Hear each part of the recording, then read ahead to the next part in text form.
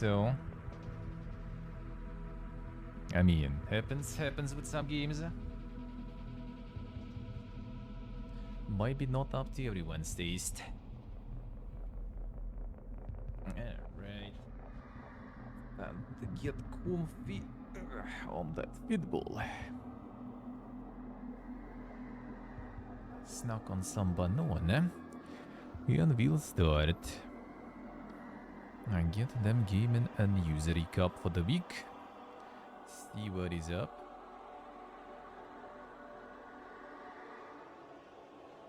Let's see what happened then.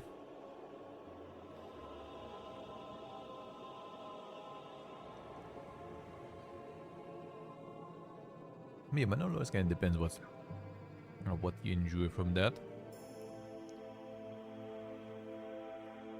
Can go kind of quite peaceful, just like city building. Removing all the kind of like the challenging things. Can go full the challenge mode and challenge difficulty. The difficulty is quite brutal though. In the beginning, later it gets kind of whatever.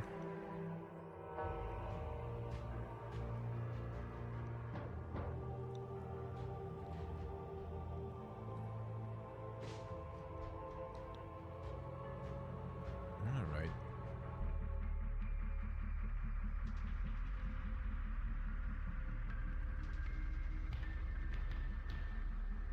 There we go.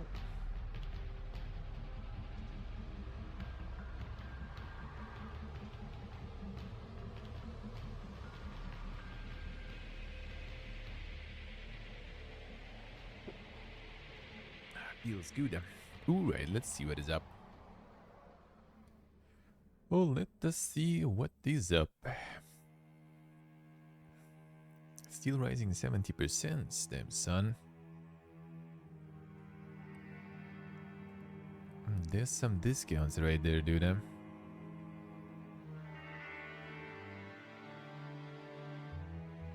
Taking 30%. Damn, another 75%. Not too bad. $8 base game, you probably need to get like $80 of DLCs on discount. If they're on discount, I guess. Oh boy. Almost. I was kind of close. But yeah, $120 of DLC, alright. A little more, a little more. Oh, the cosmetic bundles, okay, I guess you can just remove some cosmetics and then it's actually gonna be 80, alright. Then it's actually gonna be 80. Efficiency Masters bundle. Industrial Immersions and Anno franchise, it's on the other Anno still. A Year 5 Gold Edition. Does the Year 5? No, I doubt it's gonna have all the DLCs. Probably does have some of them though, I guess. That's the problem. Sometimes you kind of get lost in all those, man. You just get lost in those. Yeah, we'll get that. We'll get there. For the EFT, there was some. I hope there is rundown. I'm not sure. I think it's just basically the Giga version that they are selling. For a lot of them monies, and that's the main thing. And then then they try to kind of like explain something. And that's when there's something about DLC was kind of mentioned, but yeah, we'll see. We'll get there, we'll get there. Dying Light 50%. Geo Empires 4 at $18. Not a bad, well, it's local prices though, so that'd be higher for you, huh? Nordic Ashes. The fuck? 3,800. Holy. I guess it was an early access, judging by this. Guess it's kind of like another Survivors. Alright.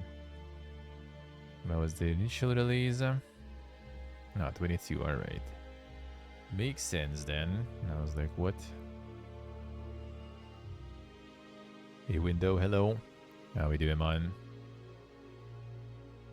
People memeing about the crab game apparently is good. Yeah, heard so. Heard it is. I mean, demo was alright, kinda, if you're okay with like the style and everything. Demo was okay. A demo was okay. Pools, oh, it's another back rooms and everything. Okay. Dude, this shit like sells now too. Like, what?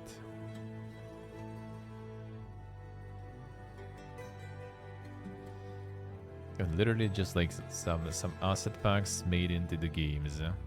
Literally. At least the back rooms was like that.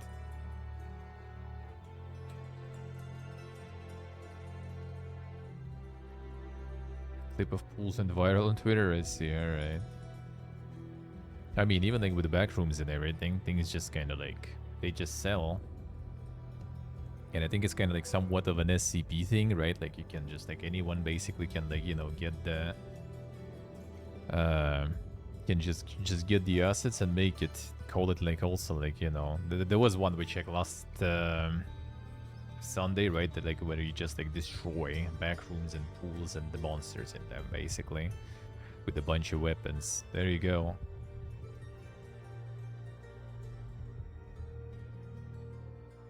See, so I see.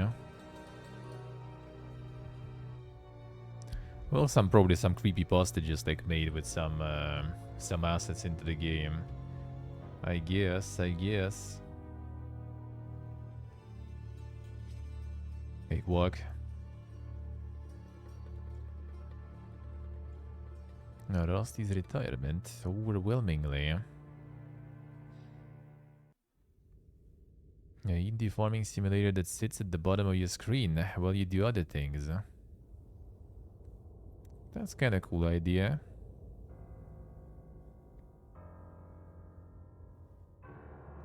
Then just do stuff while this kind of like happens on your screen there. Alright. Subway Surfer for farmers, I guess, yeah. Not bad, not bad. That's a fresh release, went ham and the price is low. Just a combination of factors, huh?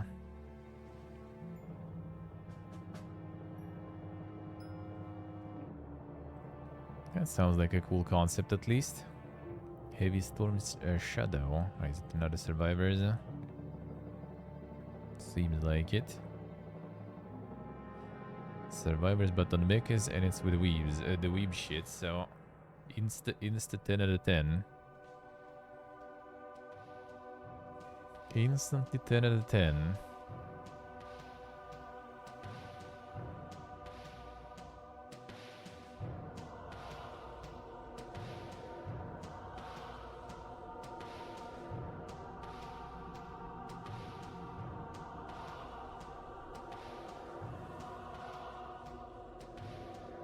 This is a twin stick shooter. A warning for bullet heaven survivor like purists. Damn son, there it is, huh? I guess window, yeah, I guess.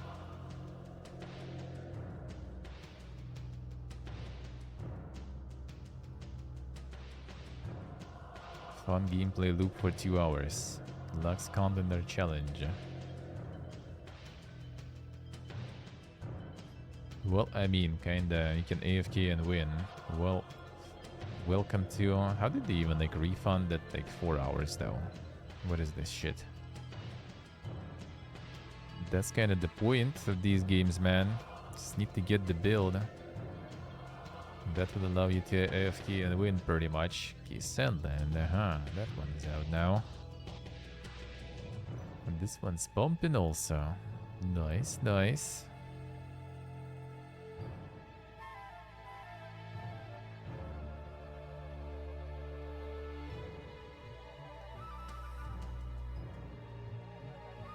Pretty, but doesn't know what it wants to be, alright.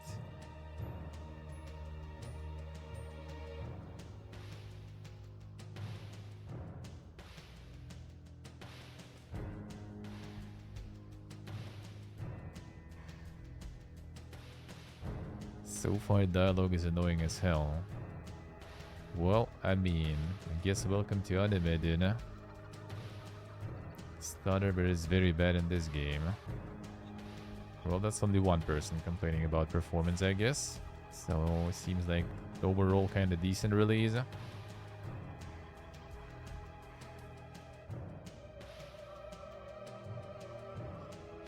Seesock, I see. Well, I mean, you play for gameplay, I guess, right? Just not very fun. Holding analog stick forward to cross long distances and wading through cutscenes that aren't particularly interesting.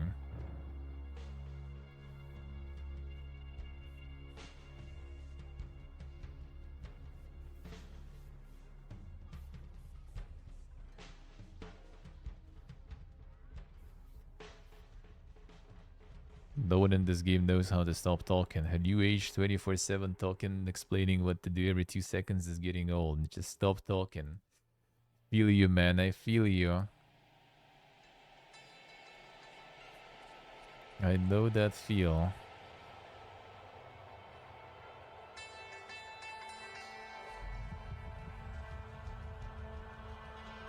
Voice acting is bad. They sound bored.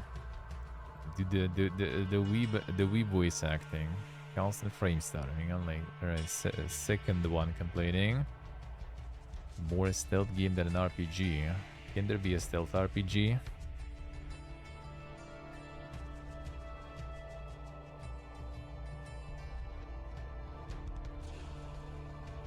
I mean, overall seems good though. Yeah, it's like it kind of like initially I wasn't really like interested, and like in some trailers it did like it might be kind of nice, but yeah, overall not so sure, man. Not so sure still what to think about it. Saga, the friend of PPG. Skvur. Demo is still up, I see.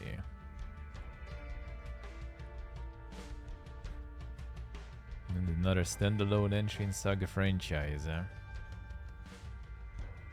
Another one. It's probably like 10 games already there or something that you need to like watch like 2 hours YouTube video that explains in which order like to play and to do them to understand stuff. Is it one of those? Is it one of those?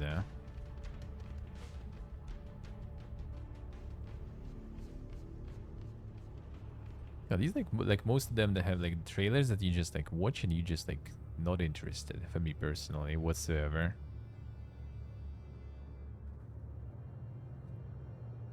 You can just remove the name and everything, and I'm not gonna be able to tell you which game is that. Is it like Saga? Is it like some like Trails or something, or some other shit? Like hard,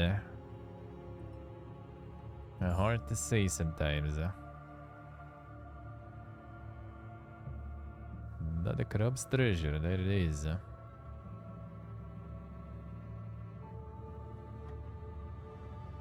This one is pumping, holy, alright. Yeah, the demo was alrighty. The demo was alrighty.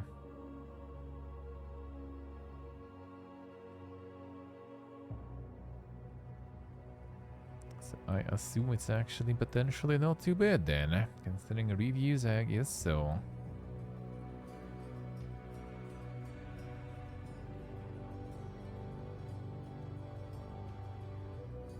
There were some things that I kind of found annoying in the demo though. Too maybe for your taste, I see. No, the beam part was okay. Like some of the things kind of like, what was that exactly? I don't like some areas I remember were annoying. Like one, like the boss fight, this boss fight with the chopsticks, that was kind of okay at least. There was another one. That one was like very annoying. Like some areas just like where, dude, I just want to pass this part. But the concept is nice, and like the combat is kind of okay too. But yeah, some places were just like, oof. Thailand is now on Steam, yeah. There were some people molding though. I think there was like some like Epic Games leftovers or something, so people got like super mad, yeah.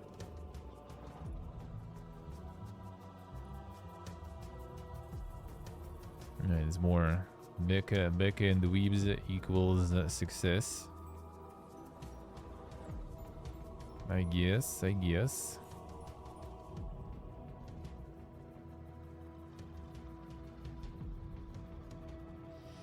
Another one.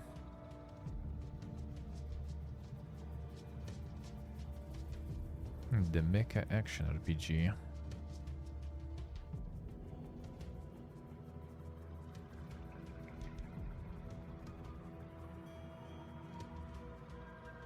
Oh, there's like a couple of screenshots like of gameplay, sorta, or like in game at least one screenshot of gameplay, I guess. That's all you need. Oh damn son, hello. 25th of April released, just released, not like out of early access or something. Boom, there you go. Already 27 bucks worth of DLCs rolling in.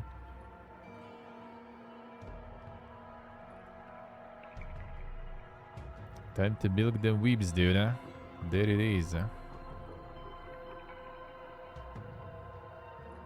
Well, this you can kind of like, I guess, minus with deluxe edition upgrade, but yeah, everything else is basically the DLC.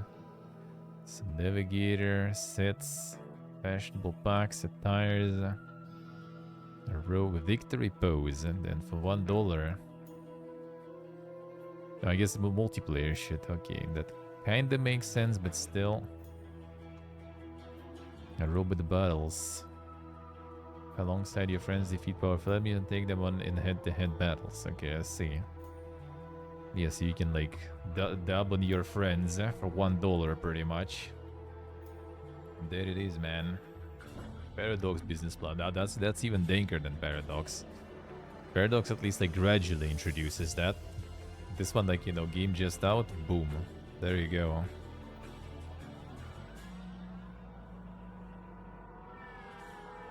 And the Euden Chronicles. This one's surprisingly not overwhelming as I was expecting. Like, I heard some complaints. Oh, the localization molding, then alright. Yeah, this one was like with some like the fucking Uwu sauce and other stuff there.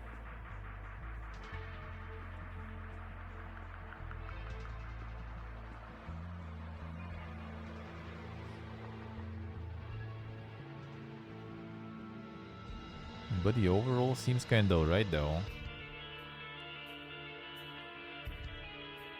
Classic JRPG.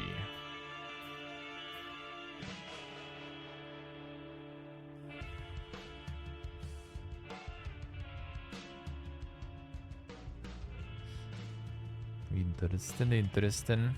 I like how it looks, even though like otherwise it's not exactly my jam. But like 2.5D thingy kinda looks cool. Okay, this one we already seen last week. The skur. So was the bell right?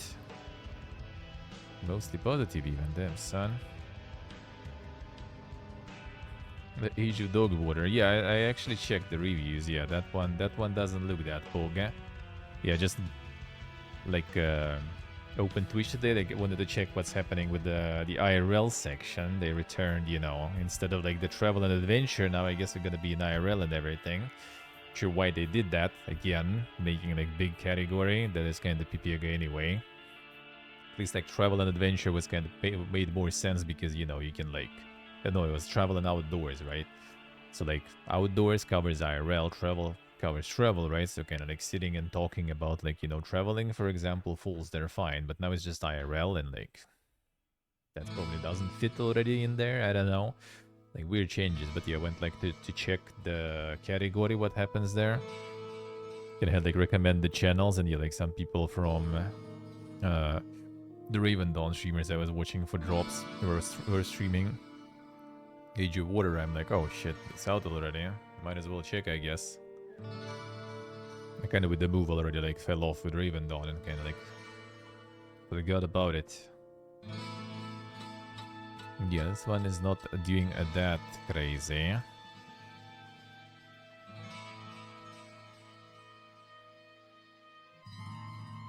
Microtransactions in early access. Well, dude, welcome.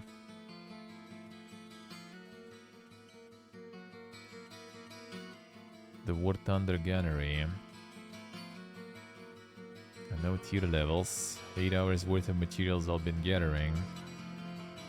God, there was like some dang preview. 1 second. Where was that one? I saw one. Not worth spending any money on. Wait for it to go free to play. I have these guys already farming some clowns there. Or they're trying to peer pressure people to not post negative reviews, I guess.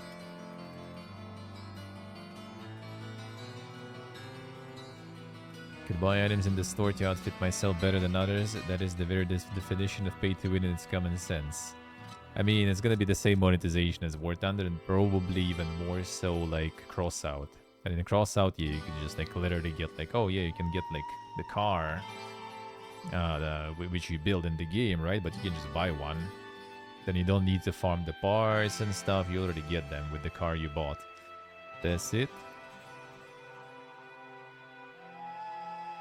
Man, where was that review?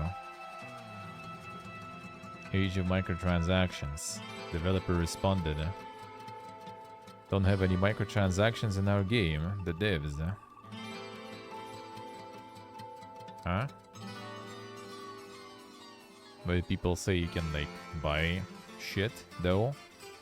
People delusional or what is this all about? Bonuses and premium editions designed to help with the early game start in PvE without affecting success in PvP and PvE beyond the initial hours. Level up your team easily through other actions in the game. No microtransactions in the game. Medallions available in premium editions can be earned in-game. So I guess for now it's like basically the Giga editions have the microtransactions, but you can't directly get microtransactions yet probably.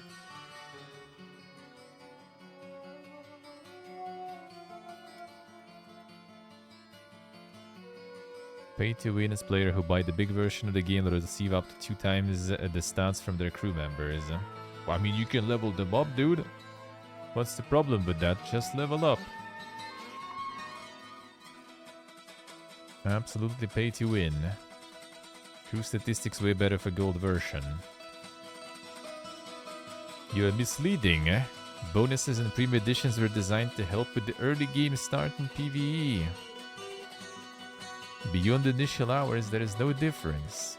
It's a very cool story, bro. You can easily level up your team members in battles. Alright. And no microtransactions. Well, I mean, no microtransactions sounds good, even though I do kinda feel that it's kinda, you know, temporarily.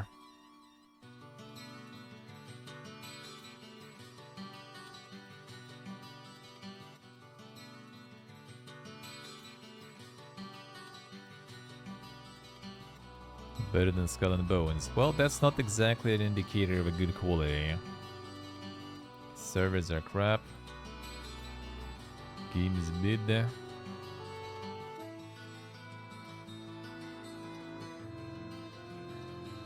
Game crashes, can't log in anymore. Fail loop over and over.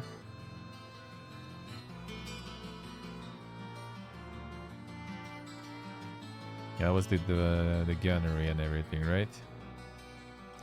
Yeah. War Thunder. Oh yeah, this one I think, yeah. Not to be salty to PvP, but I prefer PvE. Game does offer loner mode that excludes you from being targeted by sweaty folk. However, you do receive a protect cargo mission that is not labeled PvP. Show up to the marker on the map only to see you're flagged for PvP and the sweaties annihilate you. Shocker, right? And for you sweaties who decide to respond, I'm 55 years old and I'm a combat veteran. Don't tell me to get good. Don't give rat's ass what you think when compared to what I've achieved in my life. And this guy's mad. Holy shit. This dude is mad.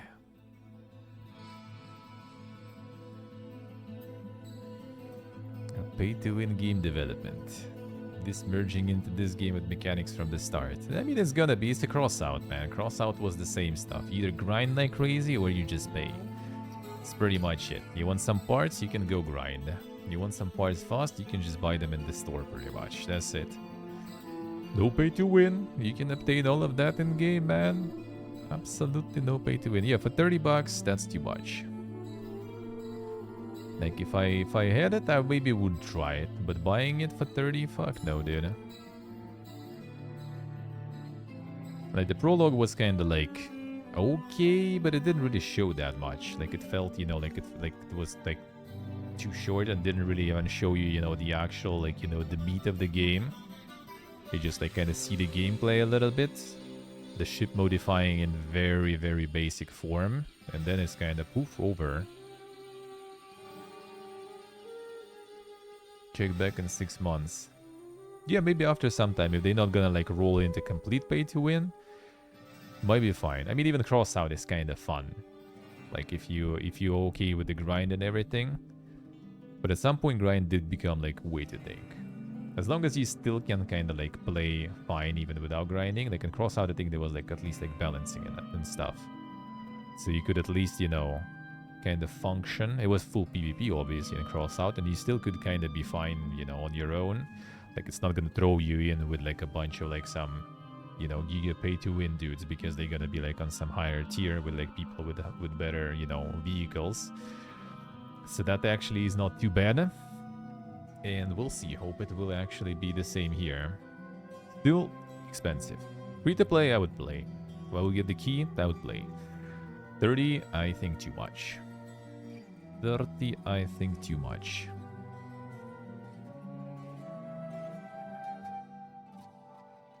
For what it is,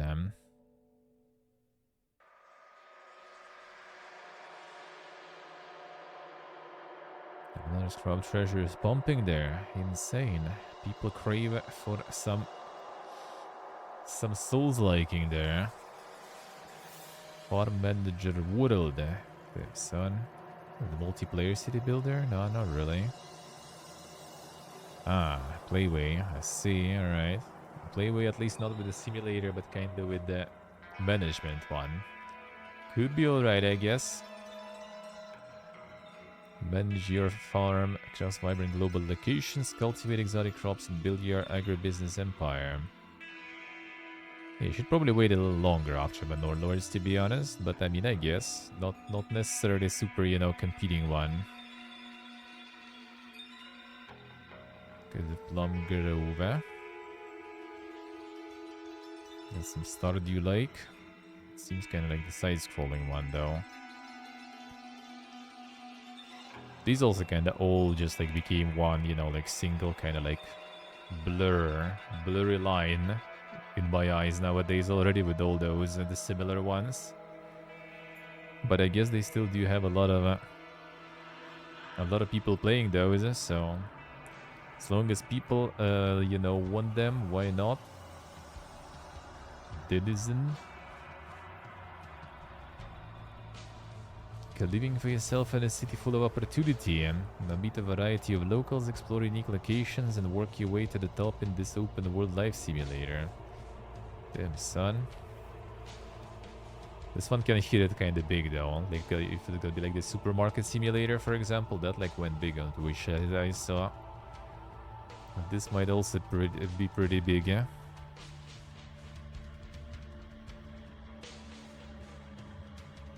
The simulations of what you can actually go and do in real life are pumping, man. What a time to be alive. Just go on Twitch and watch others simulate working. Yeah, we are a sure interesting species. The fuck is this, man? Spanky. The booty physics body game. Damn, son. The quality gaming right there. Work online with up to 7 friends and snap some jiggly tosh. Peak gaming there, eh? The peak gaming.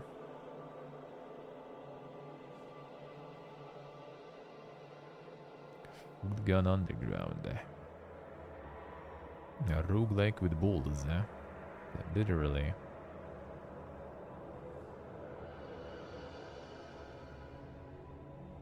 Better than FIFA already.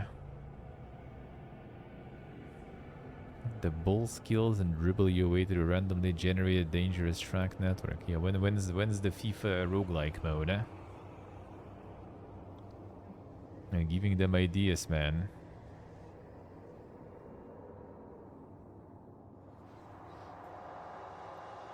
Let's see, like modify some giga balls there, alright. It's an interesting concept at least. That seems kinda interesting.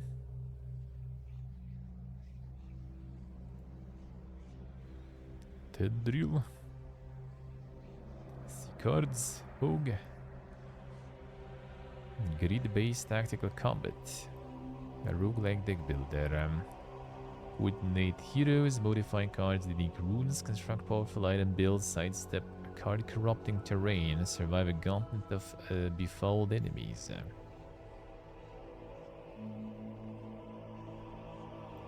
See, so it's kind of like a little bit like the duelist stuff, sword, and not exactly, but like the PvE roguelike duelist in a way, I guess. Could be alright. Duelist kind of like the looks of Duelist. That was something about them that was nice. Front mission. So the mature story, strategic turn-based combat, and Wanzer customization options of the original. Ah, so instead of like Panzer, they got Wanzer.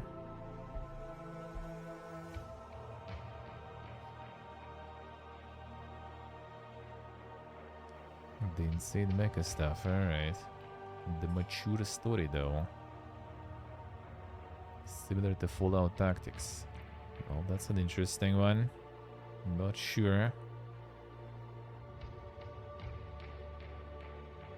Foretold the Westmark Legacy. Gothic horror adventure card game.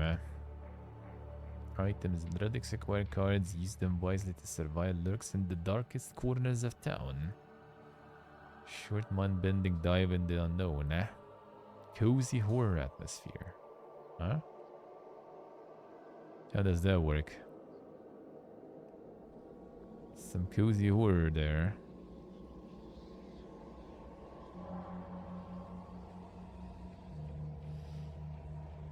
That's an interesting concept.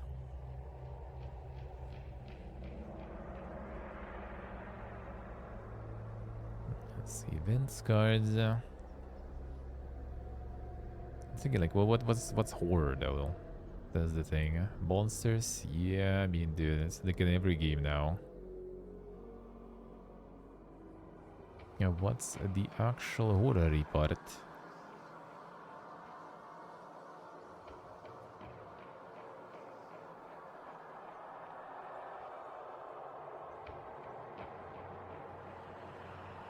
I mean, be okay as a card game though, at least. Mini Settlers Prologue. Yeah, it's from like the mini, that's like the mini Metro or whatever it was. Free version of Mini Settlers, a minimalistic city builder. Settle islands, construct cities, design efficient logistics networks to fulfill your buildings' needs and fuel population growth to adventure into new worlds. This might be kind of nice.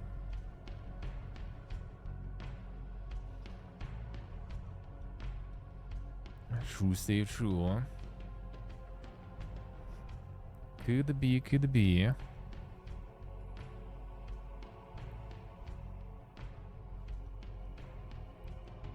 Is from the same devs.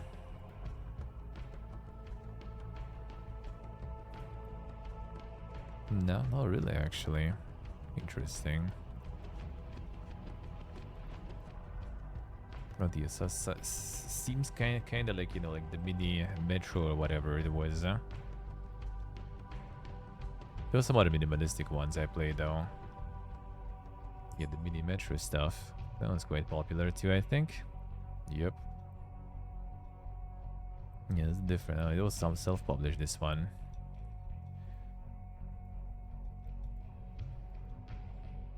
bit different, but kinda, yeah, the concept of this, the minimalistic stuff is there. I'm kinda not sure though. I feel like there's already like a lot of the games with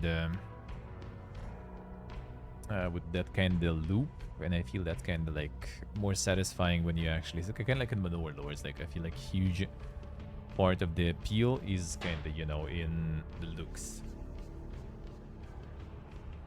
Yeah, actually, yeah, that's a nice. So it could be also good if it will be like, you know, mechanically and everything nice though. That might be nice.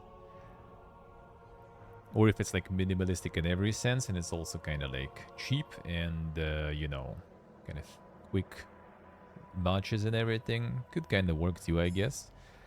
Like if it's just like super full-fledged and everything, then I don't know. I think it already. I mean, I guess it, all of that has the right, you know, to exist anyway. Gonna have its own audience there. Tales from Candleforth. Folk horror 2D point-and-click game, puzzles and escape room mechanics. Narrates the fairy tales from the village. Text contained in this ancient and evil book is now bleeding out, mixing the world of nightmares with the real one. They were handmade, and they went ham with the description there. Tag cheers, or yeah. Should do that,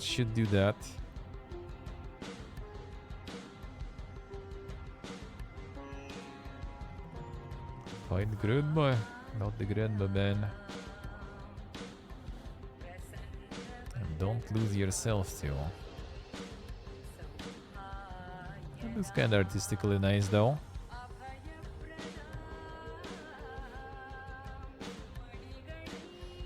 Seems interesting.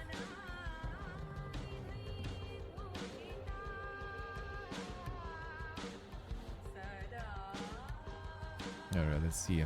Hidden gems. No rest for the wicked actually coming back now. Damn, 76% positive now already. Seems like their strat of like dropping like a shitload of patches and fixes like in the week basically after release. Kinda actually works pretty good. That's, you know, that deserves some respect.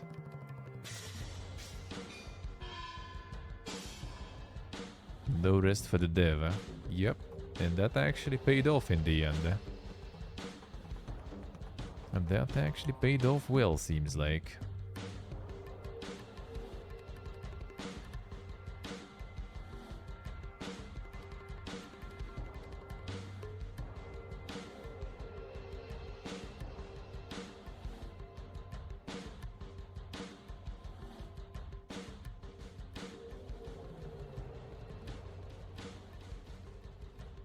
I see. Yeah, why would you ruin the museum and everything? You can send the message other way. A lot can change. Yeah, it seems like it's kind of worth waiting with that one. Yeah, consider checking the game in a year. Dailies, bounties, weeklies. Yeah, I heard that stuff. I didn't understand why. Like, why is that a thing? Why there's like a real time gating and everything also? That I didn't get. Like maybe they plan some sort of insane sort of like multiplayer co-op or like invasions or something. I don't know, but yeah, seems kind of weird. I don't know why. I don't know why.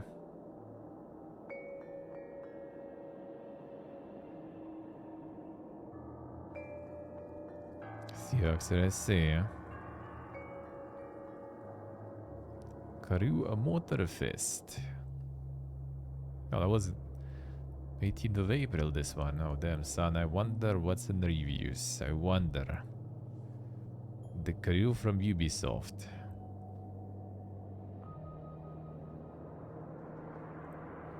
Tyranny becomes the law, rebellion becomes duty. Damn, the rebel, man. Just paid Ubisoft like $50 probably in different countries. Holy shit, it's actually like 70 here even. Well, I guess there's just no regional price. Well, $35, alright. For the rebellion. The dedication. Forza Horizon 5, alright.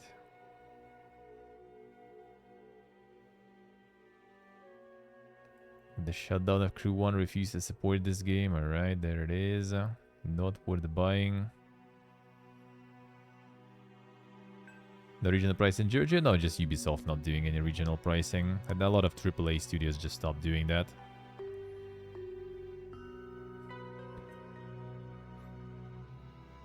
And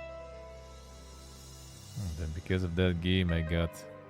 Is it AIDS, allergies, Alzheimer, anal abscess, anal cancer? Poor guy. That's a lot of diseases. The whole list there.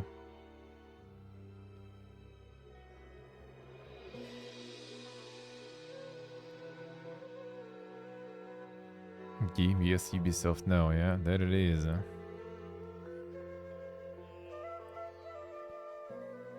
Can buy, review, then refund. I guess true, yeah. But this one is not refunded though, it doesn't say at least, so... So not sure, not so sure. Oh, you have 4 editions and stuff too then. Like just standard deluxe is already not enough. 3 is also not enough, like ultimate edition. There's also gold edition now.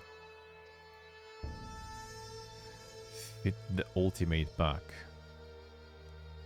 And this one I don't get year 1 pass, by the way, also already. It's not just a season pass or something, it's a year 1 pass. It's like the AAA live service lifestyle now, you know. You just like, as long as there are like a year something passes, game lives. As soon as like, oh, it's the last, you know, year pass, you can already prepare because game gonna like die. Like, the servers will be closed and you're not gonna be able to play it in a year or so. Ah, I see window, I see. Oh yeah, actually true. That is true. Okay, auto tags, alright. But yeah, a lot of AAAs just like stopped doing regional pricing. Fuck them for that, for sure. And with those prices, 100%. That's why like stuff without regional pricing, I'm not even like considering buying. This is something I really want to buy. That was only like Diablo, and that was exclusively because my friends wanted to play it. It was like 3 of us, and that's why we all decided to buy it. That was the only reason. And with expansion, we already not really like one of my friend will buy it. He said like, I mean, he pretty much only plays Diablo. It's either like season in Diablo 3 or season in Diablo 4 he plays pretty much. So he said he gonna buy it no matter what already. Like, that's, you know, the abusive relationship sorta. Me, another friend, we're not sure, because if it's gonna be like fucking $50 with no regional price, I might not buy it. That's just too much. Well, 3 of us assemble again, maybe. Otherwise, I'm just gonna pass on that, probably. And that's just because of the friends. Like, if I would be alone playing, I wouldn't even buy it, like, whatsoever. So yeah, regional pricing becomes a thing of the past, sadly. Unfortunately, kinda does. Unfortunately. The window, I see. I mean, he is enjoying it. Like, he played like every season, I think, in Diablo 3 so far for years. Now in Diablo 4 too, so yeah. Kind of low-key waiting also for like Path of Exile too. Because I think if that actually might save. I mean, I'm gonna play it too. It might save everyone involved from the abusive relationship there. Okay, Uden Chronicles, so... Oh yeah, the Dynalords, so that one before, Triple I Initiative.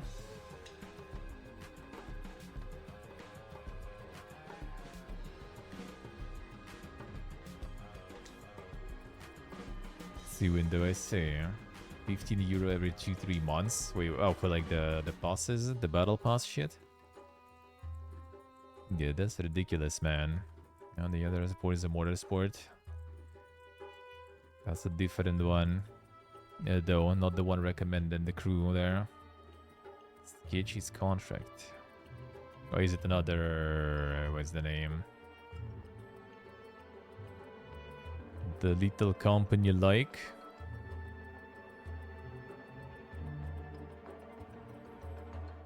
I see window, I see.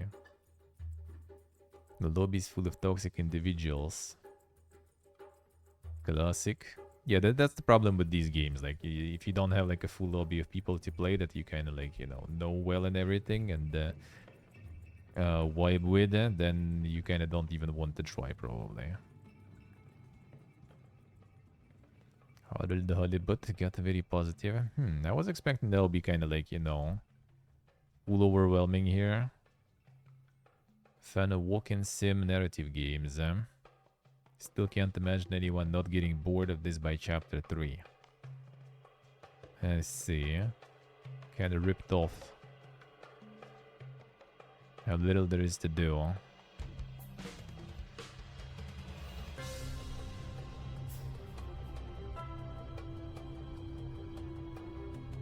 Bioshock, but everyone was autistic, I see. Quite the review.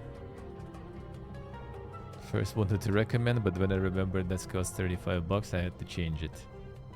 Yeah, that's the problem with the setting the price for your game. Like, I'm pretty sure Manolo has also had like a lot of debate about that. Because, set it high, people will mold out. Set it too low, you're just gonna undercut yourself, sorta. As these do, I see.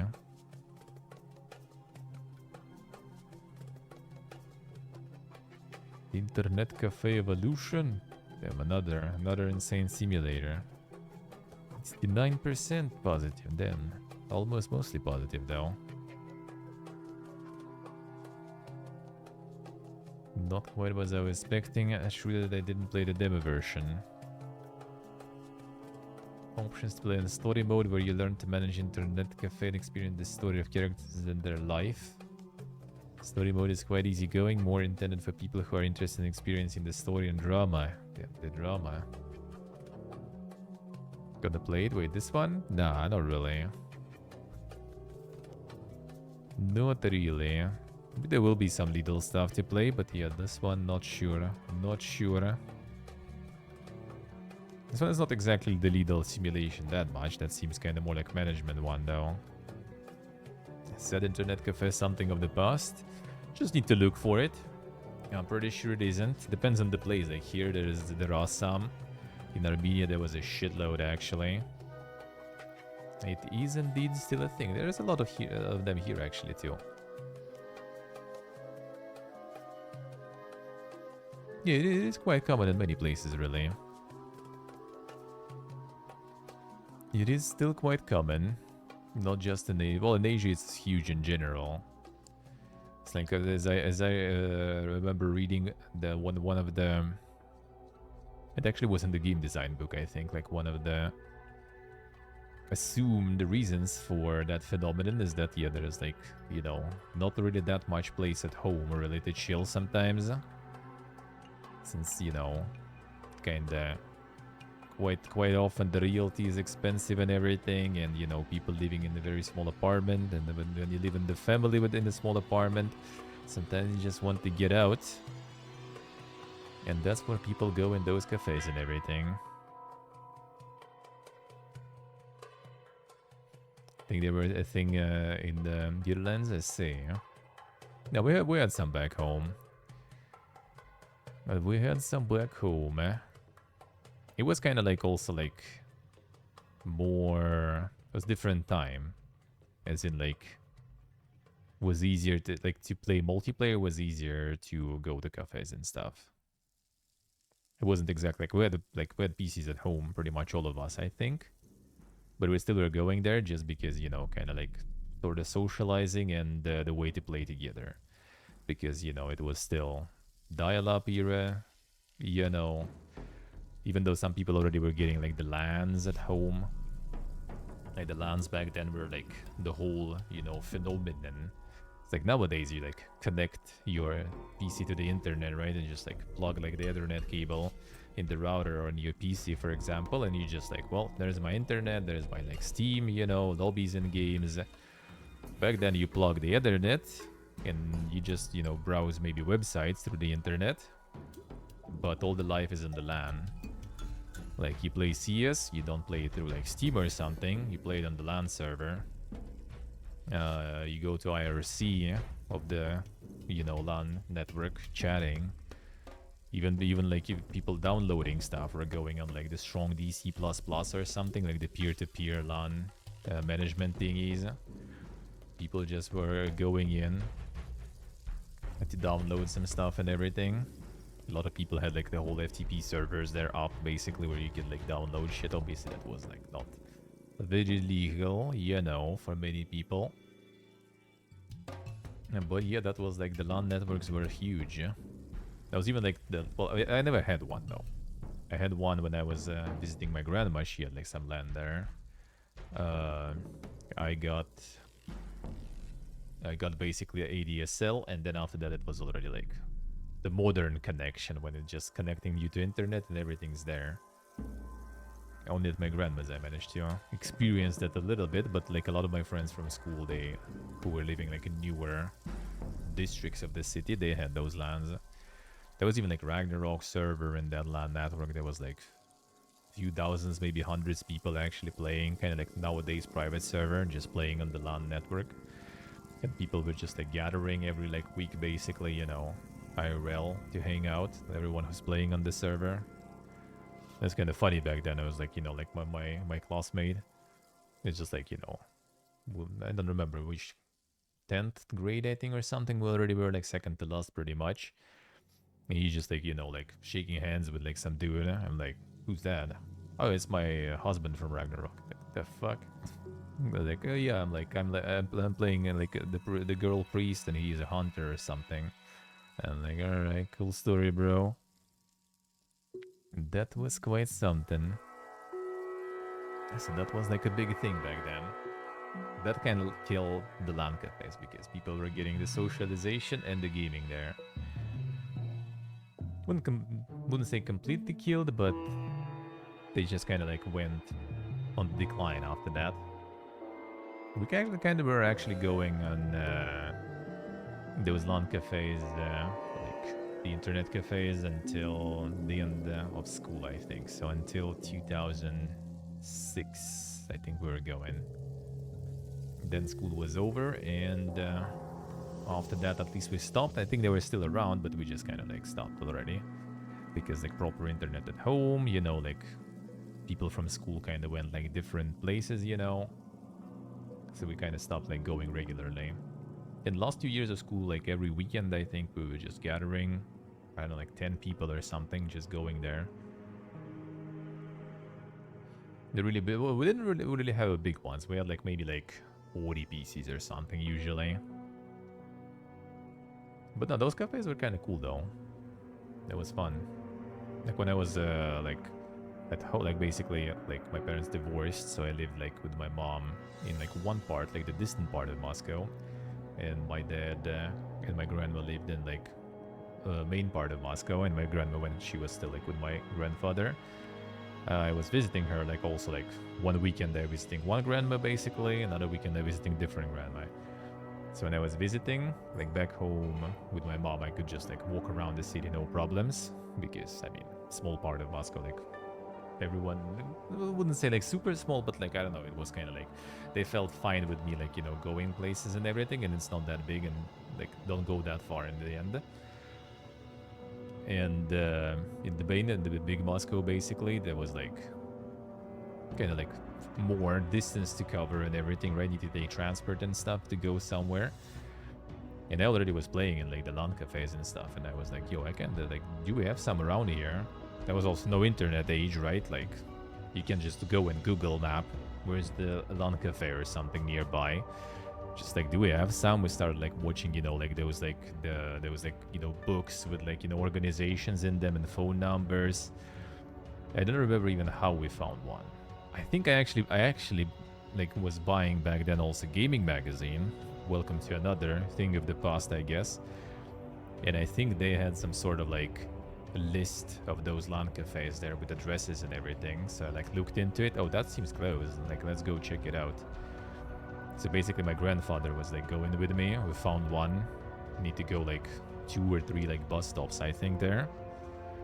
And he was going with me pretty much, like every weekend when I'm staying at them. He was going with me. We were getting like 2 or 3 hours basically. I was playing CS and he was just like sitting nearby, just drinking beer and watching. But that was good time, man. That was good time.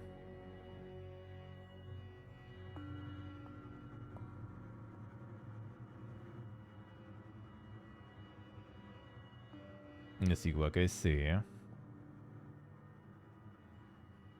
Yeah, DreamHack during the heyday. I mean, it's still there, dude. Like when I was there, and I'm pretty sure it's still the same now. Nowadays, it's still pretty crazy. Still a lot of people. You can still like sleep right there. There's like a whole like hole there basically for sleeping. Like if you don't want to sleep under your PC, some people do that. You can just get like some sort of like, you know, the sleeping bag or something and just go like in the special kind of quiet dark room pretty much where everyone just like sleeps on the floor pretty much. That's it. If you don't want to pay for hotel and stuff, there you go. It's still probably the same. That was like in 2019 last time I was there, before 2 fiestas that happened after, right? But I do think it's kind of still the same. There's also, if you want like with your own PC and everything, you can just like pay a little more. And you have like some sort of like kind of more like VIP place. I think I remember like Sigi went there. And that one is like way less crowded and, you know, like more chill with more like kind of, how you say, a law enforcement, I guess, let's put it that way. So less people, you know, less people just like yelling, doing some shit, you know. And so sometimes people doing shit there too, obviously. Like I remember back in the day, like early ages when like I remember like Forsen was going to DreamHack and stuff, and I was like still like watching all this like Hearthstone scene basically going to DreamHack and everything. You know, like even on stream, I think like someone was like streaming and like sleeping on stream or something also from DreamHack, and they just like literally on stream got some shit viewing or some stuff. So like yeah, that also happens. That also happens.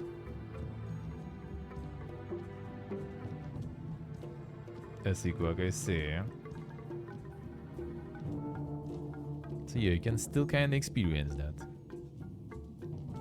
Might be kind of nice, might be kind of nice. We usually at DreamHack just kind of like pass that area and everything because, you know, like when I was going there, I was going to just like hang out, right, with like Ella, with the viewers and stuff. So we just kind of like, ain't nobody got time to just sit there and play video games, you know. We're just like constantly on the move there.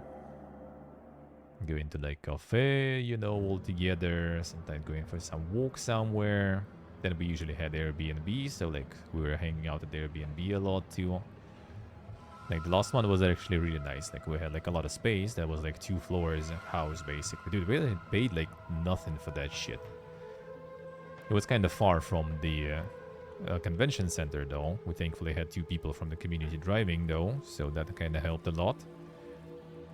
So it was kind of far, but it was like, I don't know, like I think how many it was like. So it was me, Rabo, Sigi, Jimmy, Will. Who else was with us there? Trying to remember on Winter. That's 5. There was more. Shadow was with us, I think, 2-6.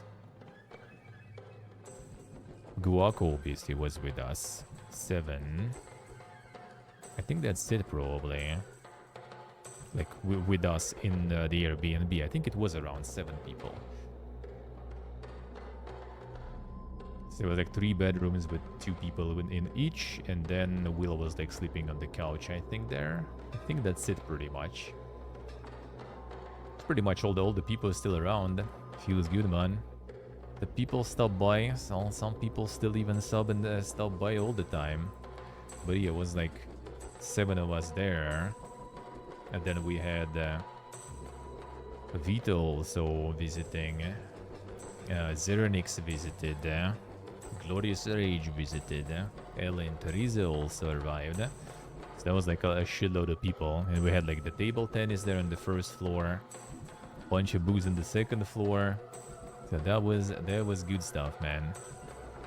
That was good stuff. So So yeah, kind of just like sitting in the LAN cafe area was, you know, was already not super necessary. Yeah, we were just like either going in town hanging out or just like returning and chilling in Airbnb most of the time. It was good times, man. It was good times. Like nowadays it's kind of already like a little less of community people going and organizing. Feel bad, man. I wish I could. I would organize that stuff. I would organize that stuff. Yeah, we had one. We had one like that, yep. Well, I mean, he wasn't like angry or aggressive or something, but yeah, couldn't really handle the liquor, indeed. We had one like that. Happens. It was only in DreamHack though, actually. Think so. Yeah, on DreamHack Winter only. That was actually like one from our Airbnb also. It was alright though. It was just kind of like a little like talking some dumb stuff most of the time that we were laughing at. Pretty much it.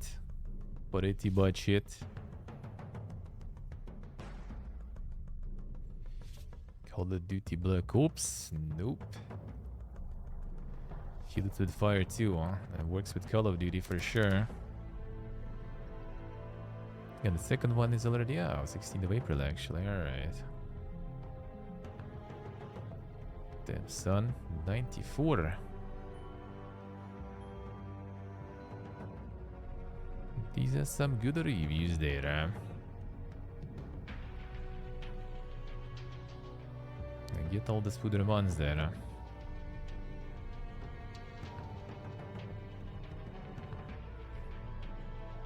Find some good reviews on this one. Okay, very nice. A game very unfinished. Well, I mean, you still played 4 hours at the review time and then 8 hours in total. Considering that was also $8. I would say that's not that bad. Not that bad of a conversion with no sales also. It's probably with the discount on release. From glory to goo. Sci-fi survival RTS. Wasn't there like a demo of this one? Set an alien world. They see this one before. Does seem familiar.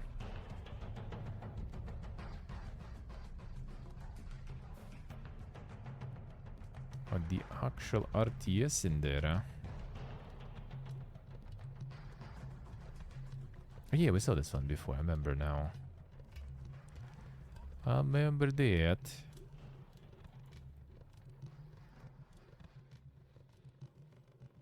VOD Slovakia. I heard about that one.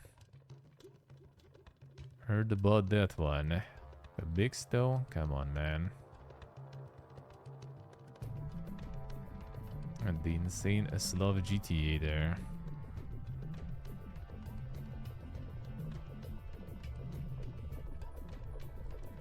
The insane Slav GTA.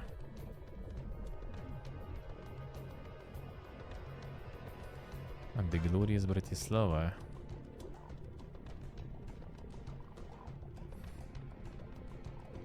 And there's probably some good stuff there.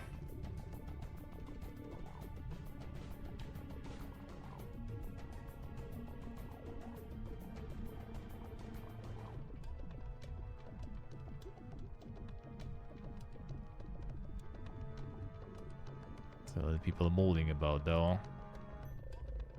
Had really low expectations. I can't close my eyes because a small student has a small budget. Games in such condition not worth early access. So many bugs, my report button broke and I couldn't report more. And maybe in 2025 now avoided. 5 years of development, crowdfunding campaign, 60k support from state agencies, 100k. Dude, state agencies supporting stuff like that, that's kind of nice though. Because if anything, that doesn't seem like a good, you know, a good promotion there. The result is this shame. pure cash grab for 25 euro. Dude, 60k, like 160k for 5 years of development, it's like what? Like what's gonna be like the average like salary like in like average European country, I guess, per year? I feel like five years of development by one person, that would be kind of like funding. Probably. It's like 30k sorta, basically. If it's like already like multiple people, that's gonna be like all done just for salaries pretty much.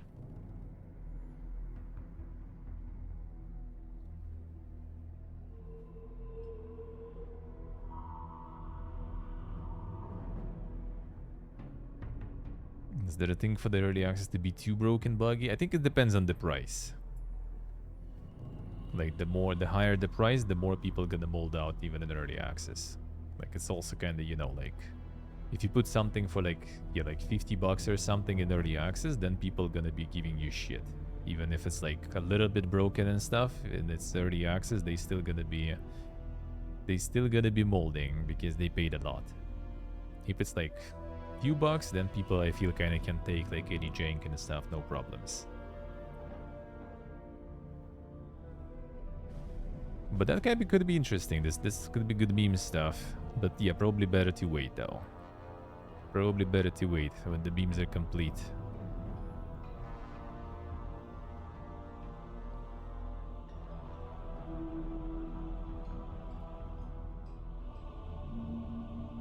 Price and time spent? Oh, that don't no one care.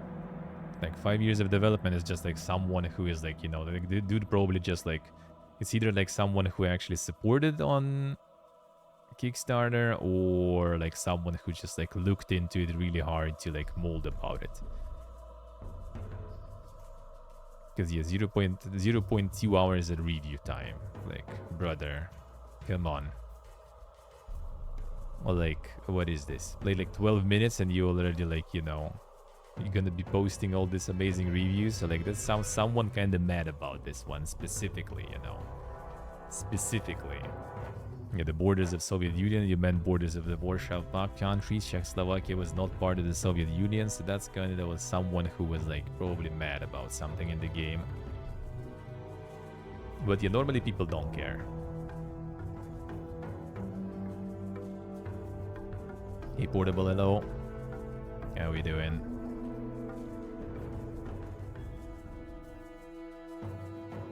Yeah, the like no one looks into that stuff. Like no one looks into that. Yeah, see, like I donated through Slovak version of Kickstarter. Lots of bugs, boring missions. So yeah, like who kind of like invested, you know, monetarily and everything in this more, they did a research, right? Like to add more weight to their complaint. Like I was a Kickstarter backer and it was like going for so long, and that it just kind of makes them more mad because they like, you know, kickstarted and then it ended up being kind of like that raw. So they kind of also follow the development potentially, and they also like, you know how long it was in development.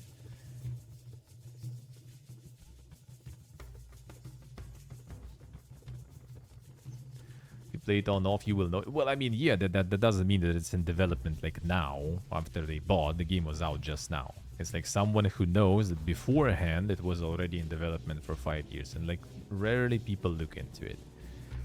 People rarely even see like it's like a one-man game. Like if a game is bad and it says it's like one developer, they not gonna give a shit. People only care about the final product. You can develop it for 10 years, you can develop it for a year. If it's good, people will like it, and they will also say damn, and that's by one dev, or damn, that's in 1 year. But if it's gonna be shit, then nothing will stop them shitting on it. So pretty much it. I'd say it's price. I'd say it's price and how bad it is. Like if it's an early access with like 10 bucks price tag, then people probably just kind of like, well, you know, early access, whatever, return later. If it will be like 50 bucks, then people will be just kind of, well, nope, that's too broken even for early access.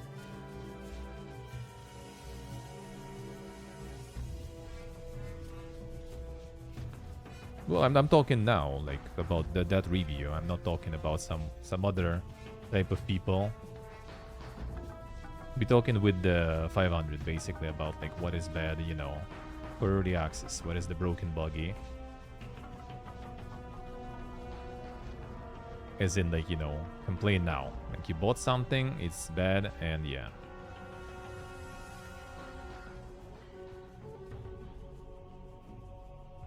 Yeah, it's about the development time, yeah. Like, this all was about the development time. Like, how it evolved during early access, that's a different story. That already, like, that's a whole other beast. Because there's a lot of examples. There's, like, you know, like, abandoned games pretty much in early access that get shit on. There is games that in the same time in early access for years and being loved. Like, that again is, like, very subjective. In this case, we're talking, yeah, 5 years of development beforehand, before releasing. That's what we're talking about. And no one cares about it. Most of the people don't even know that. Like, I wouldn't even care about it myself, really. How long it was in development before the release.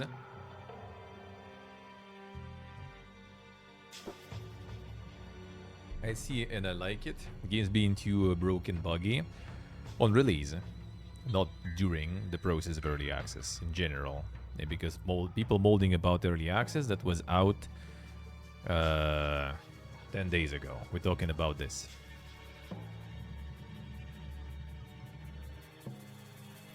Well, that is obvious. Yeah, if game is not being updated, then it's dead game, and then people gonna be molding out about that.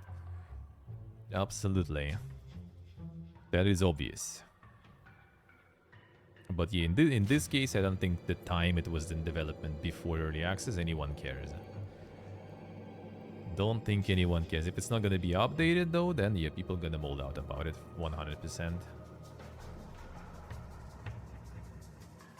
That is just kind of obvious. Like, if anything, it's even, like, worse. Like, if we talk about the time in development, that's even worse.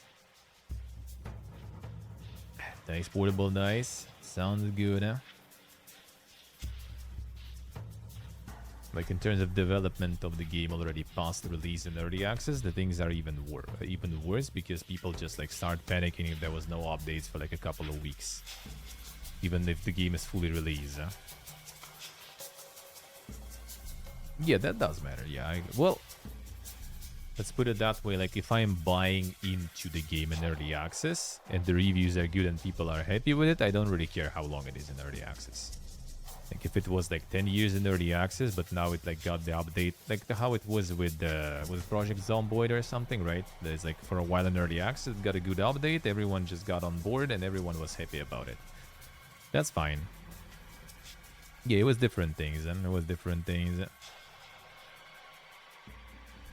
If it's, like, you know, some debatable purchase, then yeah.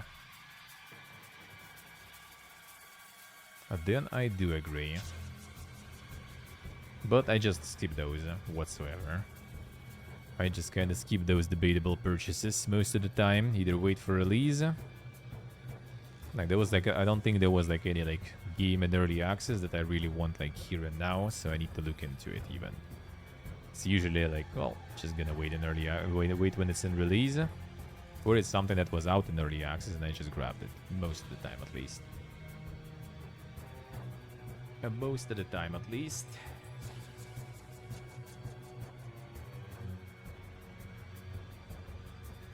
All right, check this. Let's see real quick how this tourism. I'll get into them and use them.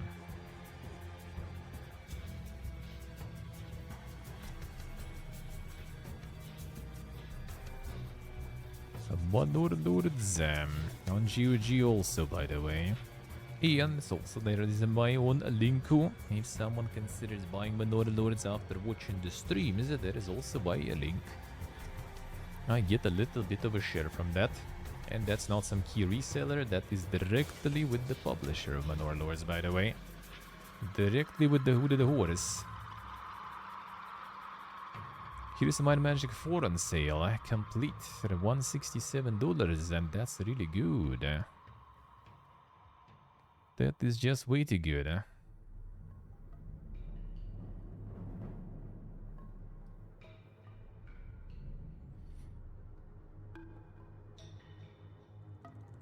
Now, Vegas has, like, lower discount than...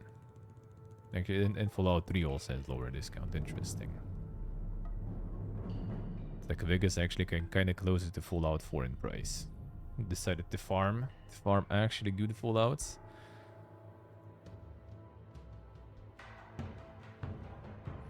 Caden Lynch for $1. Damn son.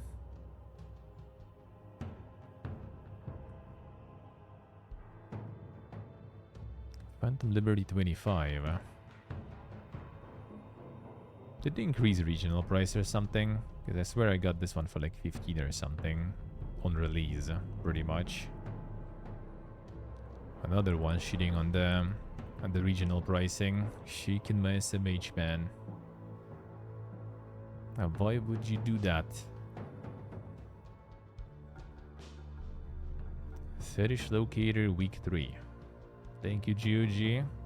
Some good quality gaming, I see.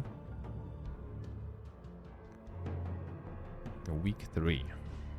So like also like the insane season passes, but not even like yearly or something. You just get them weekly.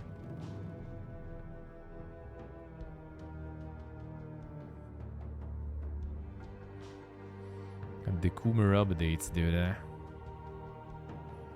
Against the Storm on discount, yo. Nice. Release Drain Mansion. I wonder what they are draining in that mansion. Alright. And GOG going full Coomer mode. And more. Heroes 3 also on the 75% discount. All heroes then. Damn, Heroes 3 didn't get even... Oh, there it is. Oh, I didn't even notice. It's always there. Feels good. Feels good. Alright, check the other one real quick. What's there? Real quick. I always like losing the... How I set you there. Just sit this way. Just sit there. But no lords on epic to them. They got all the stores going. Insane. Industria and Elisa for free, by the way, on Epic. That's pretty good. Billie Eilish in Fortnite. Damn pog. What a time to be alive, man. There's Van Darkholm on Fortnite. Now that would be the crossover we need. World 3. I wonder if I'll get my hands on that. That would be very boga. That I would play with pleasure too.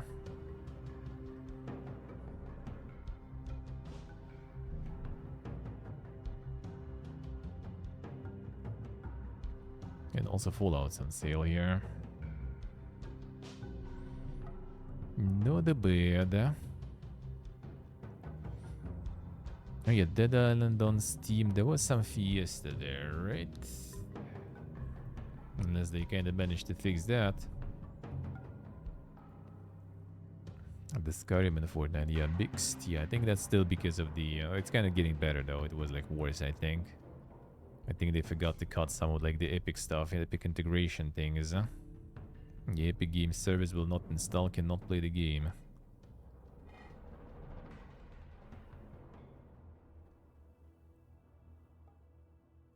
Can't connect to Epic Online services. Now I can't connect to my friend at all through Steam. Didn't mind having to link my account. Yes, they added that stuff and that made people mold. Epic Online services could not be found. Epic came along.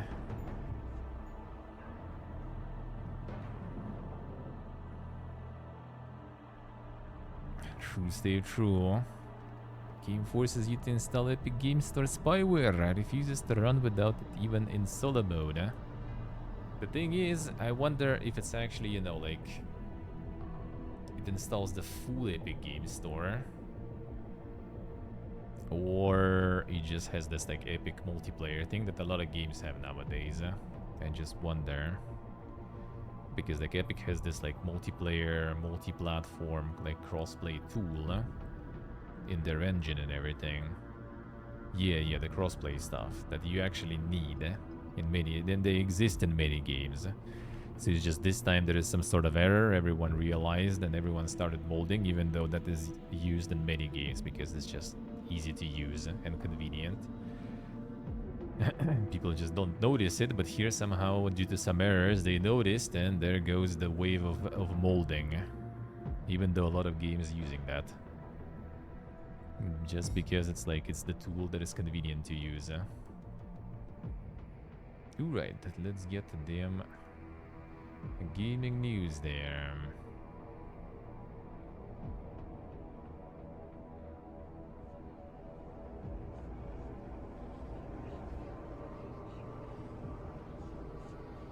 And right.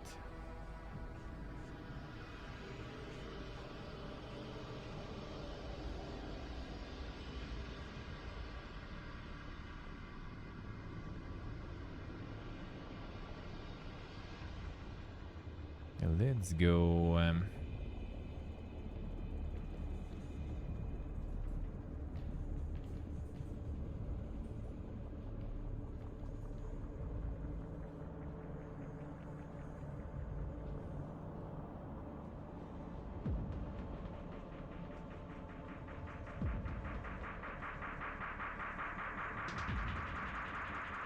Yes, Dave, yeah, absolutely. 100%. I mean, just another service, alright? You press the button. You just kind of, like, as soon as like the shitstorm started, it's over.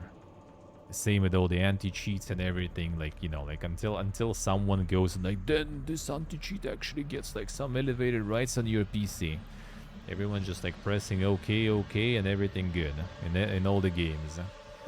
Then one time something is wrong about the game or someone decided to kind of, you know, like post about it, I guess, and like boom. Uninstall spyware. Panic. Cancel, refund. Even though it might be the same stuff as in like some other games and everyone's playing them just fine. But yeah, as soon as, you know, someone gets some noise going about it, everyone instantly on the mold train. I mean, it's fine, sure, like you don't want to install that stuff, completely fine, but yeah, quite often all the molding is like about some loud cases, and with other games everyone's installing everything, no problems without even thinking about it, just okay, install.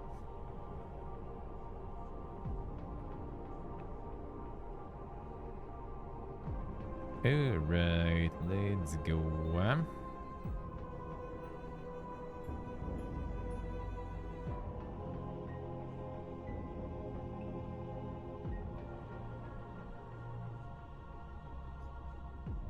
Let's go.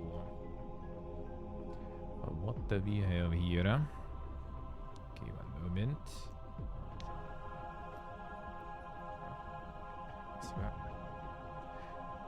Ooh, there.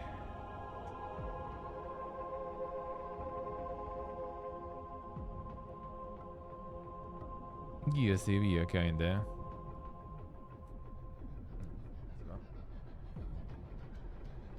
GS is just very needless. Well, it's not EGS though, it's the online services.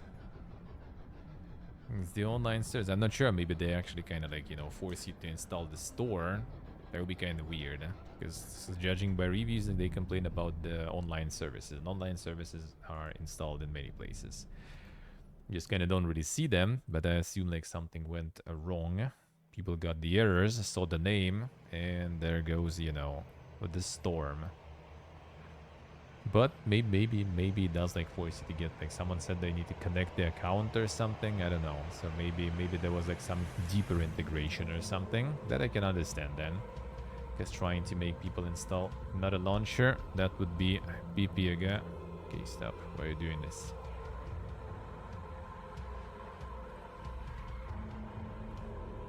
Oh, you still need Epic account for online functionality. Ah, I see. That's why. That's why people molding. Alright. Probably. So for online functionality, you need to connect the accounts and everything. Alright.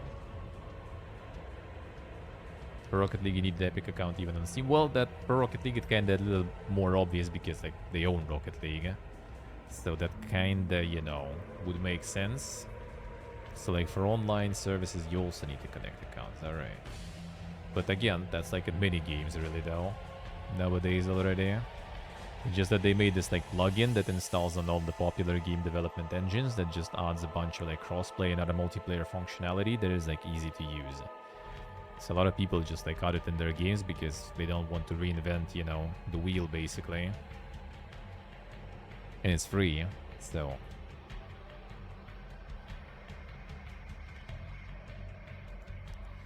Oh, let's see...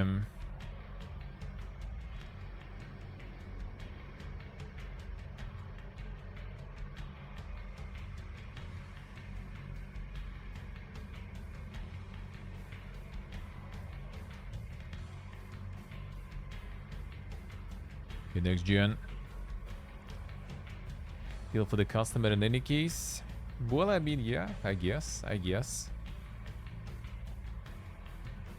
Metaphor Refantasio gets October release date and new gameplay trailer. So this one will be in October. Another Atlus RPG. What this gonna be about?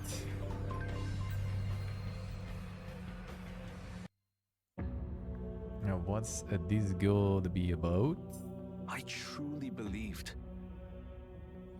that I might end the strife and discrimination that plagued our people across nigh endless years.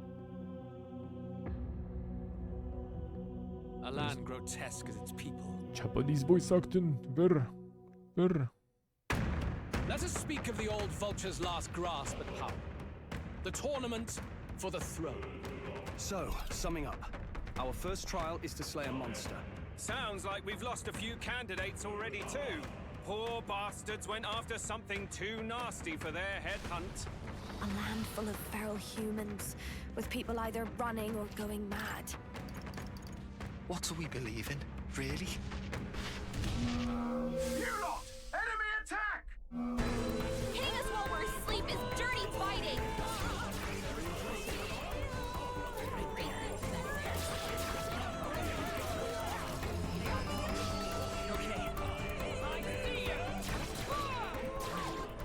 You're in this race to become king, are you? Not exactly. I treat all The tribes song equally. around. Each ally of a different tribe. Fascinating.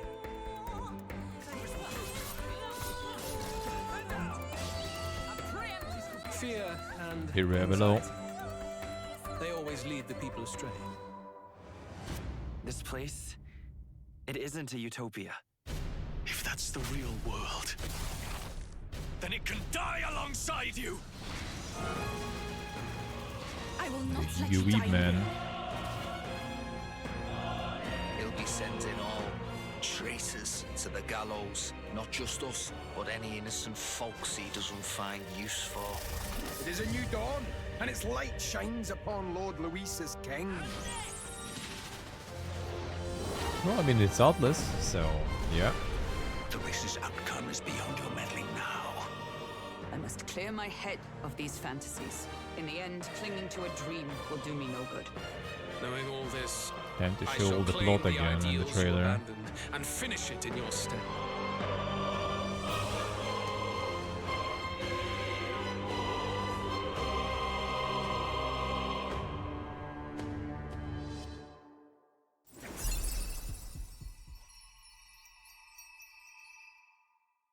November 10th. Boog. It's actually in October. It's actually in October though. And then time to promote some Giga Edition or something. The post titles. No Giga Editions. No, it's in October. It's in October. It's the wrong way to write down the date, dude. Not the way we expect. Oh yeah, there's the pre-order bonuses and other things there. There it is. There it is. Alright. Archetype XP chest. Boog. There it is, man. Hello, Blaine. Yeah, the full anime trailers, man. Classic, classic.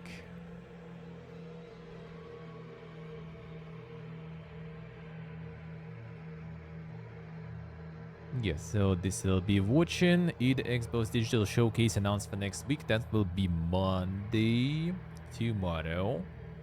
And it will be 7 p.m. CST, I think, right? Was it? So, gonna watch that. So, I'm gonna start later tomorrow, probably like an hour or two. And we're just gonna do like a long Dragon's Dogma session into the Xbox show, basically. That's gonna be the plan. That's gonna be the plan. Yeah, we'll do it that way then.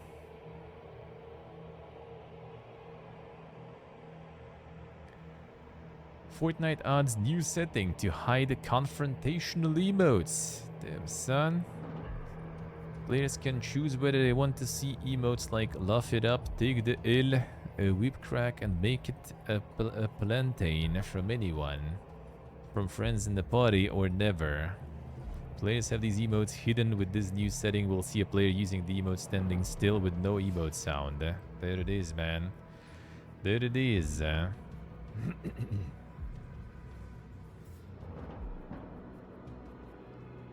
If you're taking the L too much, you can disable some settings for that. I want that to be alive. I guess the less interactions and whatever. It might be not that bad of an idea overall, I guess. Grey Feather, yep. Evoke censorship. Next time they will tell me I can't teabag them. Come on, dude. Come on.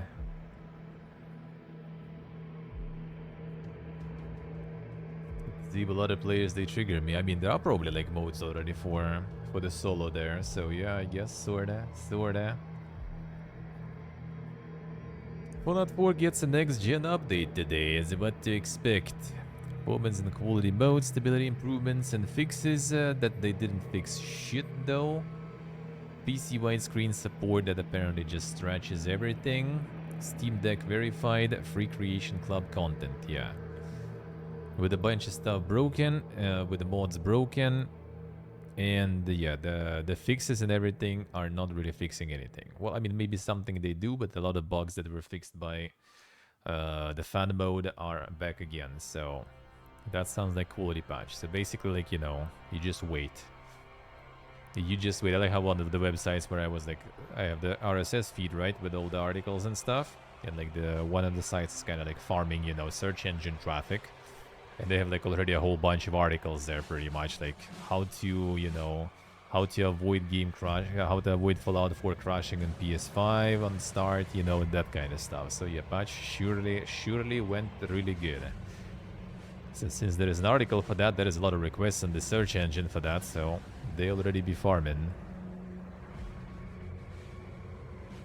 Already be farming.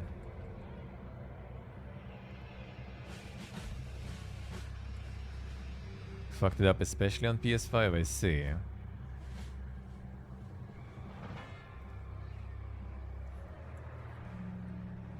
Take-Two wins lawsuit against tattoo artist. A jury argued that the license to use LeBron James' image in NBA 2K implied his tattoos as well. I think I remember how it started. That was like a couple years ago, was it? Oh yeah, 2017. No, 2017 is even... Oh, 2019 probably we had that. On the news show. That was a while ago. So apparently if you have tattoos on you, then at least you have rights for that too. That is good. At least you want something in this life, I guess. So the tattoo artist thought, you know, since he made the tattoos, he deserves the pay, even though they're on someone else. Apparently not. Apparently not. And no easy money for you, brother.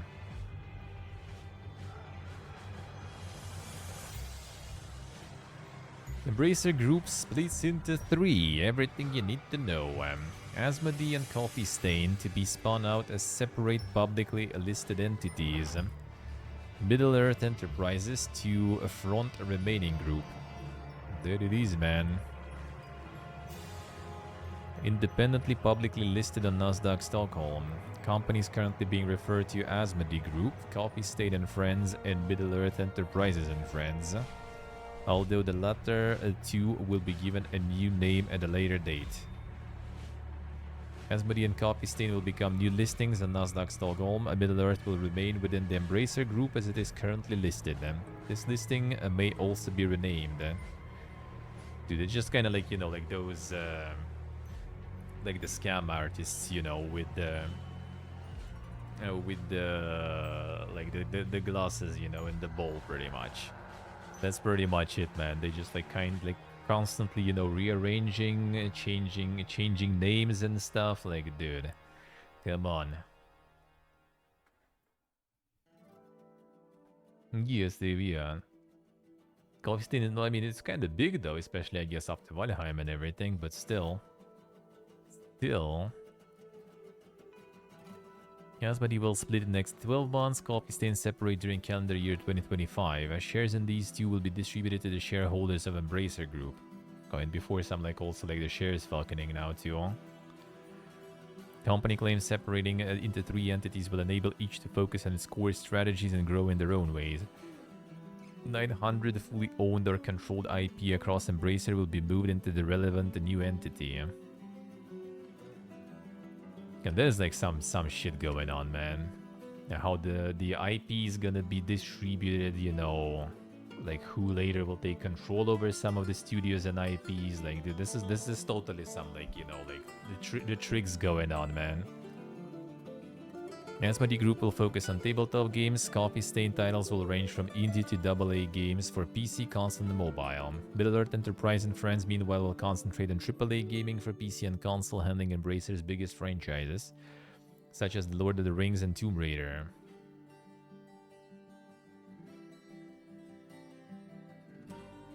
Yeah, it's the placeholder, yeah.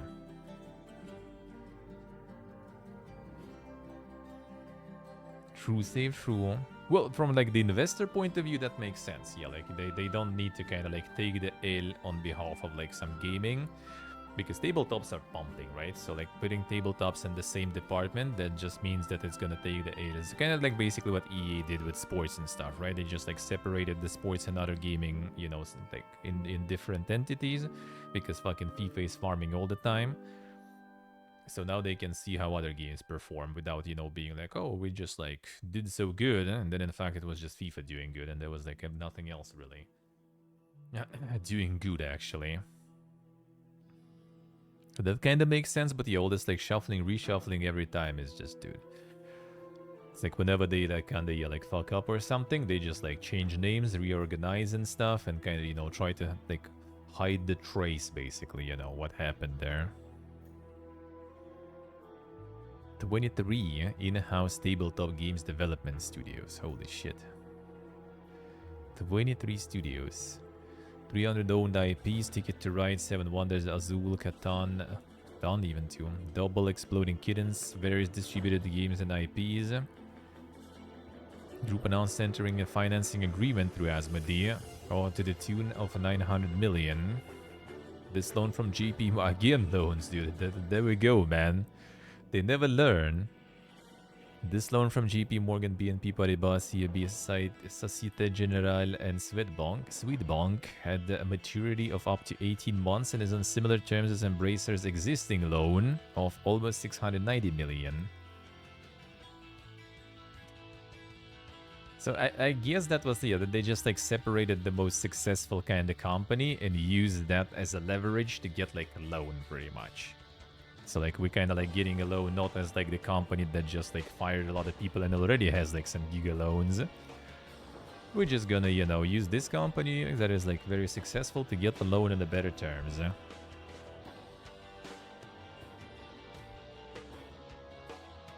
Let's see how it is. The important part of the debt refinancing. Again, So they were like cutting everything, like all the people fired, all the studios closed, and they still end up taking another loan just to cover the previous one. Like, bro. Coffee Stain, THQ Nordic Amplifier Game Invest, Ghost Ship, Tarsier, Texedo Labs, control more than 200 IPs, including the Pro Galactic, Goat Simulator, Satisfactory, Wreckfest, Teardown, Valheim, Songs of Conquest 2, I think. Free-to-play segment will include Easy Brain, Deca, Crazy Labs, Cryptic. Cryptic 2, alright. Sudoku.com, Bloku Doku, Jigsaw Puzzle, and more. Also handle current list licensed free-to-play games such as Star Trek Online and Dungeons & Dragons Neverwinter Online.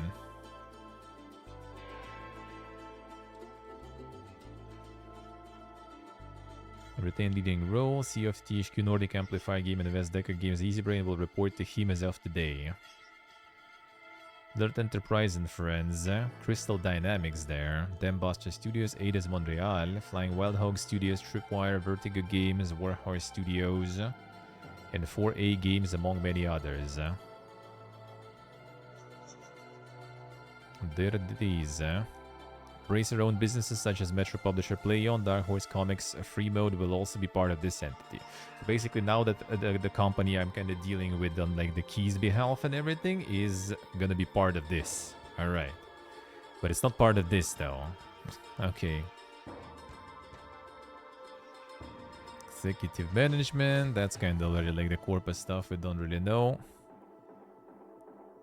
Number of IP owned by Embracer was previously listed as 9,003. Embracer has since corrected this to 900. Ah, just to 900. Alright, let's see. Not that much then. No biggie.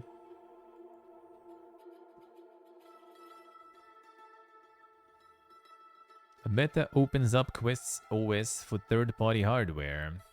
Lenovo and Asus to make their own headsets using Horizon OS. Meta wants Google Play on Quest. Like now these are good moves though. Now that's finally some sort of like unification, you know, in the VR devices and OSs, which is kind of good, because I think that's one of the biggest parts, like the issue with the VR stuff currently is basically because of all those like different stores, different headsets and stuff, exclusives and everything. So that is actually nice at least. Hey guys, the money, hello. The Sunday's good. Once I'm gonna eat the soup when it's still warm real quick.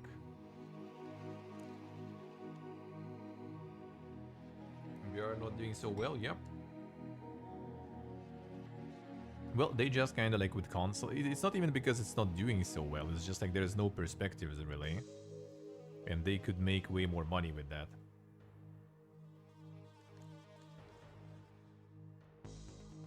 Some chicken soup.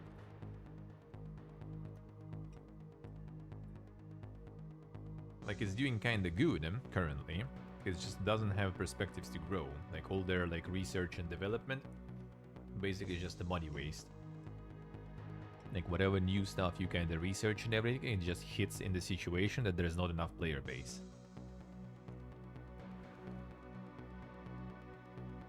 Like if you're researching and making something. No, not yet, the money. We'll get there. We'll get there. Like you want to research and implement something cool and like big, you need to kind of like make money out of that. And they keep just throwing money in and not getting anything back.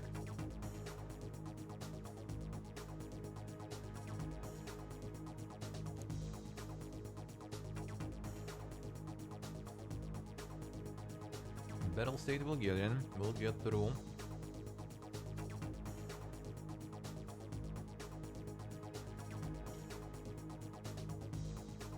Yeah, 500, yeah, pretty much.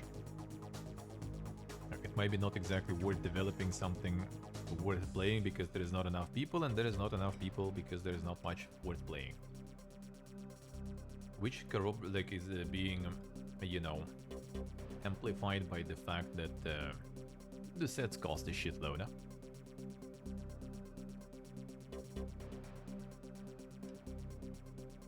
Like if someone get like some sort of like entry level super cheap headset, that would be probably a big one.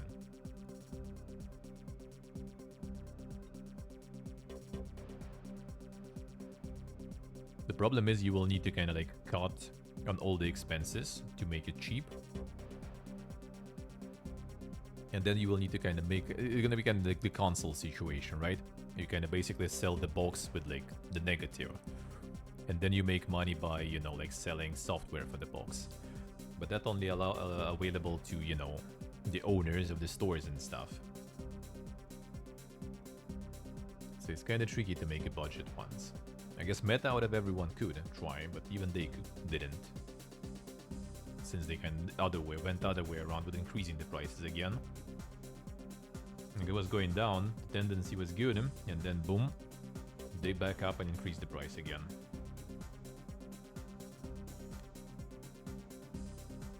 Just as I was hoping that maybe like one more step down in prices and we're gonna be good.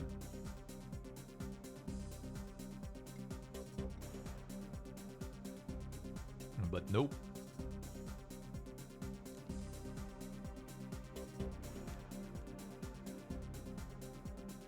True next gen, true.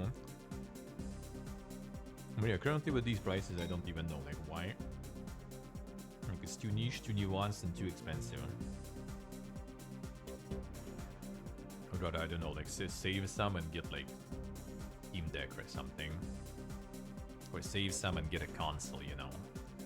Like how much is Quest now? The cheapest one? 300? Or did they increase it to 400 actually, if I remember correct?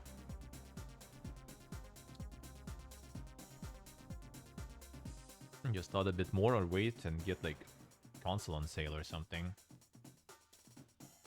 And play actually, you know, like PlayStation for example, and play some exclusives.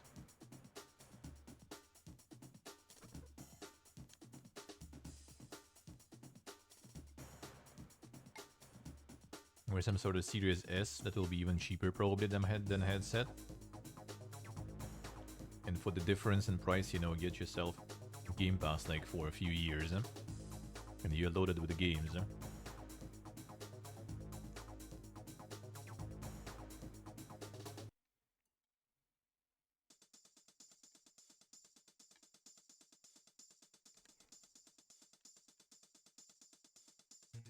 So yeah, that's kinda nice that they're getting more players in the market.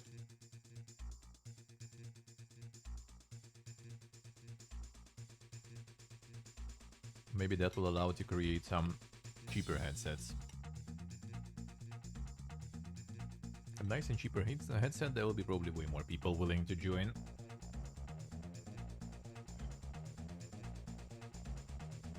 Even with the current lineup of games. And yeah, more people joining will spark more creation on the platform. For the bigger player base.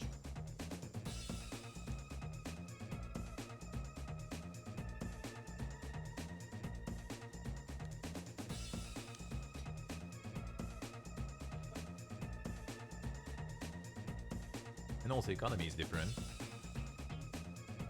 I remember when like Valve Index was out and people were ready to like fork out $1,000 for that. I feel like nowadays kind of way less people are ready for that. Not to mention that again, there's like different things you would be getting probably. Even if you want to spend it on something like that, there's still like something like Steam Deck or some shit.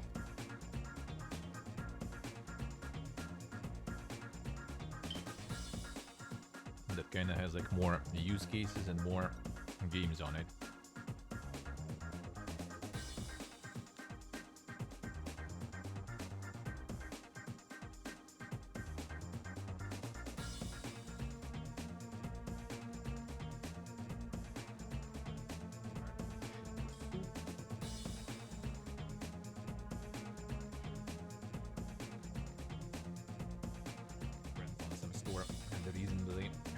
Chicken here. Meat and chicken are okay price here. Oh, very good then. Figuring out some decently priced, you know, menu.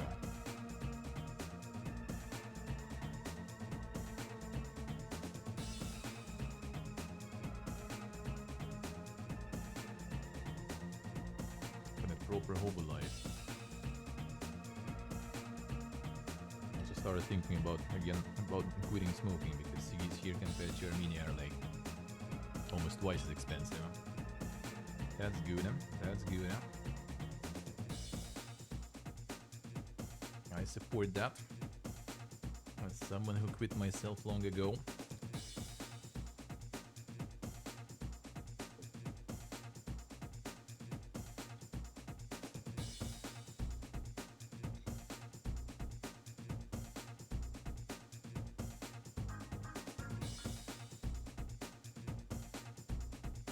The financial factor is still the most effective, huh? Making people quit and stuff.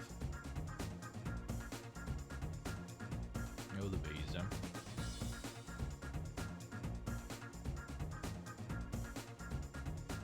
And the easiest one to rationalize it.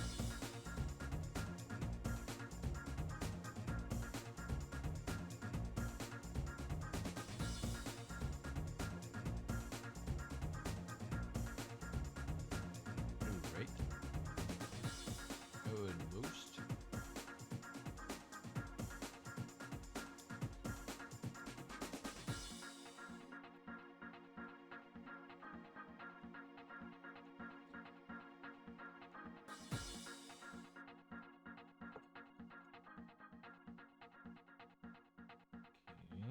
That's it.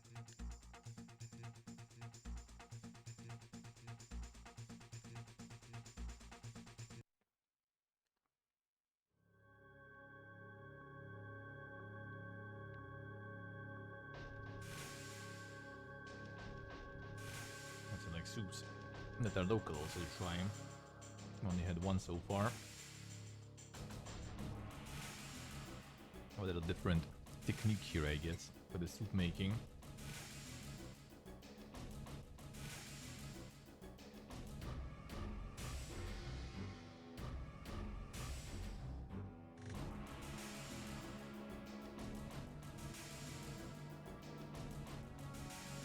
And then they use egg and everything to make it more thick.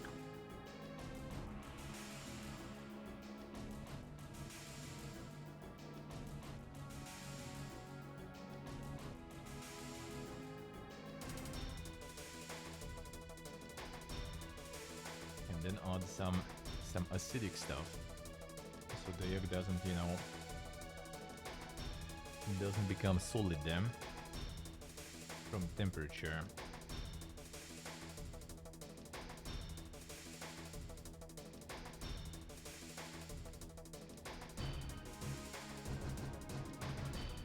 To prevent protein from becoming solid then.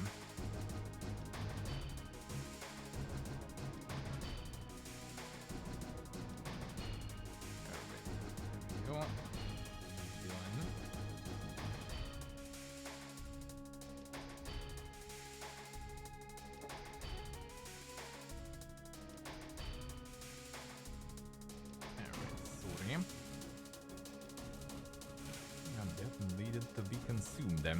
Well, still water, man. Alright, let's get back to it.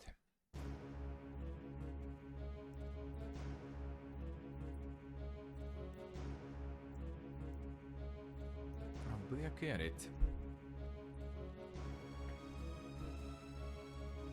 Ooh, right.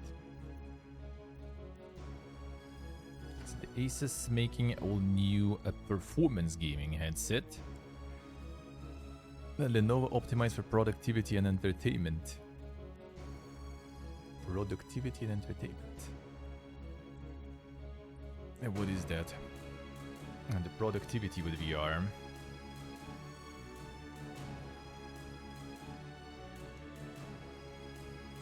Meta said it will create a limited edition MetaQuest headset inspired by Xbox. The Meta CEO Mark Zuckerberg suggested in an Instagram post that one could make a VR headset bundled with the Xbox controller and Game Pass, so players could play on a virtual big screen TV wherever they happen to be. Headset bundled with controller and Game Pass. Oh, the virtual big screen. Oh, I see, okay. Make it so the open model defines next generation of computing again with the metaverse glasses and a headset. Damn, still with that metaverse, dude. And let it die already. That's why we're releasing our operating system so that more companies can build different things on it. And renaming Meta Quest Store as the Meta Horizon Store. Oh damn, yeah, that should changes things a lot. Integrating primary Meta Horizon Store with the App Lab, which to this point has been a separate store for experimental or still in development games. Separate store for early access, basically. Going forward, App Lab titles will be featured in their own section in the main storefront.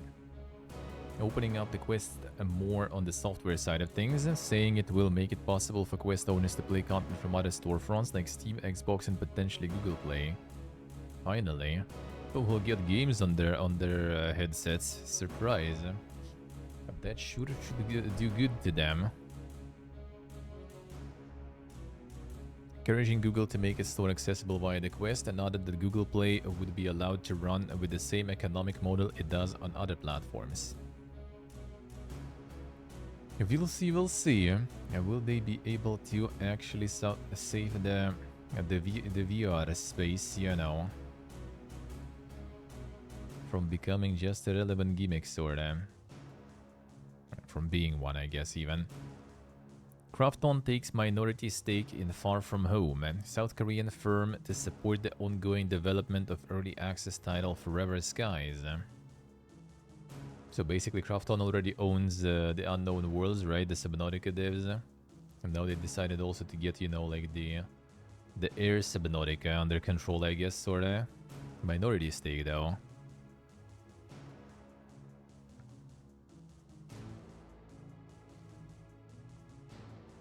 Again, agent, that I didn't really get.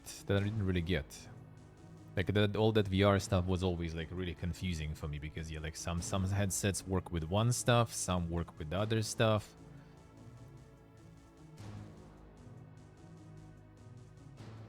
When you play through TV, it's cloud. Through TV, it should be, I guess, yeah.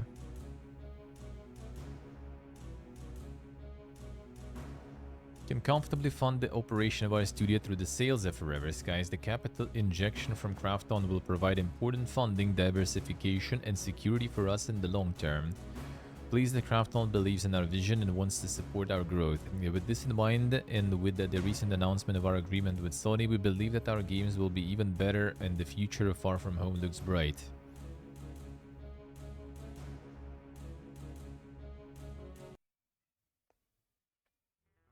I see. Maybe it's not the Quest though. Even though I'm not sure, like, do they even like release new ones that are not Quest? So it seems like the Subnautica in the sky is actually doing kinda alright there.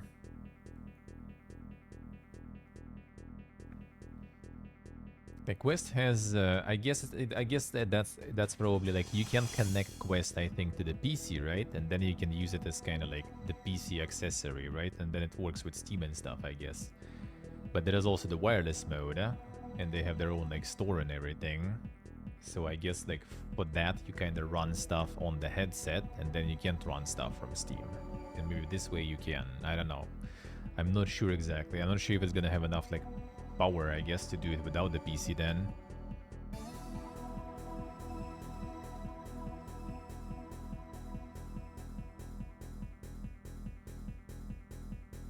Atari relaunches Infogrames and acquires Totally Reliable Delivery Service, a new publishing label to focus on acquiring IP.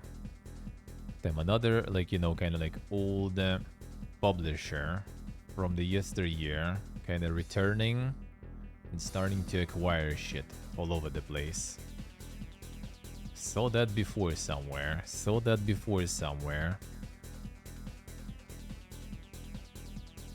Tony said it includes the 2019 game, trademarks, and underlying property. Infogrames in particular focus on properties that fall outside the core portfolio of IP associated with the Atari brand. New publisher will be led by Atari CEO Geoffroy Chateauvieux as a manager.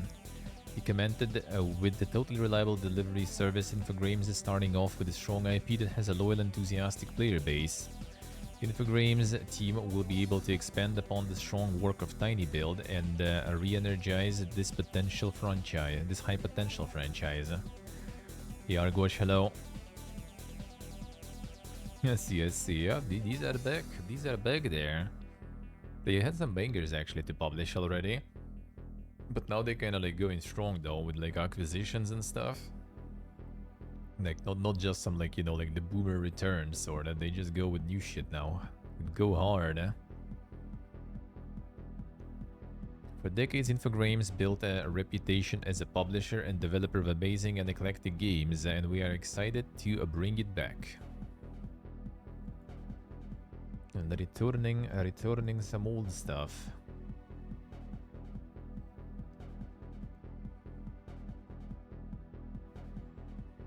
We never really thought anyone was going to make a Playdate game. Talk to Panic about finally getting its ducks in a row, getting more awareness and retail opportunities, and what the future holds for its weird, bizarre device. Yeah, that stuff is actually kind of pumping there, somewhat. Obviously very niche. It's been 2 years since the hotly anticipated launch of Panic's handheld at a Playdate. 70,000 units has been sold as of February 2024, and Panic revealed a few more stats about its cranky yellow console last week to celebrate its anniversary. 150,000 games been sold since March 2023 launch of the Playdate storefront catalog, representing $544,290 in revenue for the developers behind them. Panic's shop featured 181 games as of April 3rd, 2024, plus over 800 titles available to sideload via itch.io and the likes. The meme toy, I guess. And that in itself is a huge victory for the Panic team. Never really thought anyone was going to make a Playdate game. The reason why Panic plans Season 1 24 titles that progressively release on players' consoles upon registration. Just didn't want to put it out there and say, gosh, we can't wait to see what you do with that. It's gonna be fun that you got from device when it arrived in your mailbox, and that was the season idea. But we never imagined there would be 1,000 games out for it in the span of time. For some weird reason, we had to render a verdict right now. What happened with Playdate? I think we would say it was a success. It was a success beyond what we imagined. Insane.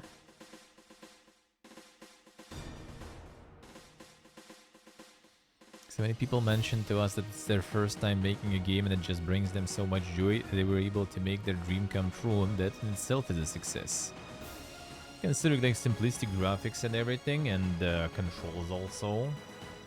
I mean, yeah, that does seem kind of like something, the platform that is kind of potentially interesting for just like, yeah, for some meme dev there, I guess.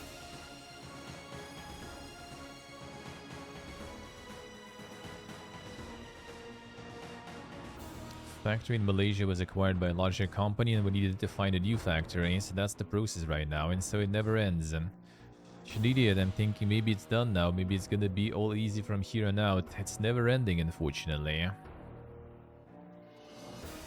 Time to implement the crank support, yeah. Get that crank.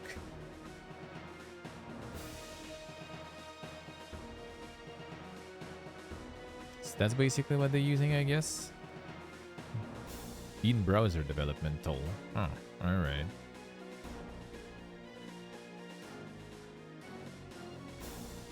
Interesting. So you can actually develop that stuff in browser even, alright. Sold handheld at retail for the very first time at GDC in the event's official shop, while the 160 play dates available for sale were shifted. Eric says that played out way better than Panic anticipated. It's very encouraging, and really the first time we tried that and we want to do it more. And the challenge is figuring out what the right avenues will be. For example, Target might be cool, but I don't know if we can do something like that volume, or whether our product buyers get it at home and go, wait, it's black and white. We don't want people confused about it, so I don't know what the right thing will be.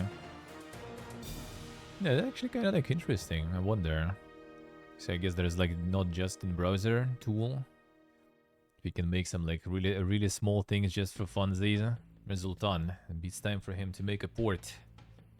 He can finally make an RPG he was dreaming about all this time. There's probably a bunch of limitations, obviously, on like the space and everything available. So maybe not the Giga RPG there.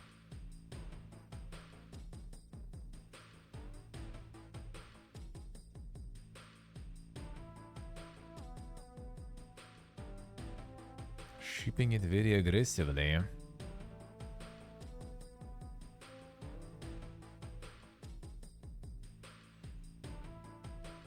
So what was there that is Dink, I wonder? The limitations and everything.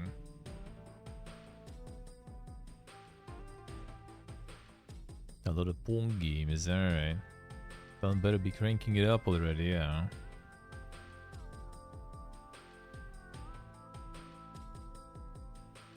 You have to buy stuff from us, you can go on itch.io or you can have your own website and sell your game, but we wanted to have a store that is curated by us. Ah, okay, I see how it works.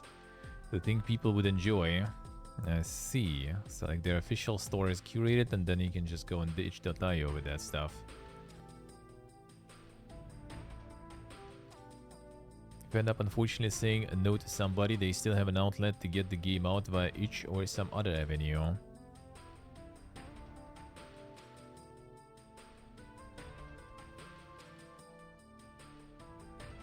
How much was this one in the end even? Like 150 or something?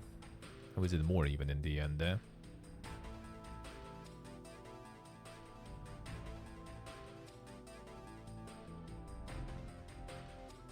Played is about new games, it's not about replaying old games. A retro device with a black and white screen and so on, but the game mentality feels very modern to me in a lot of cases. I feel like games made in 2024. 200, alright. Just happened to run on this weird bizarre device, and so I appreciate Playdate as being a new platform for new ideas. Get 200 bucks for just memeing around. This sounds like a bit too much though.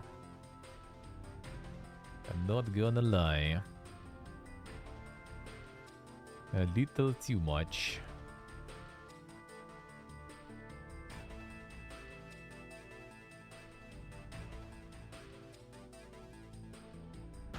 That article too. Bracer CEO Lars Wingefors, I'm sure I deserve a lot of criticism. Damn, this dude, man, he's just like farming all the interviews and stuff recently. What a guy. Taking a lot of hits and criticism both internationally and in Sweden. And the redemption arc, yeah. Been painful, but I still believe in what we do, I believe in taking loans, man. Believe in my teams and division we set out. Also believe in the public markets. If we do it right, fantastic place to finance your business and tap into both investors and the debt market.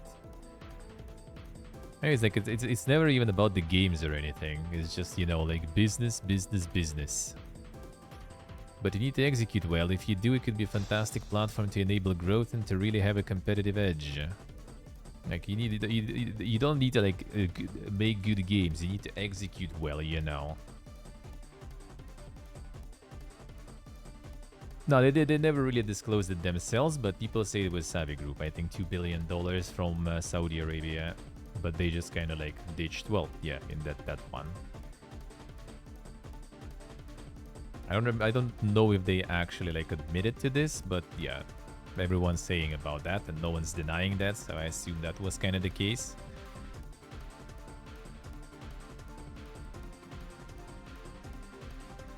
Kinda funny, CEO Greg Miller even joked on stage that one of two things people in the industry don't want to hear is the Embracer Group are here, adding they are really fucked up this place, haven't they? Damn son. And even at the dice they were memeing on them, alright. Savvy Games Group even do. Basically, it's like the Saudi, one of the Saudi princes. Like, I think it's basically the Saudi's royal family pretty much like owns the company. And the company is pretty much kind of like the diversification tool sort of. Like they have like huge funds from, you know, like basically shitload of oil dollars. And they just want to invest into some other stuff to kind of, you know, diversify. So that's the department that invests into games. I think esports goes there and all that stuff. Kyotanelo.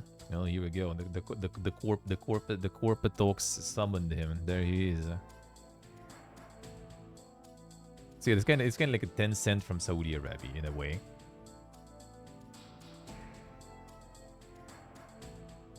Well, not exactly, I guess. I guess 10 cent is still kind of like the commercial company, and this is like literally, I think, just kind of like a fond of like the royal family, like with one of like the princes or something being involved there.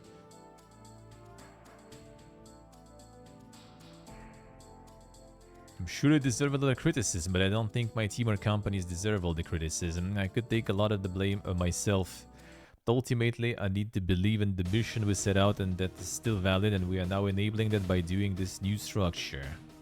Still feel I have the trust from many or all my key entrepreneurs and CEOs that have joined the group. It's been difficult, but I think they all believed in the mission of Embracer. They also understand that the world has changed, we need to change, and it's painful that we can't make all the games we wanted to make 3 years ago, but we need to adapt to it. We'll still make games, we still have one of the biggest, if not the biggest pipeline of games in the industry, and we have great plans over the coming years or decades. They own ESL, yeah, they bought ESL, I think. Asked about what his mistakes were, Wingeforce did not get into specifics, instead referencing a long list of things he and Embracer could have done differently, but standing by the company's overall strategy. At every given moment you are making decisions you believe are right. When we were at the peak of 2020-2021, we made all those decisions to acquire or organically set up or invest. And everyone was backing that. I firmly believed in that. The outcome, because it takes a number of years to make games, is different and it's painful and we need to adapt to it. Been trying to safeguard as many jobs as possible, we've been trying to find new homes for teams and people. It's easy to look back on the hindsight of things, though. Let's see. The acquisition of Asmodee officially pushed Embracer into debt for the first time. Wingeforce confirmed this, but defended the decision to buy the tabletop publisher. It's a business I really enjoy and I would like to be long-term in, but in hindsight, yes, we put on debt acquiring Asmodee and that has been painful. I see, Steve, alright. The Adept of Kotick then. Think it's too early to say what's right or wrong in this. Let's see. And just a big clown carousel, yeah.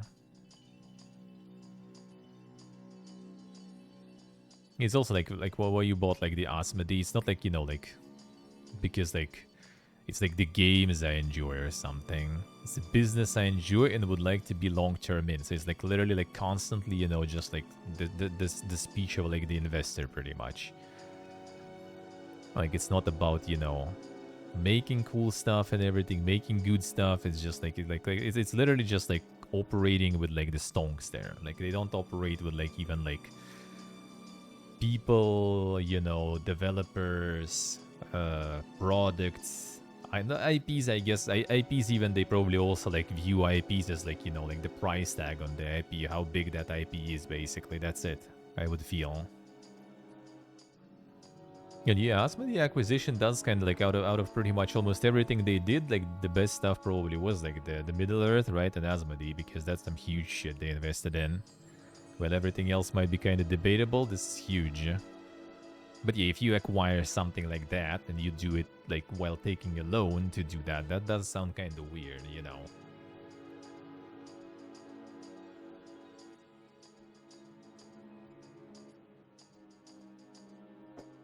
It's kind of like different mentality, I guess, right? Like when you like live your everyday life and you kind of like, oh, the bank has like good offer for me on the loan, right? I'm gonna go get that loan because, you know, it's kind of like easier right now and cheap right now, so I'm gonna get that loan and I don't know, like buy a cool car or something like that. Like, you don't do that. You're gonna probably go and take a loan when you actually like need it, right? You just kind of like, I don't know, like want to get like an apartment and then saved enough money and can take some sort of like mortgage or some shit instead of like renting. You're gonna go get it. Or like, I don't know, like found like some used car really good offer and you need, like my friend did basically. Like like one of his like people here, like his colleagues, basically was selling his car that was like in a good condition and everything, and for a really good price, and he kind of wanted it, so he borrowed some money, took a small loan, and then he bought it. And that wasn't the end really smart, because he actually managed to buy that shit before, you know, like all the Fiesta, and before prices just went like complete bonkers. Like he pretty much like probably can like sell it now, even after a few years already, like, you know, for more money than when he bought it, pretty much. Like, then probably like 50% more, I guess, if he like, you know, like makes it in good condition and stuff. But you don't just like, oh, we have like, like you don't go like, oh shit, there's a cheap loan, I'm gonna take it and like do something with it, you know, like invest it into something, buy something. You just don't do that, man. You just kind of like, when you need it, you take it. When you don't, you kind of work with what you have, what you earn. It's just like, that's the corporate mentality I don't understand and don't like. Like, it's constantly like, you know, like, oh shit, cheap money, grab it and like, you know, like throw it somewhere so we can make even more money, you know. And then, yeah, and then like something goes, you know, south, and suddenly you need to return all that money, and whatever you threw all that money, it doesn't, you know, bring you back anymore.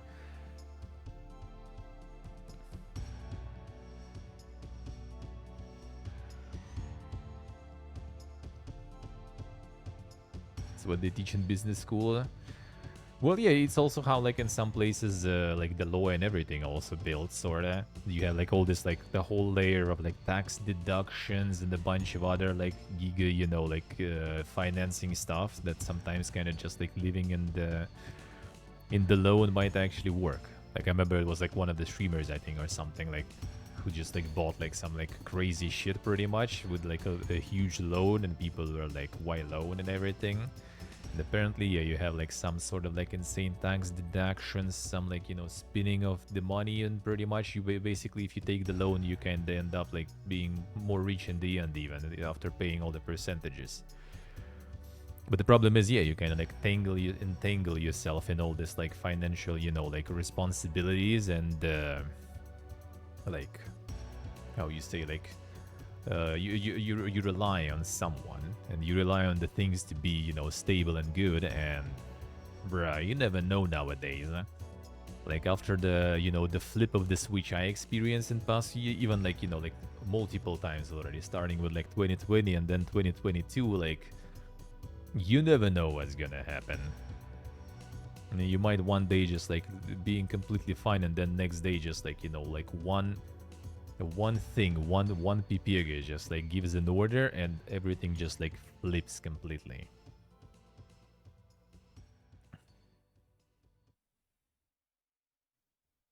True, next gen, true. Declares bankruptcy and you can do it all over again. I mean, true, yeah.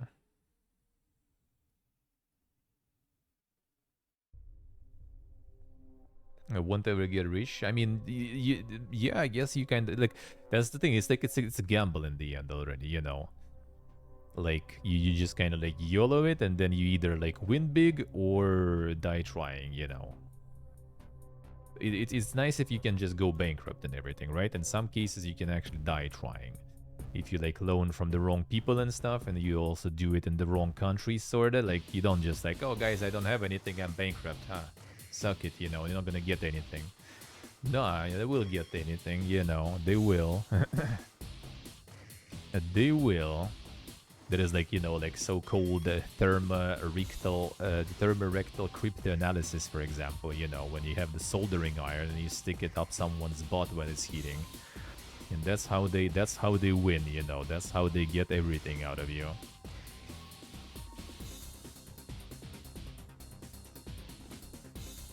And you get rich because you sell the stock before shit goes down, yeah.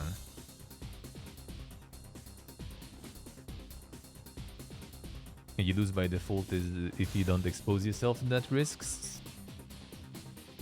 As a company, I don't know, maybe. Maybe. It's kind of like, you know, it depends what you want to achieve, in my opinion.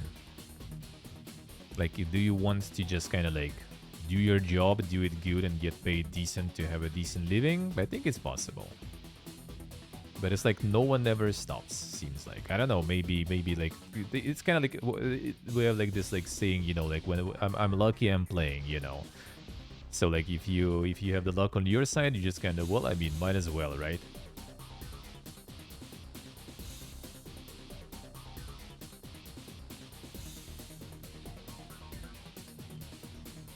There's a lot of companies who just like keep, you know, like quietly sitting there and pumping like game after game slowly, you know, and have their own community, their own enjoyers, and they make enough, you know, to be fine. I don't know. I kind of nowadays I feel like I'm in that mentality. I don't know. Maybe if you hit it big all of a sudden, maybe then you just kind of like, you know, just like your brain just switches and you just kind of like, bro, I need to go ham. Like if anything, I just kind of more of a like, you know, a fan of like more conservative, I guess. Like you get some extra money, I would just go like, you know, like for example, like buying realty or something, you know, that kind of stuff. It's not gonna be like giga profits and stuff, but you're gonna have like, you know, stable profit, and you have some like, you know, assets that you can, if needed, you know, like sell and get money. But yeah, that ain't gonna like put you on somewhere on the top.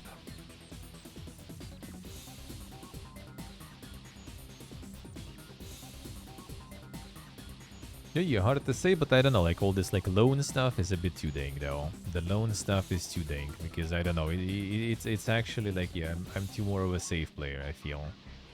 After seeing what, you know, what things, you know, like what your like country environment and everything can do and change, how it can change real fast. Not sure.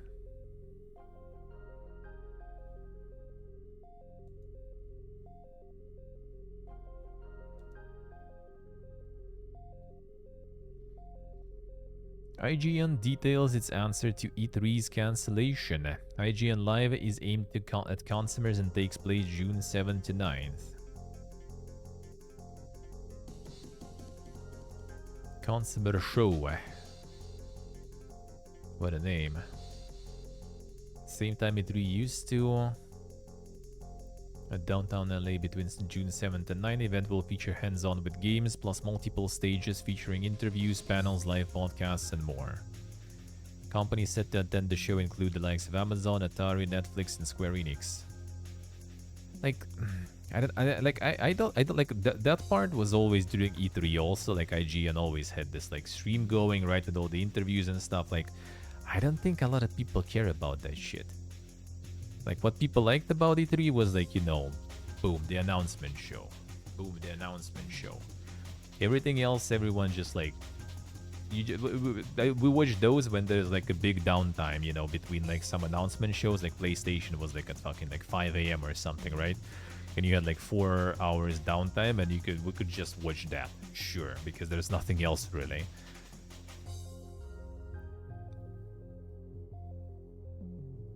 Geoff Keighley's Summer Game Fest show set for Friday. That is good, because that's a big announcement show. Followed by Playday's media showcase organized by IM8-Bit. June 8th to 10th in LA. That's another one that you're probably not gonna really be watching, because like it's like a broadcast that goes all the time, and it's like, alright, we have like the developers of like some game that you don't really care about, and we're gonna be talking about them, about like their like cats and pets and everything, and a bunch of other random shit for like 30 minutes. So you probably just like close it and switch to something, and you don't really sit and watch all the shows just to catch something you actually care about. So either like just tune in for one thing you kind of care about, like when Square, for example, will be on or something. And it's also that kind of hard to say what they're gonna be on with, because, you know, I think all the big announcements are gonna be on Summer Games Fest, really. Ubisoft Forward. So yeah, like Summer Game Fest we watch, Ubisoft Forward we watch because it's just like a big shows with announcements. We're gonna watch that stuff 100%. Day of the Devs, gonna watch that for sure. Future Games Show, gonna watch that for sure. PC Gaming Show, gonna watch for sure. Microsoft expected to have its next Xbox showcase during that weekend too. That we're gonna watch 100%. Oh yeah, the OTK also, yeah, that we're also gonna watch for sure. All the ongoing shows, I don't know, I just kind of like I mean, I guess it's kind of nice, though. I guess it's kind of nice that there is still going to be, like, you know, the celebration of gaming going on. You have some downtime, you have some stuff to tune in, there's some interviews and stuff going on, I guess. That's not bad. Dias no de breda.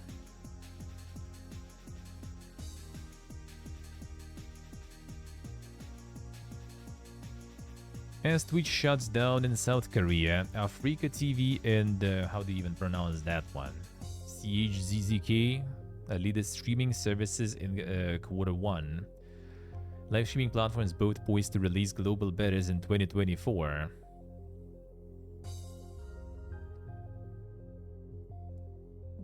Yeah, January Twitch Korea, February, March. Holy shit, actually. Interesting. But not shashlik, yeah, I guess.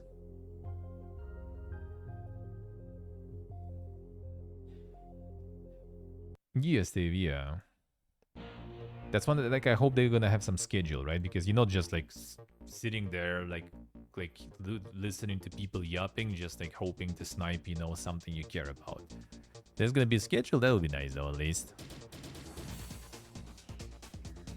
Africa announced that it will be launching a beta of Soup global streaming service during the first half of 2024. Damn, another competitor joins, alright. A beta that is planned to launch worldwide this year. Another one.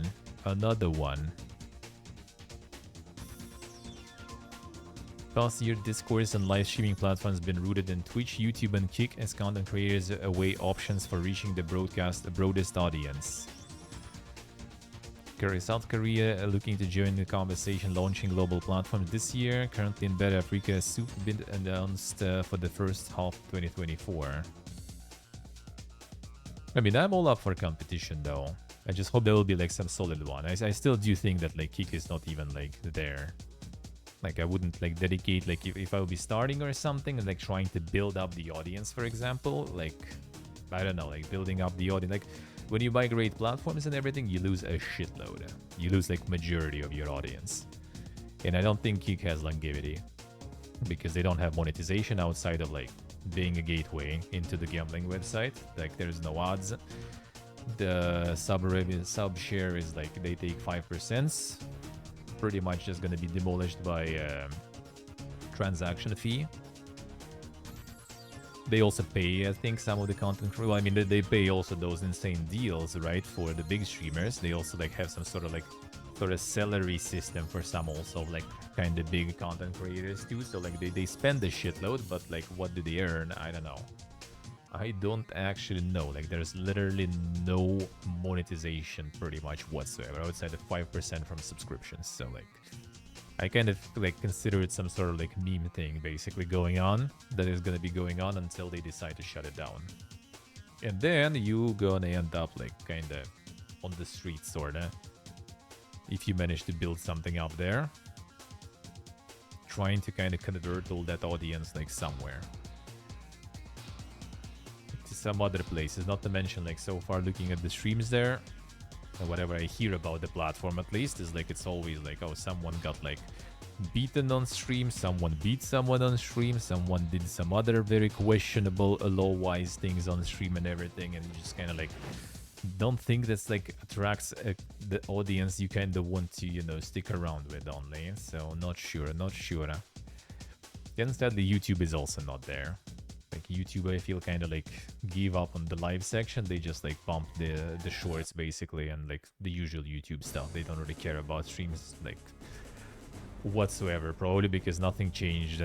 Probably ever since I tried it, I think they didn't add anything. They didn't change like how you find streams. They didn't change like, you know, how you watch streams. Everything is the same. It's still kind of like clunky, still not very, you know, usability is kind of garbo, discoverability is kind of garbo, everything's kind of still there. So it's still kind of like Twitch.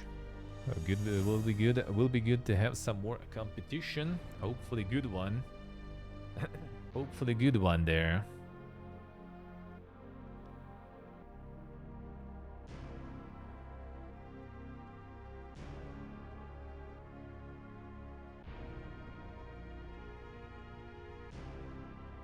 As you should, I see.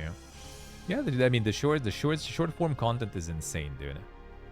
Short form content is insane in popularity. I'm also kind of like not a huge fan. Like I don't browse that way, you know. I mean, I don't watch YouTube in general. Like if it'll be some like, you know, like short format but like useful information on something like the game dev stuff, for example. There is this content probably, like most likely. That's kind of fine. That's kind of fine, but like yeah, like the brain rot stuff would like, you know, just like, you know, like dopamine goes blur and everything. That is not my format for sure. Not my format for sure. Eh? But yeah, it's kind of like YouTube basically just like pushes shorts and tries to get in short format content. In TikTok, kind of other way around. They just pushing the live streams and like the long format videos and try to promote that stuff to get into that market. So everyone's kind of, you know, trying to push the new audiences there. FTC abandons non-compete clauses. Commission votes 3-2 to nullify contractual clauses impacting an estimated 18% of US workers. That's a good thing. Non-compete clauses keep wages low, suppress new ideas, and rob the American economy of dynamism, including from the more than 8,500 new startups that would be created a year once non-competes are banned. OG Unreal, yeah, Unreal Tournament.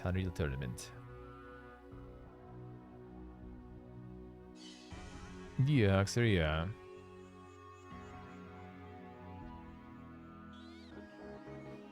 Let's see, Steve, I see. This is Unreal Tournament. This is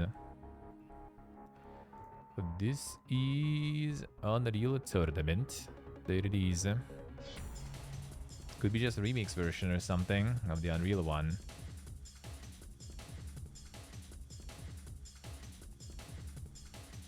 Everyone trying to get into everyone's market. TikTok is actually doing live streams though, but they also kind of like managed to like sort of get like some sort of like, yeah, the brain rot audience there and everything. So I guess they may be kind of getting some sort of monetization, especially since like the content is very like special, I guess, also for TikTok Live.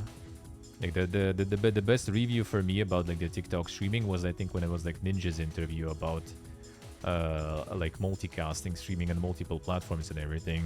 When he's like the Twitch is like the best stuff, you know, then like YouTube is okay, Facebook is fine, and then TikTok I don't even like watch and look at this shit because it's like some crazy stuff going on that I don't understand. So like if even like fucking Ninja says that, then it's probably like quite the fiesta there, dude.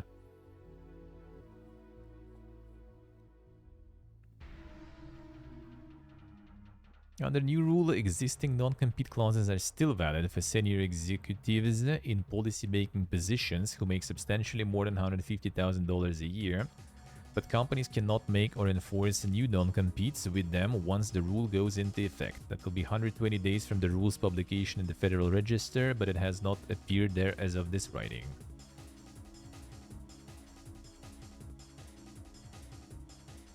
Let him get paid to say whatever they said? Nah, I don't think so. I don't think so. Especially nowadays, not really. I think nowadays, like, he's already not getting paid for, like, almost anything, really. So, yeah, I think it's actually, like, his opinion there. It's just the stuff going on is just way too crazy. And there's some weird shit all the time.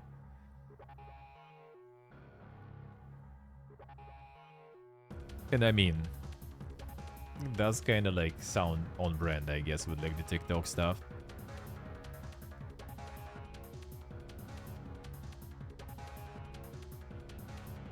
Yeah, Steve, yeah, pretty much, I think so. See, I don't think he was like getting paid by any platforms or anything there. I think he probably does still have some like sponsorships and everything, but yeah, I don't think he's kind of like have any vested interest basically in any of the platforms. I mean, even like Kick didn't really... Even Kick really didn't give him the bag or something, right? So that already kind of means that, yeah, I guess he's not in that shape right now.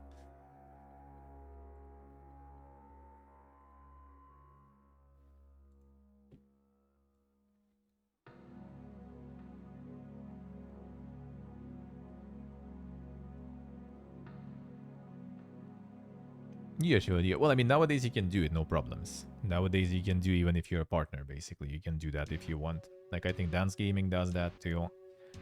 Like, you have no problems. You have no problems doing that. Just kind of like in general. Like, I read also, I think even Ninja said himself, like, if you kind of like just a small streamer and stuff, just don't even bother. Like, it's better to kind of focus things on one platform, have your community on one platform and stuff. Another option is just to do like, and I think Lil Aggie basically does that. He also streams on his like YouTube and stuff, but he just basically like doesn't read chat or anything there. Like he like literally like his stream description says like, you want, you know, to like chat and everything, just join me on Twitch. That's it. And that's probably, that way you probably kind of can, but then you need big YouTube, right? Because otherwise there's kind of no point. Still could be kind of okay, but yeah, it's nice to focus, I feel.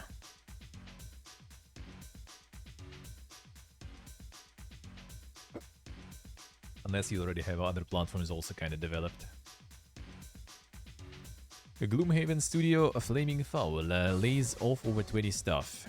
Developer also puts newly announced project Ironmarked on a hold due to lack of funding. Another one.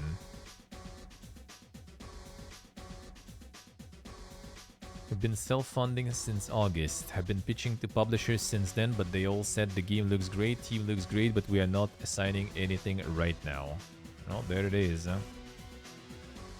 Steam post, Flaming Foul also said that releasing Ironmark's demo is an attempt to help staff find new roles by demonstrating their outstanding work on the project. Oh, yeah, they got demo out. Hopefully with enough wishlists on Steam we'll be able to find funding in the future for Ironmarked, but until then we will be working on a smaller game that we can fully fund ourselves. So back to self-funded indie life, dude.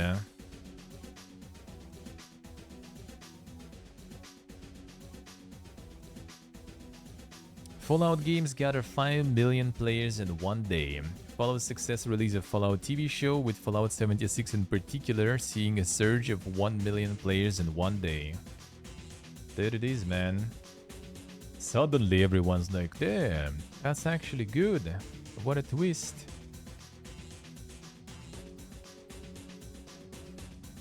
Yeah, there's at the same time, speaking of all the TikToks and everything. Biden signs a bill to ban a TikTok signs deal. That could be kind of Freudian sleep there, you know, not gonna lie. National security package includes a requirement for ByteDance to sell the platform in 270 days or have the app banned in US. They banned it in Kyrgyzstan actually, and I think they are considering banning it in Kazakhstan too now already. I don't remember, but I think actually the reason is actually basically brain rot, like quite literally, you know. So yeah, but that again, like the YouTube gonna be pushing shorts even harder, because you know, if actually TikTok gonna be out, they will want to take the vacuum, you know.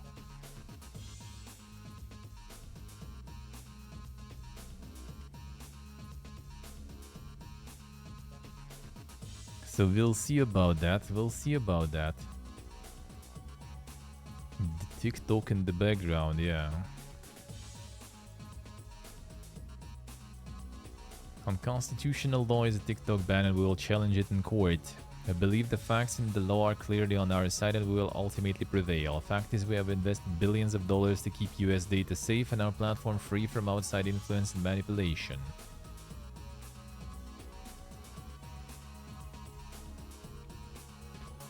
Yeah, we'll see about that. We'll see about that. It's a nice platform for advertisement and everything, and for marketing things, for games and stuff.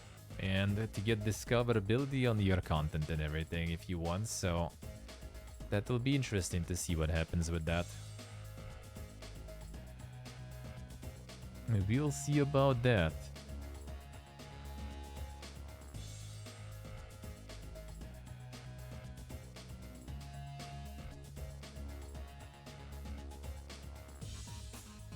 I didn't understand the full fiesta.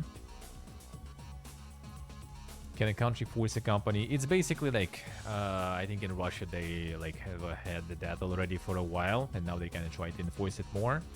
there's like the grounding law. It's like it's not they really forcing to sell sorta. It's just like they kind of want a company to have some sort of like legal entity in the country.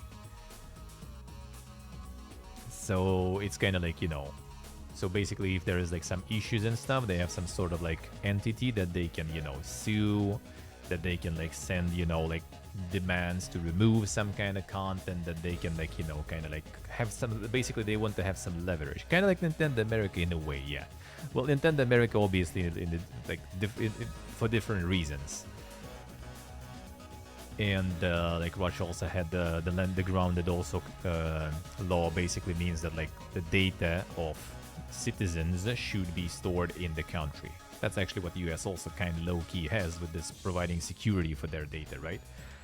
But that basically kind of makes that forces them to kind of store the information and stuff, like the data of the citizens in the country too. That's pretty much kind of it. Yeah, next gen, yeah. So they pretty much kind of want like some company that is at least based in their country to control that. So servers are there and everything, so they have control over that, not someone else.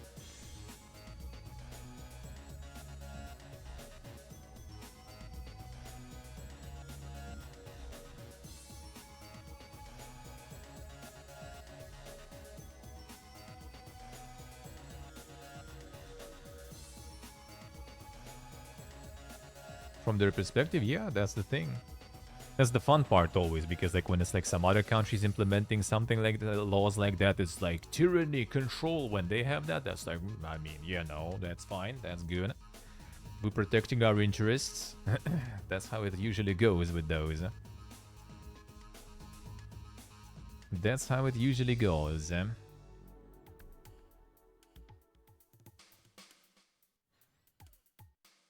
So yeah, they kinda, I guess, kinda do have the right to do so. They were already trying to pull that off before when Trump was in charge, right? I think. But they did try to pull that off. I don't remember why did it fell through or something. And now they're trying it again.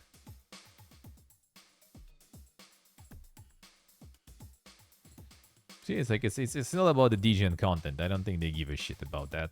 Yeah, they just want the data probably to be kind of like under their control rather than someone else's. That's pretty much it. That's pretty much it.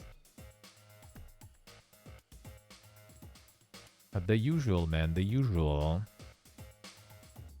But yeah, interesting how it's gonna go, because then like if they're gonna like, it also kind of can be, you know, like the low-key like protectionism thingy, because, you know, if that app, that company gonna be out, for example, of the market, right?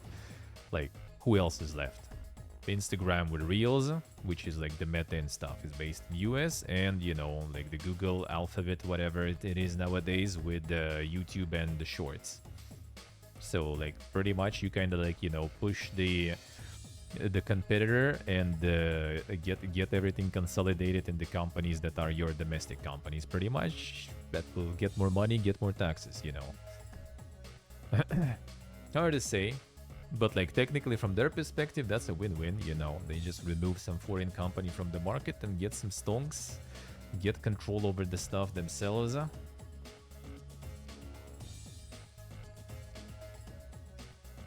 True, so true. True, next gen, true. That's how it should be.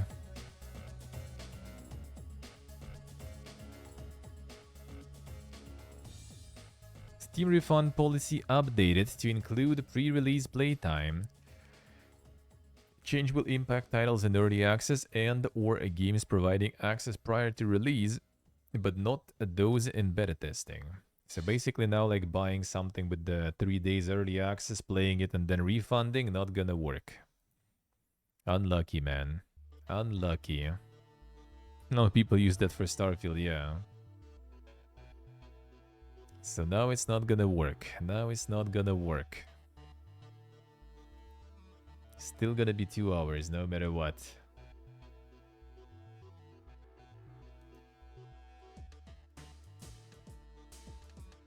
Frostpunk has sold 5 million copies since launch. Velvet Studios title is turning 6, with Frostpunk 2 due to release in July 2024 and currently sitting at over 2 billion wishlists. Turning 6 already, dude. I played it on stream. On release. Feels old, man. Feels old, man. Really surprised it wasn't a thing sooner. To be honest, it was kind of nice to have this thing, because that was kind of like, you know, a little bit like this like reality check, a little bit of this like slap on the wrist for all those companies doing those like 3 days early access FOMO tax thingy. That at least was kind of biting them in the ass, you know, with people kind of like realizing the game is trash and just refunding, or just like finishing it and then refunding it also in spite.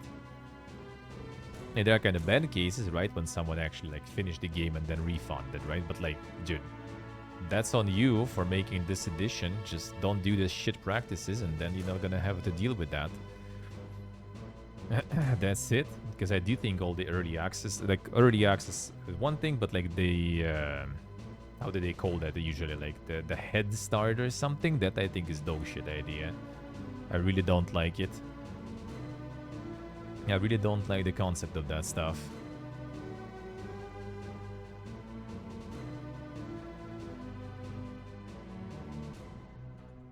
Yeah, for MMOs, that's completely dumb and ridiculous. That's like super PP, okay?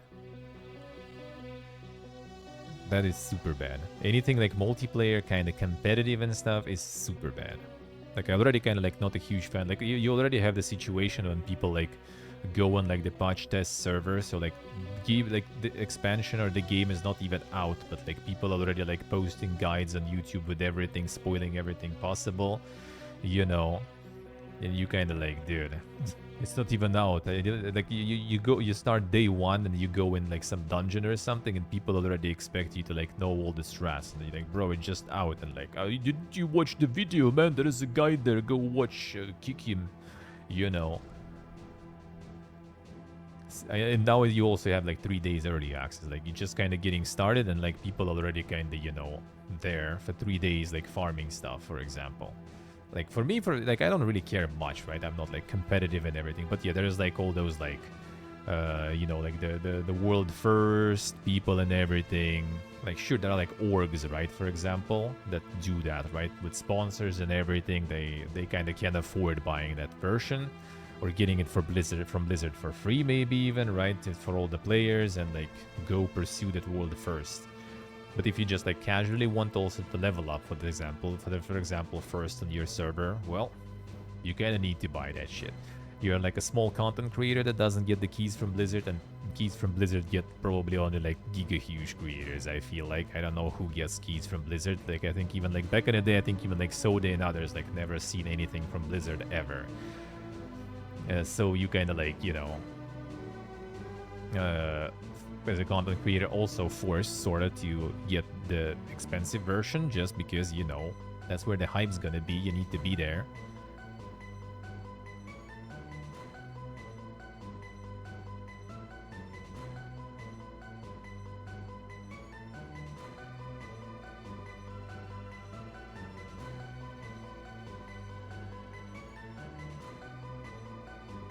A beautiful double-edged sword, eh? Well, the early access itself as a concept, right? Like, releasing like the game for everyone in early access just kind of raw. That's a different story. That's like, you can like it, you can not like it. I'm kind of okay with that, to be honest. But the head start, I really dislike. Head start stuff, I really dislike. It also kind of like ruins, you know, like in general, the hype. Because it's nice when, you know, a game available for everyone at the same time. Everyone is in, everyone's enjoying, everyone's talking about it. And here you already kind of like with Starfield, for example, right? Like, some people on Game Pass, like me, or like, you know, like who bought the regular edition, they get to play the game when everyone is already kind of done with the game.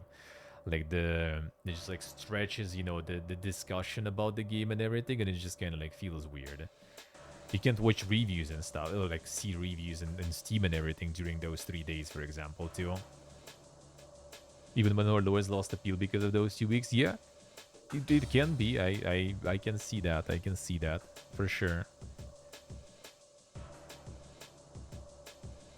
It can be like that for sure. And like, the thing is, the content creators who get those, they just kind of like, they all gonna do that because it's, you know, it's good to have it early, because you kind of get more views and everything over that. So they also can't really like, you know, just like don't do that really. It's like, it's their work pretty much. It's their bread and butter there.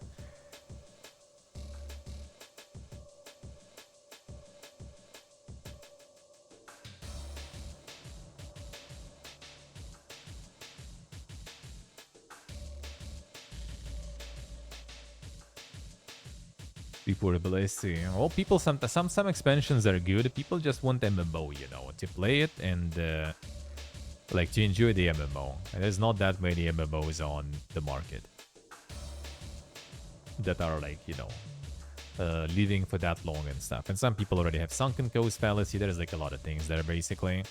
Like I kind of like even like envy sometimes people who just have this MMO that they are so passionate about it. They just kind of like when you see like, you know, like when I was used to watch Twitch, for example, and like the expansion drops, right? And like you see like all the people excited, all the people waiting for it, the servers to start, they getting in, they all like play through the quest and stuff. Everyone's so hyped. Even the Shadowlands, when it was out, I remember like first like week or something, it was everyone was still like, oh shit, so good, I like it so much. And only then after a few weeks, you know, when like the dust settled and everyone started like, well, we just ate some shit, you know, we didn't notice it, and everyone started shitting on it. Before first few weeks, I remember everyone was like fucking coming buckets there.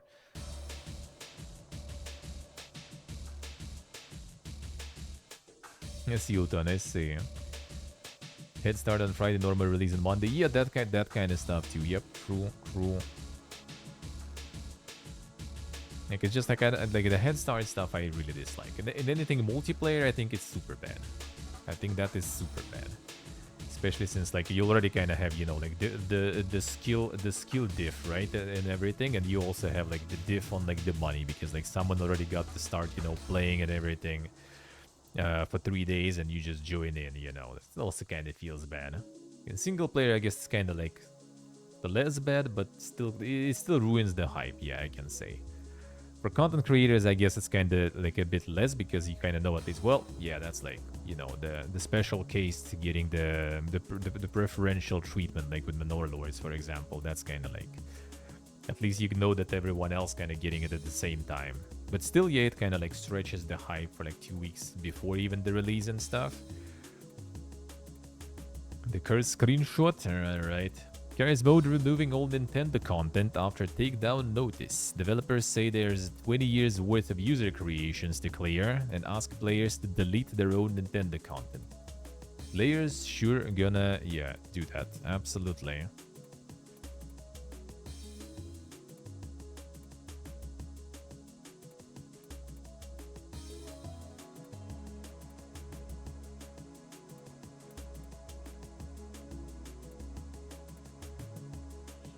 Never-ending content creator grift cycle. I don't think it's actually like some sort of like the grifting or anything. I think it's just like how it works with MMOs in general. Like you always excited for new stuff.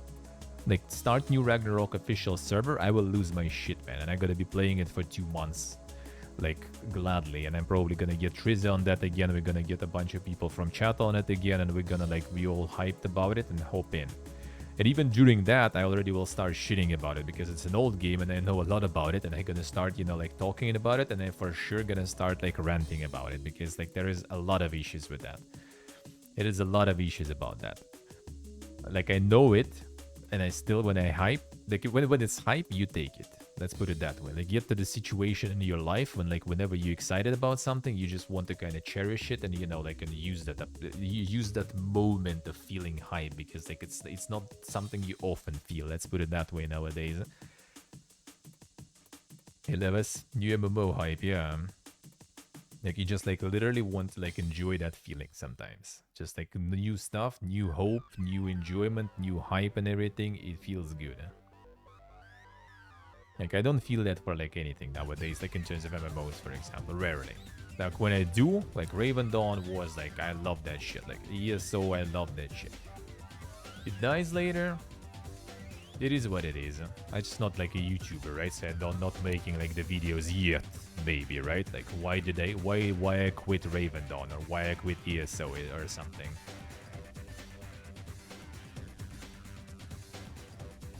Yeah, it's all about the moment. Yeah, you just like like the ages when we, you know, could like play some MMO for like years. Like I played Ragnarok for like 3 years, like on a schedule basically. Like we were going outside with friends. It's like Wednesday and Saturday or Wednesday or Sunday, you know, it's like evening, we're hanging out with friends. I'm like, oh shit, like 7 p.m. yo, let's go with my other friend who was playing with me.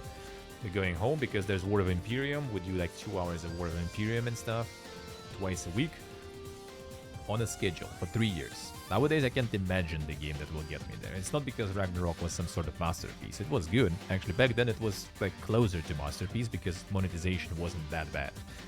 But even by the end of that time, it already was kind of getting, like, content-wise kind of bad. And then monetization became shit and everything, and, like, it got a lot of bad things. But, like, yeah, nowadays, you just kind of, like, live in the moment. Something good, like, yeah, you get the classic WoW, you get, like, some new expansion, people hyped, people go in, and that's good, actually.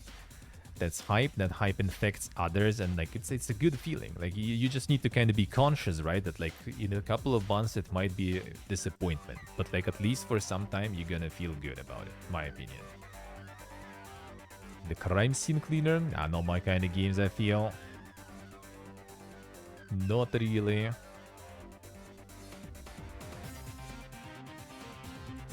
See. No, with New World I basically kind of quit because like people started quitting and I just didn't want to play with randoms. That's pretty much it. Otherwise I probably would continue. I enjoyed it a lot. Last time we played was really good.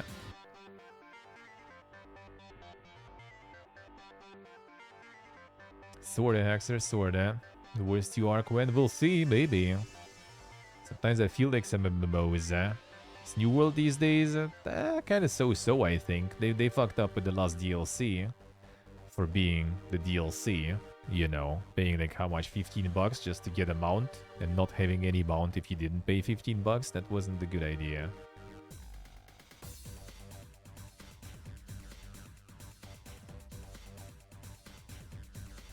And you also like nowadays MMOs, yeah, you have the end game stuff. Like Ragnarok, what was good about Ragnarok? Like whole game is end game. You start as level 1, you're already in endgame. You just like go kill mobs and farm, you know, gear, loot, and all that stuff. You don't do quests, you don't do dungeons, you don't do raids, like you just like kill shit. That's it. You just farm. It's a RPG sort of pretty much, Ragnarok Online. It's kind of like Diablo, just weeb, you know. And with a little more like interesting and developed character system and gear system and everything like this. Well, okay, gear system maybe not exactly, but kinda. Thing was good except Dark Priest. Well, I mean, when you get stuck in some like one leveling spot, it might get annoying. But then again, like when you get stuck in one leveling spot nowadays, it feels like worse and different than when you get stuck on it like before. Because before you were kind of like, you didn't think that, oh yeah, in a couple of months I'm gonna quit it anyway, so I don't want to like torture myself too much. You were kind of like, well, I mean, I'm playing for years already, I might as well torture myself. Like I was farming sleepers on as a monk from like 70 something level, I think, to like 96 when I basically quit, I think. Or 97, I don't remember, when I quit the game. Well, quit that server basically. And that took me a while. That was like, I don't know, a year maybe or something of me farming those fucking slippers, you know, every day, also on a schedule pretty much. And that didn't feel bad. You have some guild chat, you know, to post stuff while you're doing that. You have like some like body chat to like some DMs with people and everything. You just kind of like chill. No, I haven't played Ultimo. I know that one. I kind of wanted to back in the day. That's what kind of like got me interested in some of the like like hardcore MMOs, but never really got into it. Raven Dawn was nice though. Like it's not exactly Ultimate, it's more TBA, right? But like that was actually good. It's kind of sad that it also like felt, you know, a little short with like the group content, for example. Like it was kind of pointless to play it as a group in the end. And again, it's kind of like with MMOs it's tricky. Like if you have people to play with and everything, and you can play it on stream, like you feel like playing it on stream, you don't have other stuff going on, that's good. Like off stream, I just like usually like lose interest after a few months because it's like you just like invest more like a few hours every day when you're already on top of streaming, and you just kind of like don't have time left. That's why ESO is actually like lasting longer for me, because you invest very small amount of time. Yes, you guys, the bunny, I see. Nostalgic for me is Ragnarok and Warhammer Online. Warhammer Online I also like. But I like specific things about Warhammer Online, which Warhammer Online exists with Rogue server, right? But it's like, it's not it. Because from tier 1, you just get thrown in tier 4. You skip the fun part.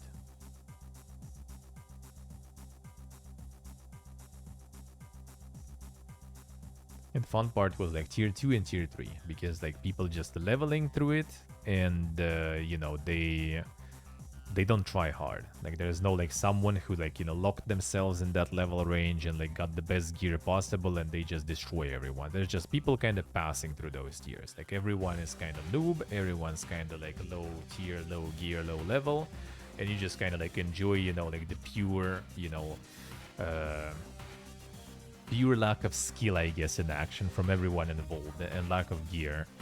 Everyone is a hobo, and when you start, you like super hobo, and then by the end, when you're about to pass that tier, you already kind of like somewhat geared in the PvP gear that you get as a rewards for participating in PvP, and then you only did PvP in Warhammer Online, pretty much.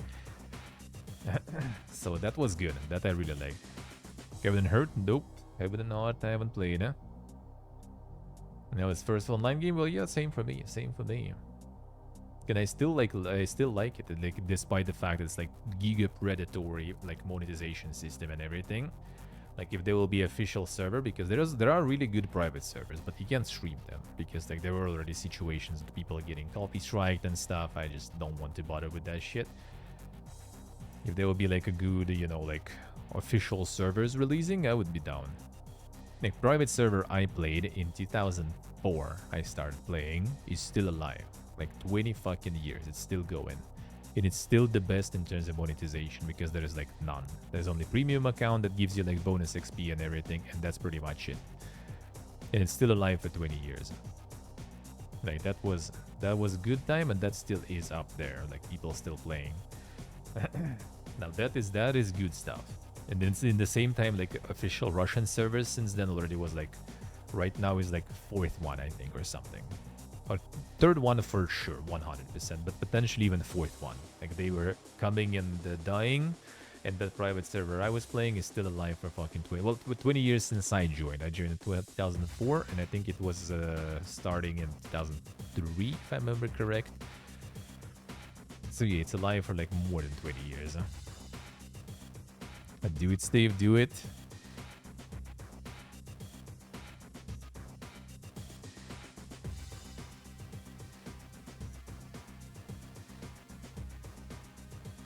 I see levels, I see. The bets and hype, I see.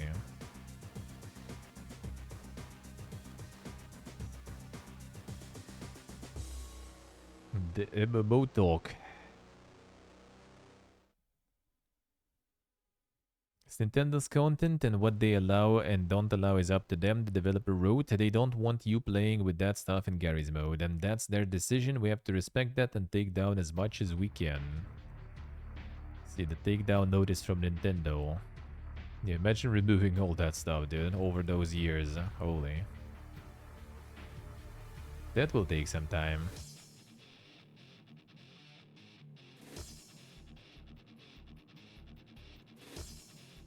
Meta loses another $3.8 billion on VR AR.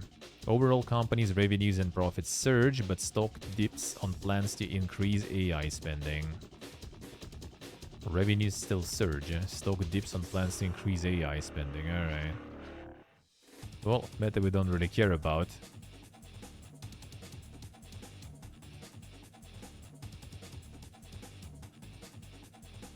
Now, losing money at the rate more than $1 billion per month since June of 2022, Meta affirmed its commitment to Reality Labs, saying we continue to expect operating losses to increase meaningfully year over year due to our ongoing product development efforts. Stepping up its investment in AI also, alright. Yeah, they keep pumping, man. Despite all the losses, they still believe in AI. Well, in AI I can understand why they believe. They still believe in VR.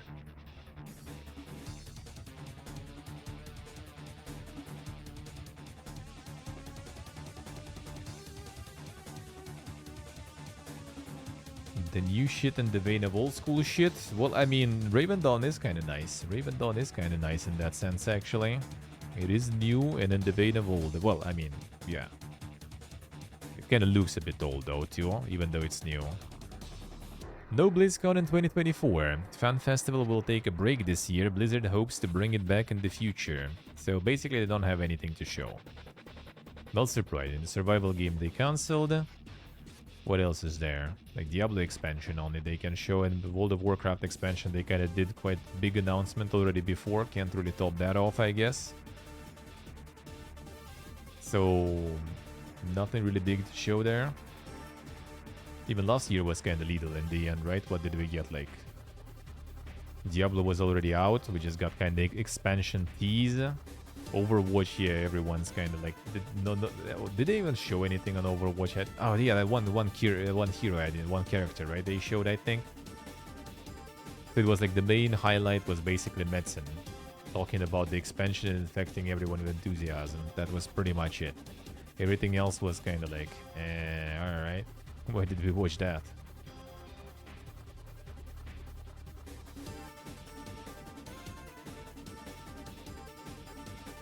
True, window, true. Yeah, they could at least make it like as, you know, like the fan show, like fan convention for people to hang out and everything. They'll need to do some giga announcements and stuff.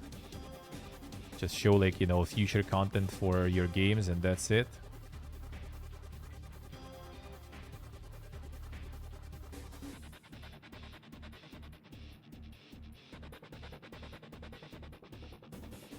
No, I think MMO is still kind of like viable. I don't think it's like gonna be only like, you know, the PvE, the PvE, you know, like live service games. I don't think so. I do think it's gonna be MMO is still kind of viable. I do think so. Still possible. They just need to evolve, sorta. They just need to evolve. I think ESO is a good example, like unironically. Like ESO actually like respects your time and everything, and yeah, it's an MMO that actually fits in current stuff real well. Now you want to try hard and stuff? Sure, there's like all the hard dungeons and everything and raids to do. Go for it. There's an insane amount of different PvPness there if you want to. You want the huge sieges? There it is. You want like the arenas and stuff? There it is. Want battlegrounds? There it is. You know, they got a bit of everything going there. And if you want to just casually like hop in and do some stuff, no problems. You're also gonna be like keeping up with things going on just by spending like 10 minutes a day, no problems. That's pretty good, huh?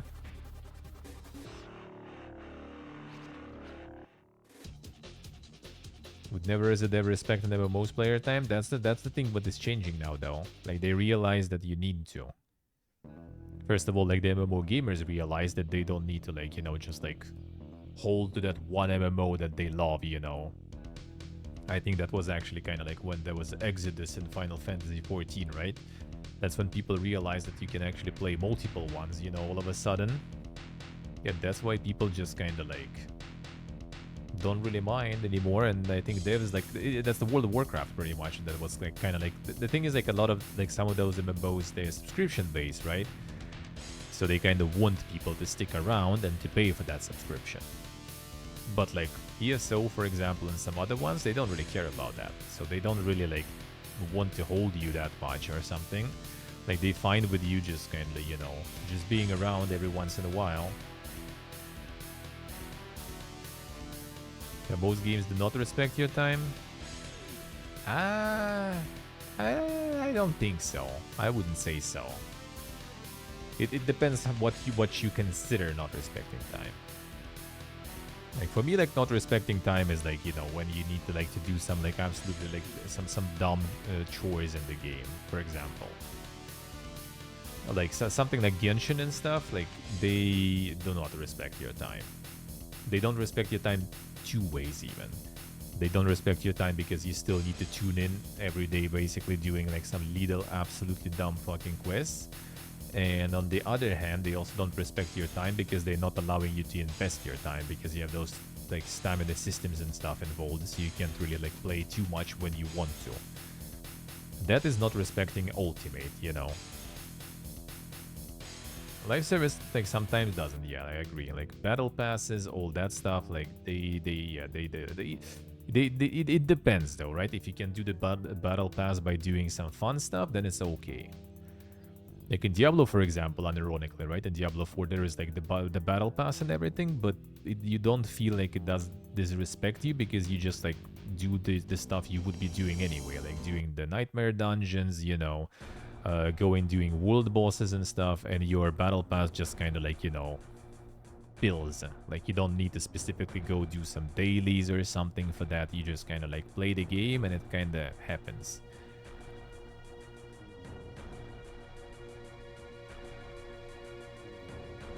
Yeah, portable, yeah. Like in my opinion, respecting time is not like the grind and stuff. Like the grind is okay, especially if it's an MMO.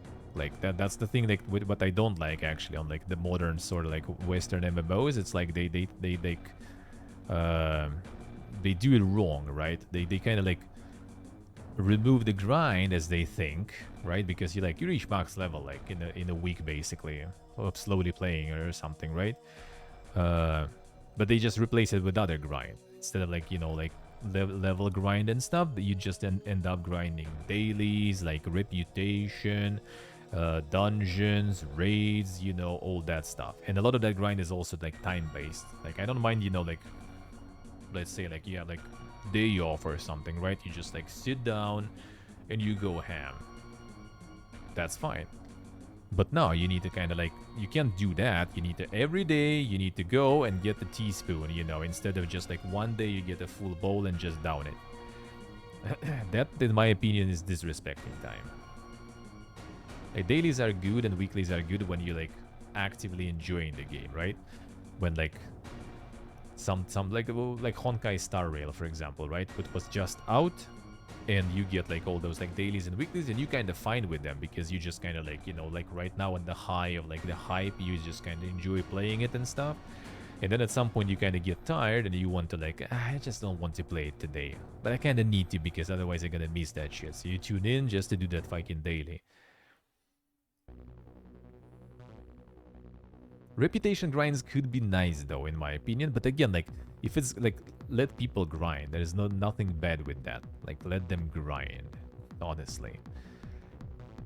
Like the only things that I can see is like putting some sort of like diminishing returns or some sort of limitations, but put them high. Like I can understand, right, when they kind of want to limit the grind so people don't like bot less.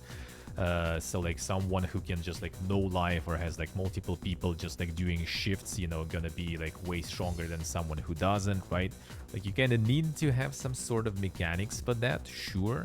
But overall, like grind is fine. Like in MMOs especially, I think grind is actually like a good end game at the end. Like it should be done well though. Like when it's like forced and annoying, it's bad. That's why I like Ragnarok, right?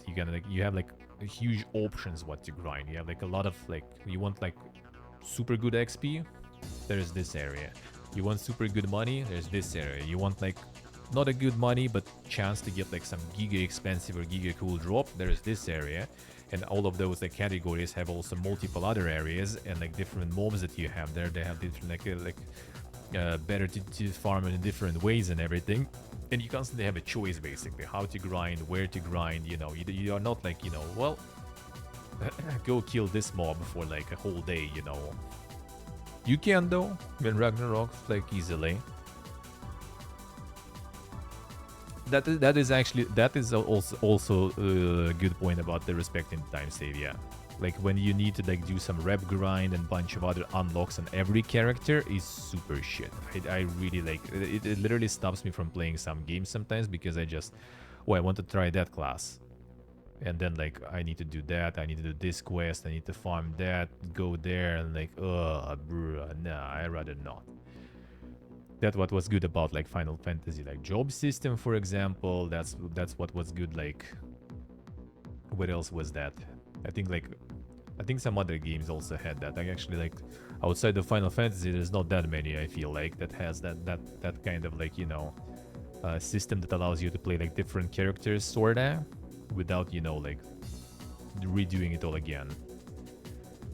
Yeah, new world weapons, true. Yeah, you kind of change your class without, you know, making new characters, sorta. Just respec, just pick different weapons. There you go. You're a completely different character. You play differently and everything. You don't need to like re-level and re-farming. Grinding MMOs and grinding a part-time wage job? Well, I mean, that's why people play simulators and stuff, you know. World of Tanks daily doubles, that was okay. That was okay. When my hangar was already like 20 or something things, that was actually kind of biting me in the ass because I was kind of like tempted to do, you know, to min-max and get XP on all the tanks, right? And then some things you just kind of don't have time, some things you just kind of like don't feel today, some things you just not lucky today and you just like can't get that double today whatsoever, you know. That happened.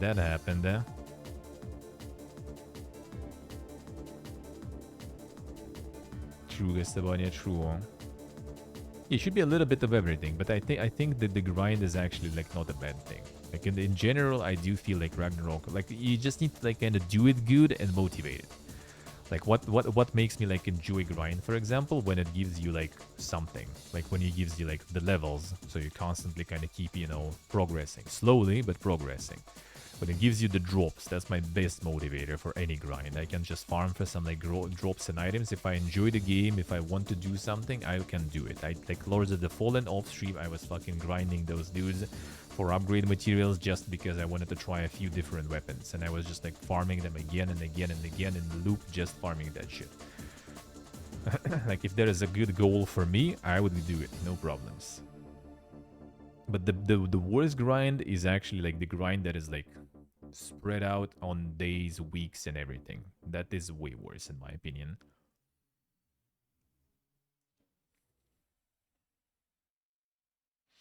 So yeah, that's in my opinion respecting time. Like if you allow people to play the way they want to play and don't play when they don't want to play, that's a good respecting stuff. Like ESO right now, for example, there is no events and stuff. I didn't even log in. I might do like go like just to click the horse every day, I guess. Like I don't feel like inclined to do like some dailies or something. I just kind of chilling, whatever.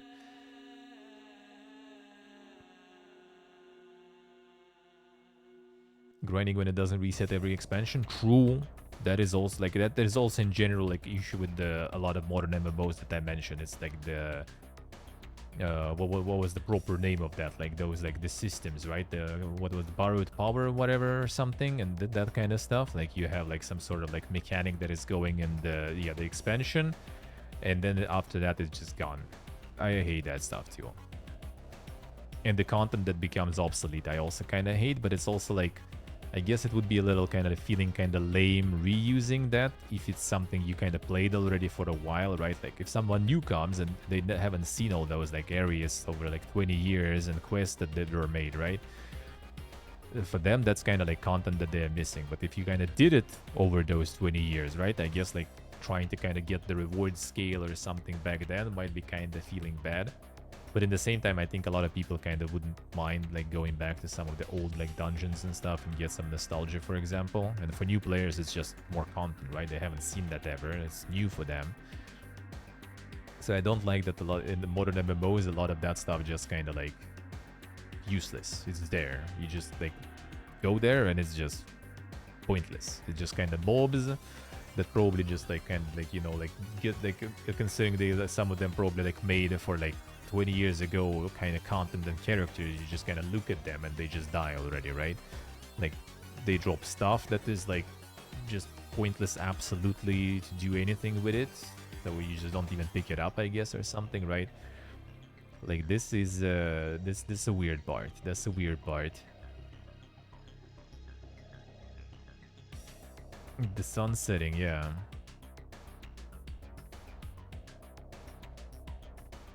Yeah, next gen, yeah. Yeah, when it's like actively like, okay, like, you know, kind of like making that old content kind of forgotten, fine. Alright, okay. But like, yeah, the borrowed power systems I really dislike. When like every expansion is kind of like thing on its own. You farm for something, grind for something, and then it's like as soon as you switch to different expansion, it's all gone. Like I understand when it's levels, for example, right? New expansion is out and you can level even higher and you get like power again. That's okay.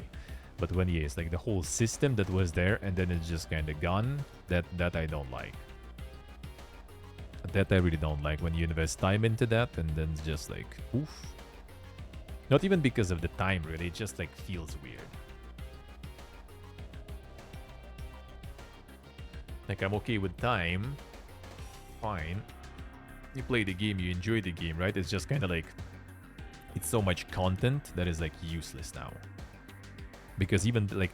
Okay, like, if something 20 years ago content is irrelevant now, that's kind of okay, I guess. But if it's, like, literally, like, it was relevant yesterday, because that system was relevant, and now system is irrelevant, so all the content that involves it is also irrelevant, and you just kind of, like... Alright, that was, like, yesterday I was farming that, and today I farmed something else.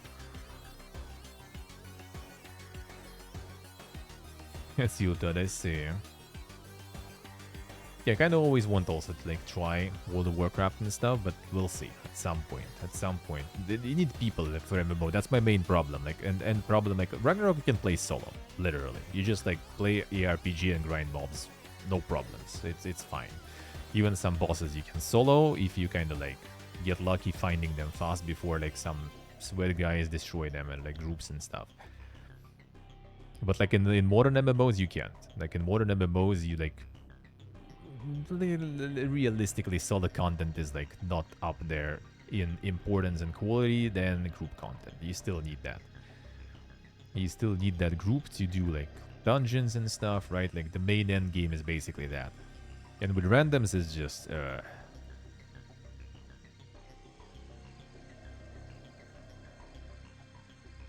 see what I say.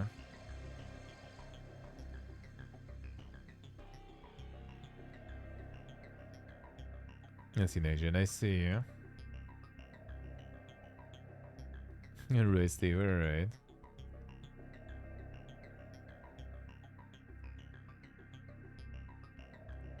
Well, speaking of Game Pass, Call of Duty and Diablo boost Microsoft's gaming revenues, but Xbox sales continue to fall. Total games revenues up 52% year on year, but hardware revenue saw steepest drop since XS launch. Dev Sun revenue up 17, operating income up 23, and net income up 20. Personal computing, including Xbox, revenue up 17, gaming up 51. Both hardware down 31, content and services up 62. Well, the thing is, like, I heard the point about that is good is basically like it all with the addition of Activision Blizzard. Like, if it would be no Activision, you know, added to all this, they probably would like have negative across the land. I'm not sure if I want it. If I gonna get lucky with the key, I'll tell you. I will. If not, then well, probably at some point later, maybe. There is like a lot of stuff actually that like for the next week I could play, so we'll see. There is like a bunch of shit. There is a bunch of shit that I can play and that I will play. Some I can, some I will, some I can and maybe will.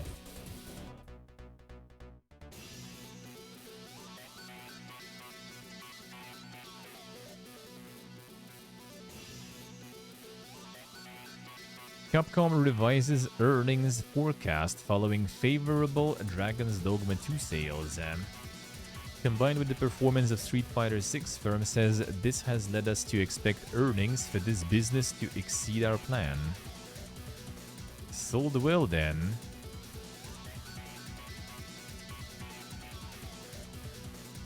So they increased the plan, the forecast by 9%. Not bad, huh? Performed favorably. That is nice. The successful Dragon's Dogma sounds good. Well, speaking of MMOs, Arcade to go offline in North America and Europe this June. The Exile Games MMO sunsets after 9 years due to declining active players. The Arcade is gone. A launch back in 2015. It feels like it was even before that. But like that doesn't feel like it was like it felt like it was longer ago, really.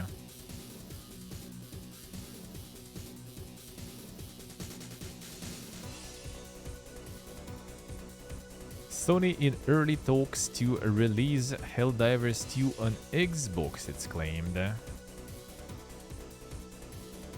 suggested during the rumor mill segment that talks are underway to bring Helldivers 2 to Xbox Series X and S platform. Why not? Yeah, it's a lot of money. Why not?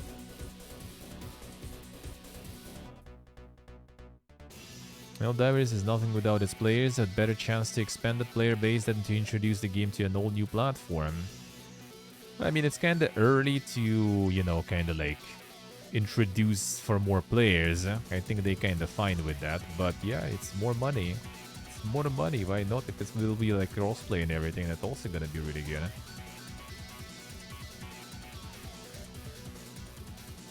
Multiple insiders claim Sonic Frontiers 2 is in development. And then the kick odds. They even running odds, dude, for that shit. Holy.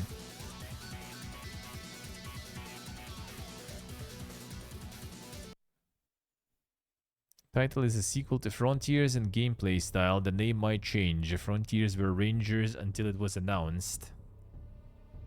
Well, I mean, the Frontiers was successful, right? They even were like pushing for, I remember, like the fun favorite game of the year or something there. And had actually quite a lot of votes and stuff. So it did quite well. It wouldn't surprise me. Star Wars Jedi Survivor appears to be coming to EA Play. And it did already, right, Steve? Or not yet? Might give it a go then, when it's there. That's a cheaper subscription tier after all, so I could do that. This one I think we had last week, right? Or we were talking about it during the week. El Paso Elsewhere is getting a movie. Yeah, I played the demo of that one, and yeah, I don't know, dude. I guess kind of overall kind of this like the way to think Kajimbo way to think style and everything worked for that, because I remember like the music was quite well, people praise music, but like it was so out of place and weird that I don't even know like why, dude.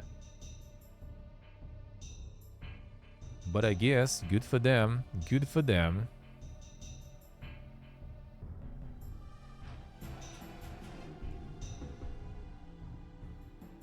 A Watch Dogs series is dead and buried, it's claimed. Damn, son. Loosely translated, the post appears to suggest that Legion's failure compromised a fairly original battle royale. Well, there have been no official updates on the series' future regarding new games. Last month, new reports revealed that a Watch Dogs movie adaptation is in the works from a new regency. Despite the perception the series, Ubisoft AAA games frequently sell just fine. The Watch Dogs series had solid performances for the first two games. The original game hit 10 million copies sold in 2014. Watch Dogs 2 launched in 2016, selling 10 million units by March 2020. It's pretty solid, actually. In old reports, announced that the Watch Dogs Legion managed to sell 1.9 million digital units in just 3 days. The article sourced super data for the sales information. UK, the game also made the top 20 PlayStation 5 sales in January, according to GIBiz report. However, Watch Dogs Legion received mixed reviews from the fan base. Metacritic Legion user rating currently stands at 6.2, a steep drop from Watch Dogs 2 7.7. Since Watch Dogs movie is in the works, Ubisoft might still try to bank on the mainstream appeal to continue the game series in some way. Ubisoft's yet to comment. Yeah, the Watch Dogs show and then just kind of like burying the games, that sounds kind of weird, dude.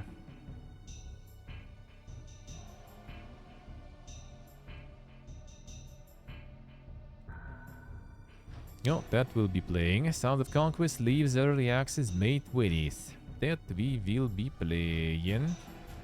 The new campaign I'll be playing. Nexus Mode is still facing issues because of Fallout. Nexus Mode since April 19 been reporting traffic-based issues and server capacity problems. I recognize that this was and still is being caused by the popularity of the Fallout TV series. There it is, man. That's a very educated, you know, like a base of viewers for that show. They already know that you play Bethesda games with mods, so even after watching the show, they're already very exquisite and go into to get the mods to play the game properly. That's very nice. Fortnite Festival adds Rogue Band for guitar support. There it is. You have one, you can play Fortnite now too. The festival music mode, eh?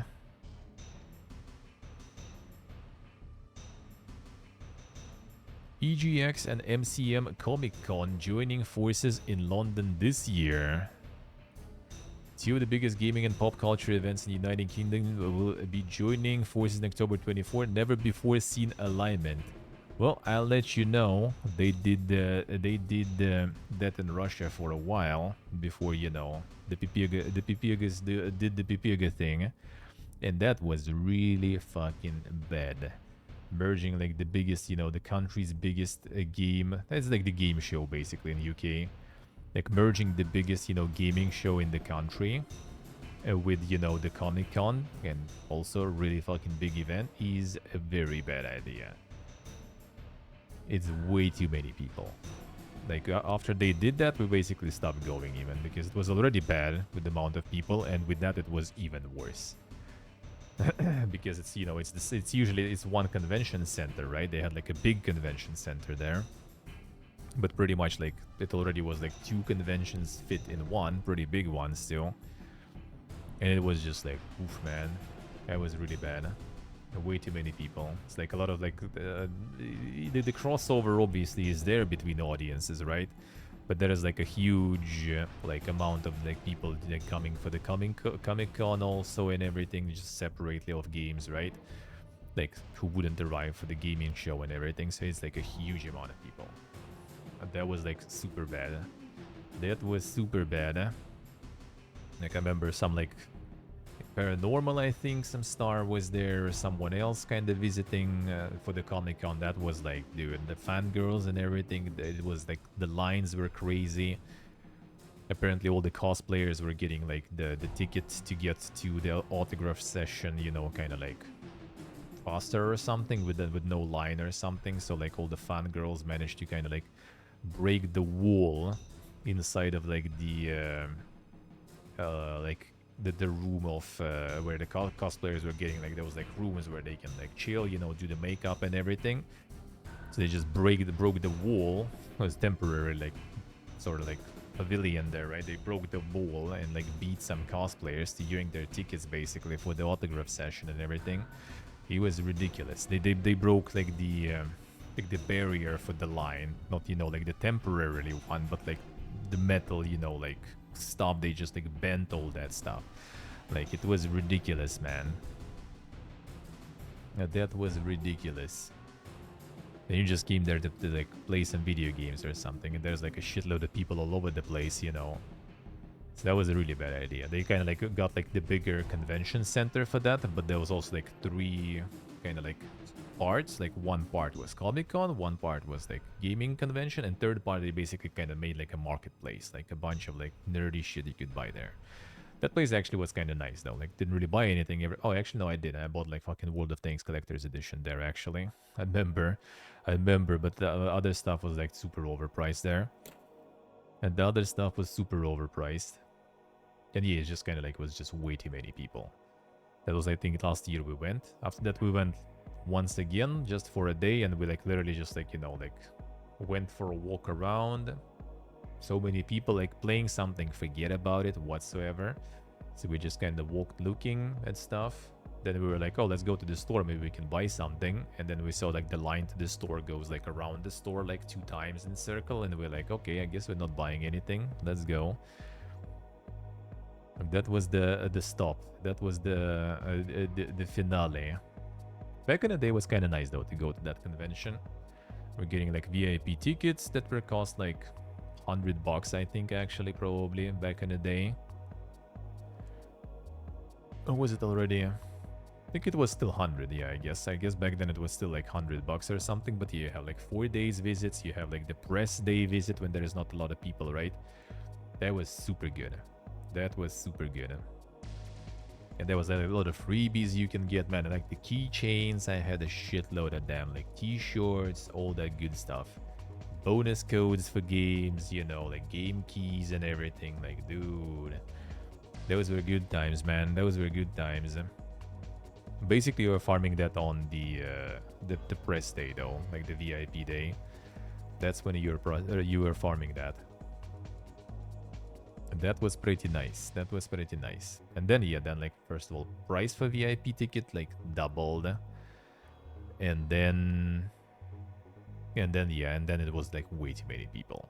So we kind of stopped going. It was kind of cool. We're like gathering all of us, going on the boss, like a whole bunch of people usually. Then you come in, everyone just like spreads out, goes to discover, you know, to scout around where you can get some freebies from the booths, right? Because like usually they had like people, they had like all the keychains and stuff, you know, and you just kind of like scout where there's like cool cosplayers to take photos with, where there is like, you know, some like keychains, t-shirts, all the good stuff.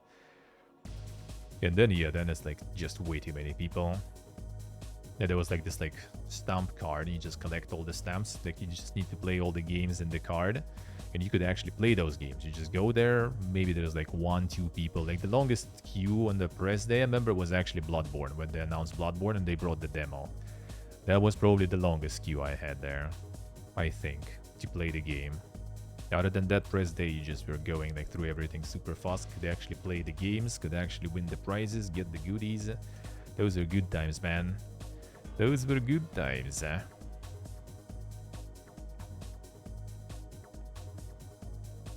Exclusive. Early details on Assassin's Creed Hex. Let's see what they have. Still relatively early stage, expected to release in 2026. A more linear experience compared to predecessors, with some elements of open world exploration, somewhat akin to some of the earlier Assassin's Creed games. Poised to have a single female protagonist, currently named Elsa, who has some supernatural abilities. Okay, so you're gonna be a witch, I guess. That's gonna be witch hunted and stuff. Well, details on all of her abilities are unclear. Footage sent to Insider Gaming under the condition that it does not go public shows one of these abilities. In the footage, Elsa is seemingly being hunted by 16th century German soldiers.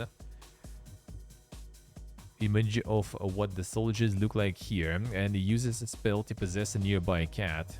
Player then controls the cat and uses it to distract the soldiers by knocking over a glass bottle, which smashes on the ground and diverts the soldiers' attention. Gameplay provided to Insider Gaming depicts a dark and gloomy setting in the cobbled streets of the city. Dark and stuff? That sounds nice. Stories also outlined that the plan is to have fear system in the game, inspired by Assassin's Creed Syndicate Jack the Ripper DLC. The exact details of the system are unknown. It isn't difficult to see how this system, or at least a version of it, can be easily implemented into Hexen. 16th century witch trials saw up to 80,000 suspected witches executed between 1500 and 1660, so some form of fear system makes sense for the setting. We'll see, we'll see. This might be nice. This might be nice.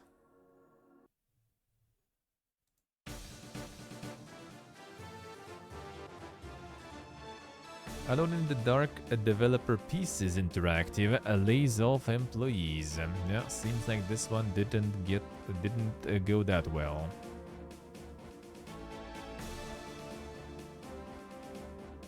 Getting laid off. Make a better post with my links and all that once feeling settled. Alright. Only person to confirm the layoffs though. She did specifically mention co-workers signaling a larger layoff at the company. Based in Sweden, known by Embracer Group. Well, who would have a guess? You know, who would have guess?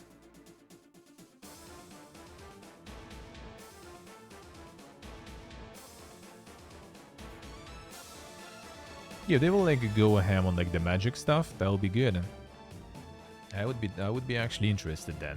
Yeah, like some dark stuff with some magic. That would be interesting.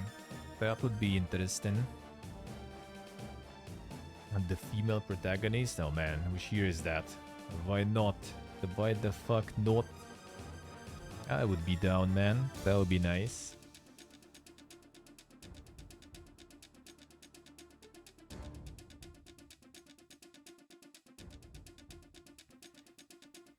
Apple Vision Pro shipments cut back due to low demand, it is claimed.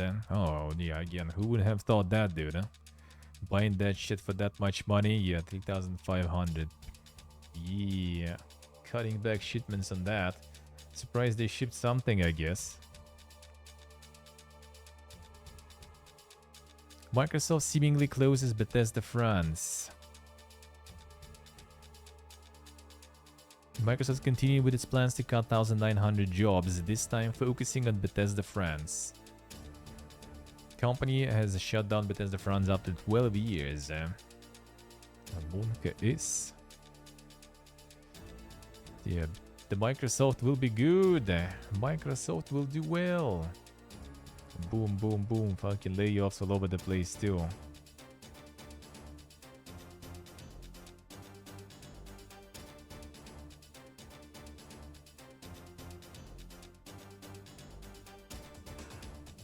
Lords of the Fallen gets a final update as team looks to the future. Miss Lantern.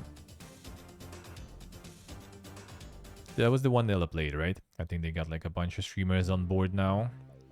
So I guess it's like the lost update in the roadmap. Yeah, and then after that I guess there's gonna be some DLCs already, most likely.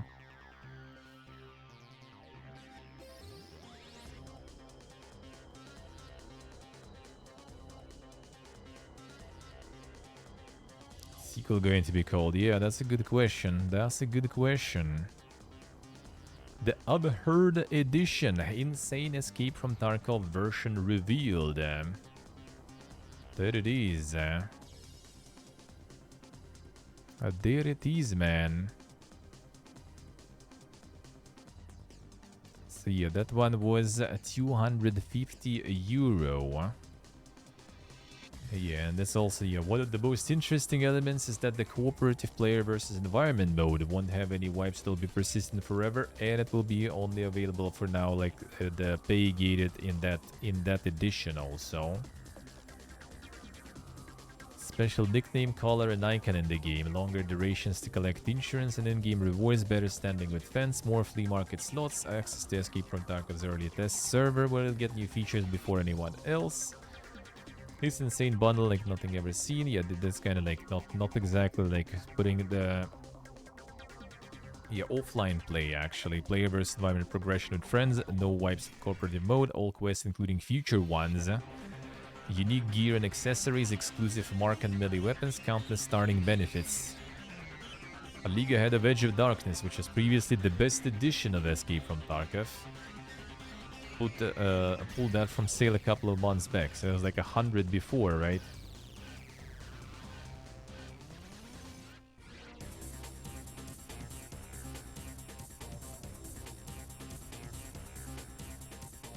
Yes, Isok, I see. They did change and fix that though. It actually is like way better now. It is actually way better. It is actually way better. Yeah, the insane benefits. There'll be more, like a little more on that stuff too later.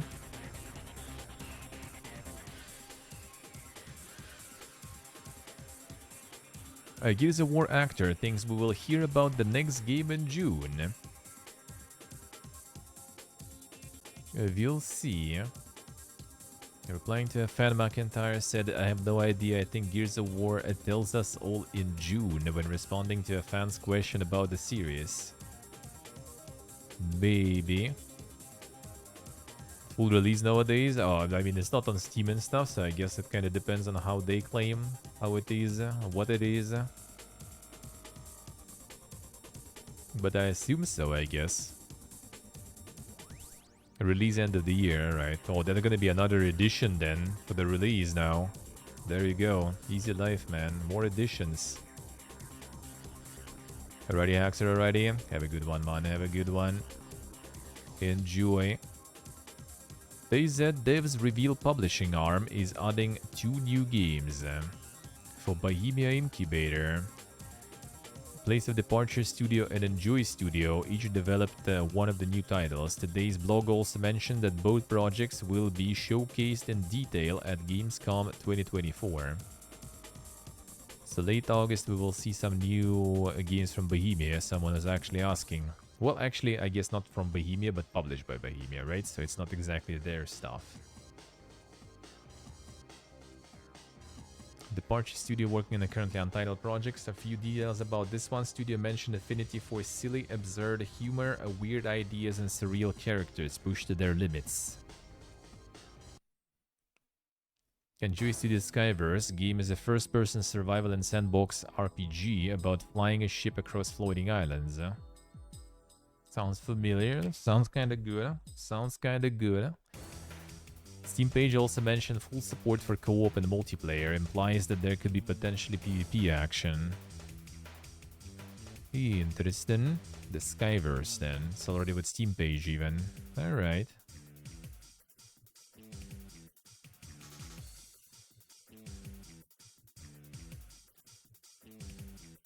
Mostly waiting for new armor, I see. That probably will take some time though. People Can Fly cancel Project Dagger after years of development.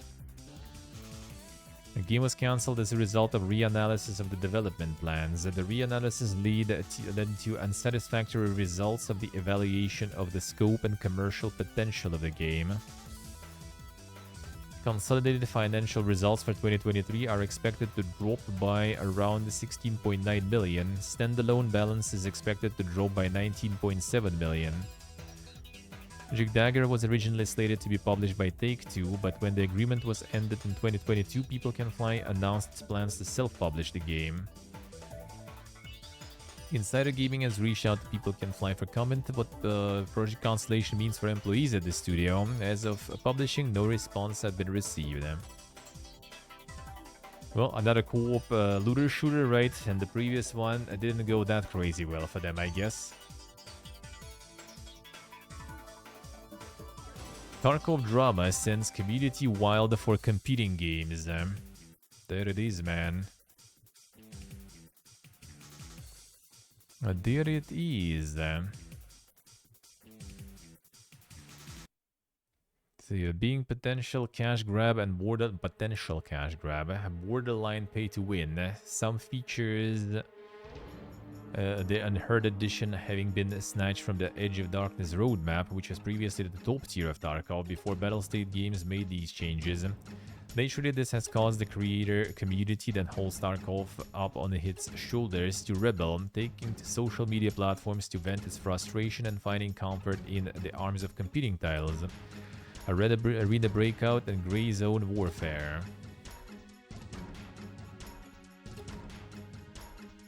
Nobody like that. That does sound kinda true. That sounds kinda true. Some features are gonna be delivered with the Edge of Darkness edition of the game. This is one of many bugbears surrounding this new edition.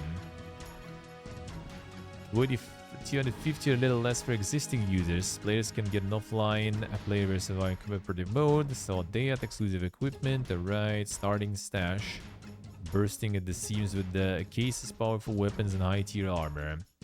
Purchasing or upgrading to the Unheard Edition will get a boosted stash, bigger pockets, better relationships with some traders, boosted skills at the start of the game, and special recognition in the form of armband, a unique nickname, color, and special logo. Oh, that was 5 hours ago statement. Ah, that one I haven't seen. That one I haven't seen, of course. Interesting. Competing titles such as Arena Breakout and Grey Zone Warfare have lapped up the bad press, taking advantage of the social uproar to flex the potential of their games. In one particularly nasty exchange, Arena Breakout Infinite posted a no-holds-barred message about the Tarkov changes, which led Battlestate Games to fire back on Twitter. Oh yes, saw that one. That apparently Arena Breakout is just a repo for our game. Ben. That was the biggest who guessed about, yeah?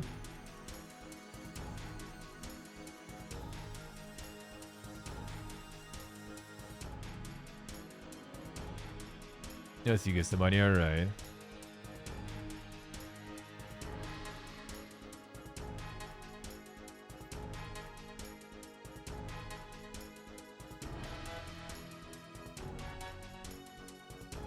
Sure, Demotic, sure, do it.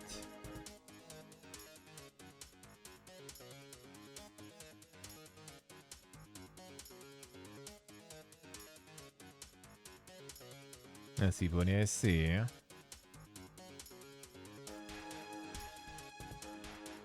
The beams came out for pure gold, alright.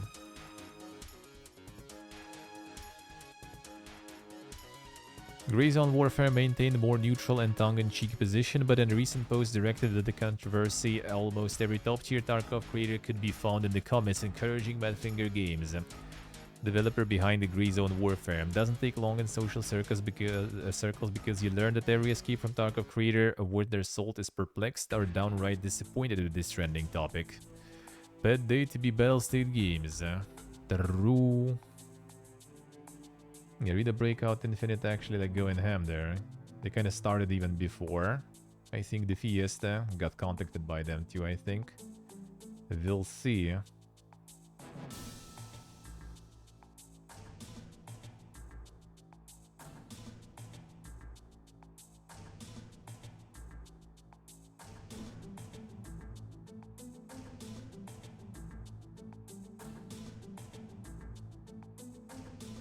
Alright, let's see.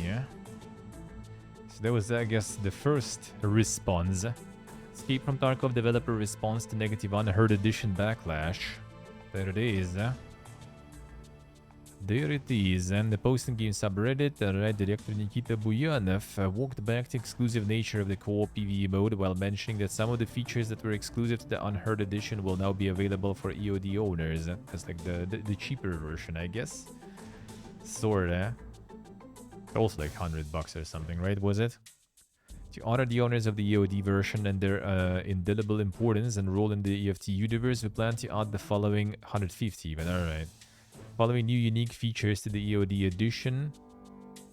List includes return of insured items, ability to skip 2 daily quests per day for free, increase basic PMC karma, increase basic charisma skill, unique hideout craft, increased personal trader buying limits by 20%, special quest line with increased pocket size as a reward and more. So like all these like things, all these bonuses to yourself, they just basically like every time the game wipes, you already get all that in the beginning, right? So like it's not like you get those benefits even like once, you pretty much like just like keep winning pretty much with this shit every wipe and stuff, right? Not available anymore, I see. Biggest, however, is 6 months of access to the aforementioned co-op PvE mode. Starting stuff you get every wipe. Alright, yeah, that's pretty... That multiplies the value, I would say. But that said, after 6 months, players will have to upgrade their edition of the game to keep access. Dude, they paid 150 already, dude. And you, after 6 months, you still need to, like... You still want them to pay to keep playing the PvE mode. Like, what is this, dude? Fans still aren't happy. Ooh, who would have thought, man?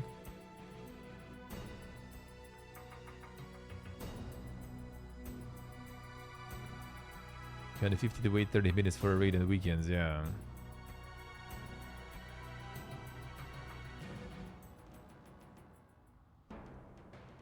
Let's see what they say. Random pay-to-win features, man. You monetize your game cosmetically if you're bleeding funds. I love you guys. Ah, shit. I'll never go. Welcome back to the dungeon. Thank you, sir. Thank you, man. Thank you. How you doing? Hello. Sell camo skins. Yeah, I do think that like they basically like for a while and kind of still are like the monopolists, right? In the genre, sorta. They literally have like a shitload of players, shitload of people. They could monetize just with cosmetic stuff. Like maybe some quality of life, like Path of Exile style, right? Like I'm not familiar really with Tarkov. I never played, like never really watched either. Like some like, you know, like stash space or something, you know, that kind of stuff. Like so something that is you know, like not like the pocket size, I guess, right? That's the amount of stuff you can carry on the mission, but kind of stuff you can like store or something, like something a little less impactful on the main part of gameplay, right? Some quality of life shit and cosmetics. That would be fine. Like no one would be mad probably, but like this is like giga greedy, even like for like already like really greedy industry standards nowadays. This is giga greedy, dude. Don't even mind adding cosmetics. Well, I mean, you like people, unless they're completely brain dead, should I realize, right, that like you need to make money. Like, sure, they sold a lot and well, and player base is big, but player base doesn't pay subscription, right? Like new players coming, but probably not that much, and they still need to maintain the studio, create content. So you need to make some money after all, right? Like, so like there should be some monetization. Unless you brain dead, like you should realize that anyway. But yeah, it shouldn't be this. Like this is the ridiculous, man. Yeah, but it does feel kind of like they just want to cash out hard. It kind of does feel like it. Hold my beer there. Yeah, like I don't know, it's just so greedy and so over the top that I feel like they are trying to kind of just like, you know, yeah, like make some sort of like mega cash as much as possible in as long as it's possible, and then just kind of like, you know, like disappear in the sunset or something. That's how it looks, at least to me.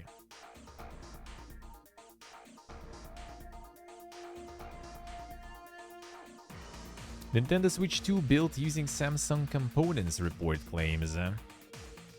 Samsung's foundry will build the SoC system on a chip for the console, expected to be NVIDIA Tegra T239, again, like mobile stuff, right?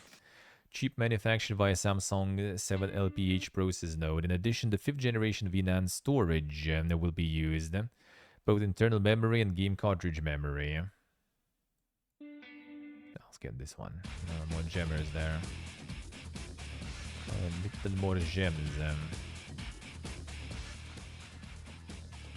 There we go.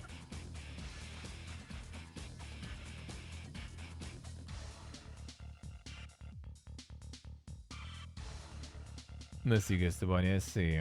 True.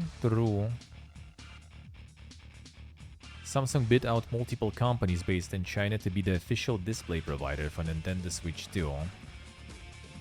We'll see.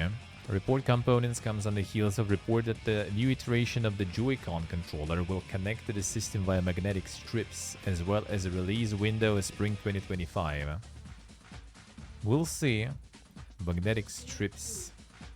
I hope there will be some, like, you know, like extra, you know, like connection, because I wouldn't trust magnetic strips to be reliable too much, you know. They would be in, you know, complete, you know, perfect situation, but if you like do something, that might kind of end in a disaster, I feel, maybe.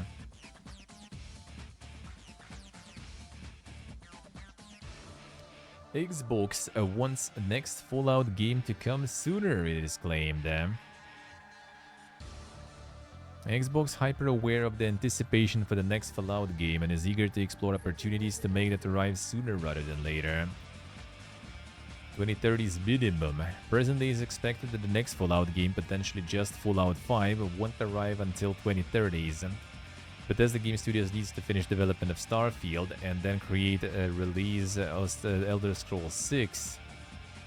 It was recently revealed that a playable build of Elder Scrolls 6 exists, but it's years from completion. Jez Corden claimed company is aware of the demand for the Fallout label, and everyone is acutely aware how successful next title in the series will be. At this point, one of the only avenues the company could take to speed up the development of Fallout 5 is to take it away from Bethesda Game Studios entirely. That would make it the first major Fallout game not developed by Bethesda since 2010's Fallout New Vegas. Well, that's still kind of, you know, it's like some guy says that this is the only way to do it, so it's not exactly confirmed or something. But yeah, if anything, I don't think it's going to be Fallout 5 by not Bethesda. It's probably going to be, yeah, like Fallout New Vegas, Fallout something.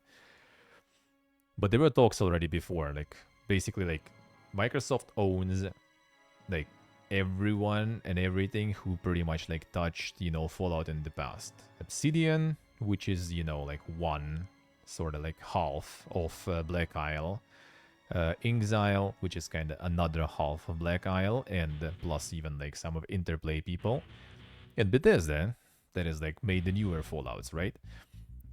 Like obviously some people left since then, right? Like Chris Avalon, like, I mean, Tim Kaine is still kind of around, I guess, in a way. He's just an independent consultant now, sort of. So like, I mean, they maybe even can return for something like that if they invite it.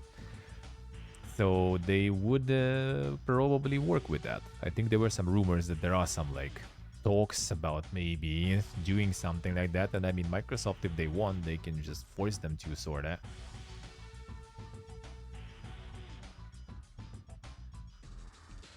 The fanboy with dream, true. But yeah, could be just spin-off RPG, could be spin-off game in any like genre in the universe. They have a shitload of studios there, you know.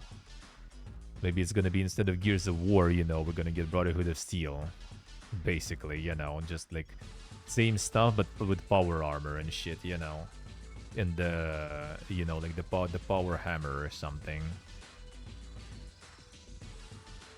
Well, it's not the power sledge now. It's like the rocket sledge, basically, right?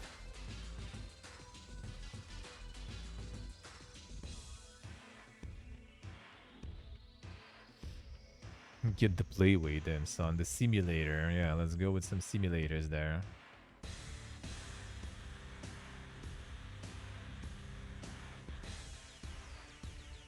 Players mad that uncensored Stellar Blade is actually censored, eh? Damn, what a twist. Yeah, apparently like some people post comparisons and everything of like the changed skins and stuff, but apparently all that also fake. So, or like didn't really happen or some shit like that. So yeah, apparently this goes deeper. So even like talking, even while I was like on it, that apparently some of the things even like already kind of like changed or something. So there is still conversation going apart, apparently. And the lack of gore also supposedly is the performance mode, so it just reduces amount of like the gore and particles, so it looks less gory that way. So yeah, it's early to judge what exactly happened there. It's early to judge what exactly happened until, you know, the judgment will be out on this one. And what actually was completely fake, what was censored, what's not. It's only in default skin. Yeah, where was that battle state date? I'll get it, I see it. There it is. See what they have there. See what they have there. See, I gotta wait on what they're gonna post on that. And I mean, in general, like it's like the game was basically just like bait and switch. They just baited Coomers. Then Coomers you know, Coomers, you know, kind of created hype. People realized, oh, that is actually a game there, not just the Coomer material. So then after they just like toned down the Coomer stuff to you know, kind of farm more people and everything. So there it is. That was always kind of, it did feel to me like it's a bait and switch, just, you know, just like bait people with the booty, and then actually game is also good, and that's how you create initial hype, and then on the wave of that initial hype you actually deliver like decent game and everyone's happy. Get what we're supposed to be mad at now? Like nothing. I don't know. Like I'm tired of this shit, man. Like everyone is like just like bold about something all the time.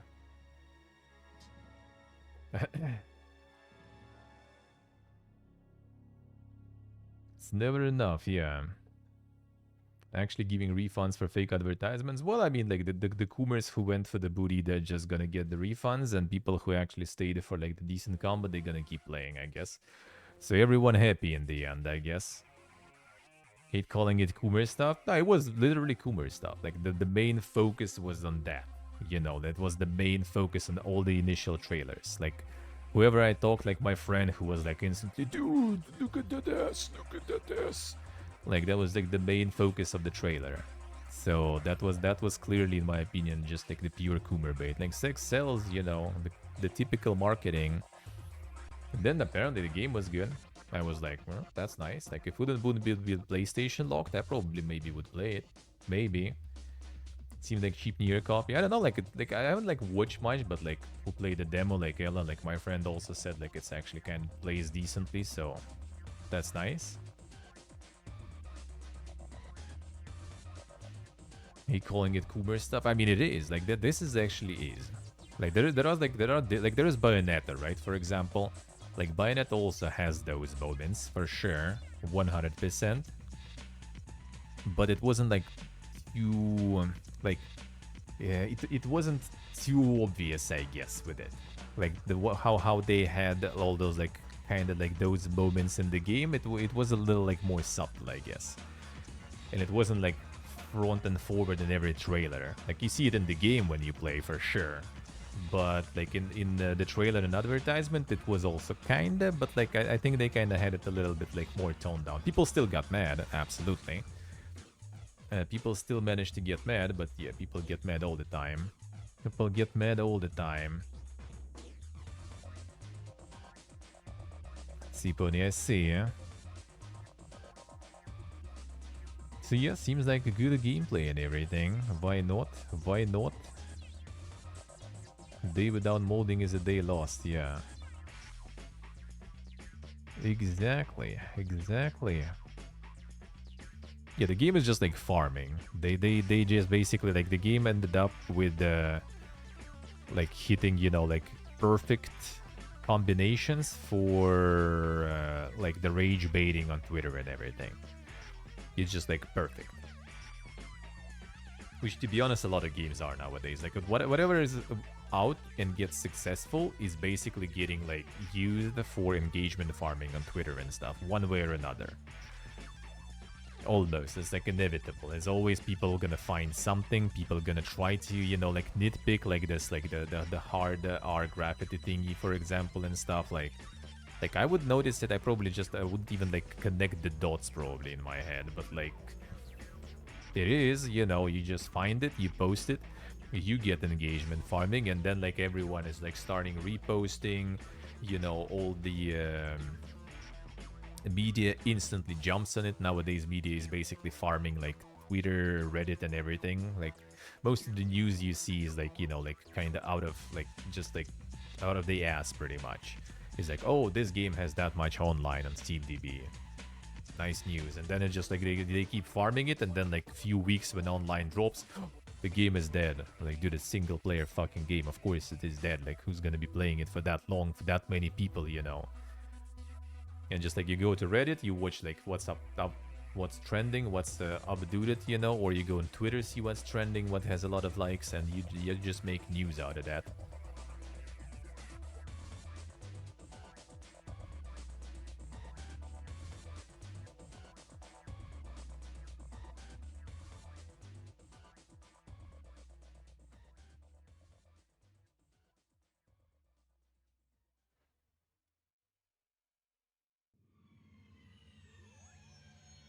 They're now in the middle of everything. I mean, that's the thing. Like, if you, in general, in my opinion, if you just like a regular person, you're probably gonna get shit by everyone.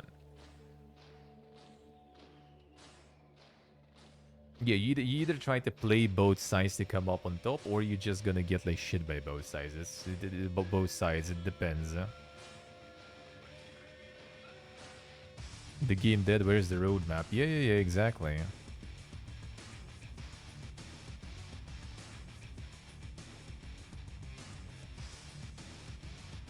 So yeah, they ended up in the middle, and that's the thing. Like, yeah, like people even hate someone who is like in the middle, like neutrally, because that's fence sitting. You need always to kind of be outraged about the opposite. You need to stand on one of the sides to be outraged about the opposite. I dislike both. I dislike both people who kind of like over the top, you know, like against the Vogue stuff, who over the top kind of like all this Vogue stuff. I mean, like, I'm just generalizing the terms, right? I don't like those terms either, like Vogue, not Vogue and stuff, you know. Just in general, I dislike both of the extremes, like fuck them both, to be honest. they both like mostly terminally online and PPG, let's put it that way.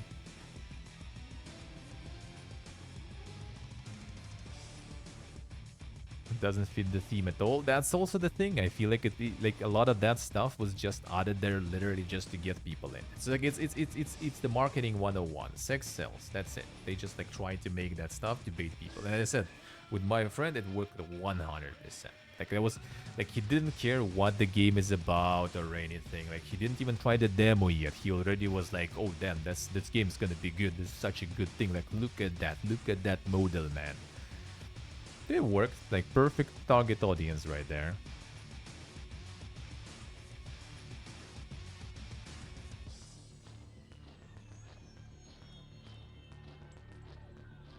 Game sell by the cover, yeah. I mean, that's as I said, it's like a really good, you know, like marketing example. It's like bait and switch. They just like bait it with all this stuff and then tone down the cooler shit after, just so, you know, like they don't get like some limitations on the sale, like in some regions, right, and that stuff. They just kind of like found the middle ground.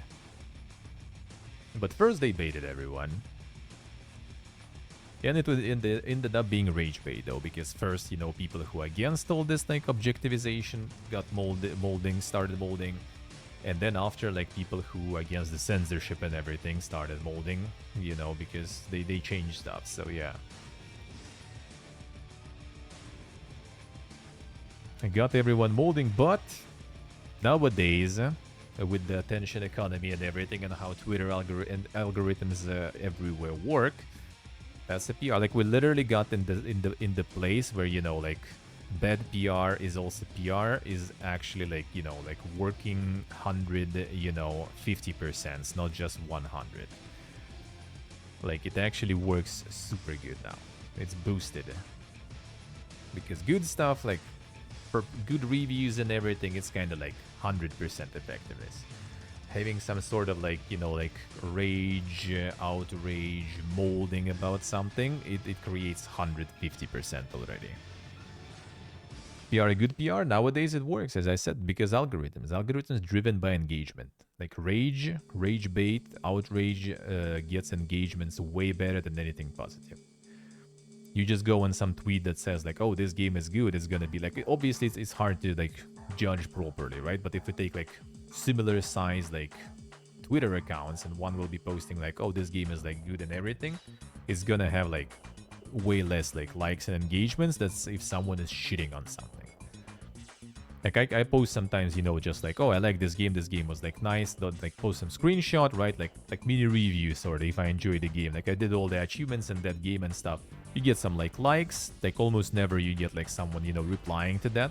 But if you go and say something bad about something, like, dude, I once like mentioned that like Twitch soundtrack had a bug, right? Like just my review of Twitch soundtrack, right? I just posted like it's okay, but there was like this bug. And there was someone who doesn't follow me or something, just like random person who's like, dude, you need to report it, the bug. You don't need to tweet about it and everything. Like, dude, like, I just tweeted my, you know, opinion on that.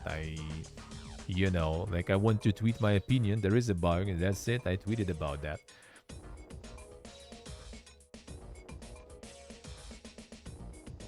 People from both sides that are bitching will never get the game. Yeah, that's the thing. That's the thing. Like, people molding about it will never get it. People who molding about, like, the Coomer stuff also not gonna get the game ever. That's the problem. Like, it's literally baiting of engagement and stuff. But it creates it again. It creates engagement. It puts it on trending. And there's like a random dude. Like I literally today in the morning opened Twitter, right, and I see like 3 Stellar Blade trending, right. And I just got like, what the fuck is going on again with this game? And I clicked that and I checked that, right. But I kind of knew sort of what's probably happened there. Didn't expect to be like that, PPA. Like, don't click that. You just like gonna like, you know, regret, you know, like you're gonna lose even more hope in humanity after seeing that. When people cancel PlayStation Network subscriptions in the protest and stuff, like, dude, oof. But like the brain rot is real there, pretty much. But like a normal person, they just like, when it's 3 Stellar Blade, they're just gonna click it, and there's actual screenshots of the game too, and they will be like, all right, that maybe looks alrighty, you know. How's it going, Guaco? Good morning. How are you doing? But yeah, that stuff like farms. That stuff farms for sure. All right, let's see what was the Tarkov stuff there. The last one, the recent one. Continue my feedback on the current situation. First of all, I would like to say that I'm very sorry that fans and the game community in general are experiencing these feelings. Unfortunately, I somehow did not foresee the fact of such reaction.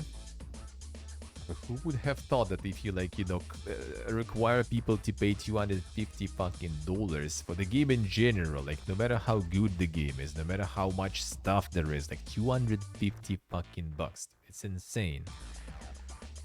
About PvE access, we decided to just open it for EOD owners for free. Oh, damn. So you just needed $150 for that. Man, what a steal. But we will do it in waves. Okay, there's a catch still. And instead, before we don't have server capacity right now, we will start this process as soon as possible. Apparently, hackers can already like join your lobby even if they don't have that edition. So enjoy that, I guess. We also decided that we will add mod support for PvE mode after release of the game. About the Unheard edition, we will not remove it. We want to keep the option for those who want to support the game more, but we will balance items, perks in this edition, as well as we will provide more rewards for those who upgraded with the old price. New EOD perks will be balanced too. We will remove prioritized matching option to keep everyone in the same spot, and we will add more unique stuff to highlight the EOD version in general. Provide the final list of the new EOD perks ASAP. We continue to work on patches, alright.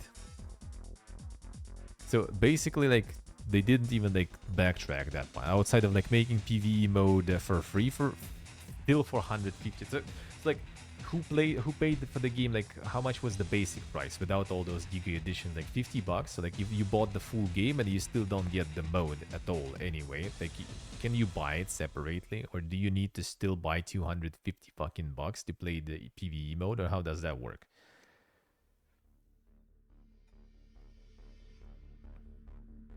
How do you actually get the whole game? Yeah, that's the question. Like, how do you get that mode, for example? Like, how much do you need to pay? Which edition you need to buy? It's still separate one, I guess. PvE mode, separate purchase. Okay. So basically, like, you're still kind of gonna pay like 50 plus 50 probably for 2 editions or something.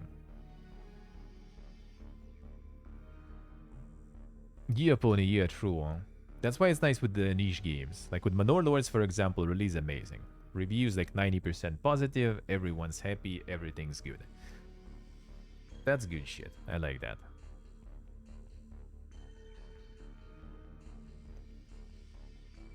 So yeah, that is not even like backtracking properly. That is not even backtracking properly on their stuff.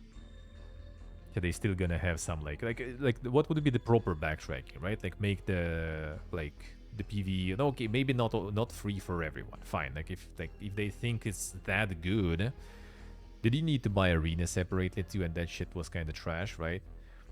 Like if they think it's that good to include to the main game, which is in my opinion also dumb, right? Like PvE mode for the game you already kind of develop, it's like it's fine. It's just a mode for your game, you know. Like why would you charge for that separately, or at least make it a DLC for like, you know, 10 bucks, 15 bucks, 20 bucks. Okay, fine. We'll see though. Maybe the prices will be fine. I kind of doubt it though. And just make stuff cosmetic. That's it. That would be the proper backtrack there.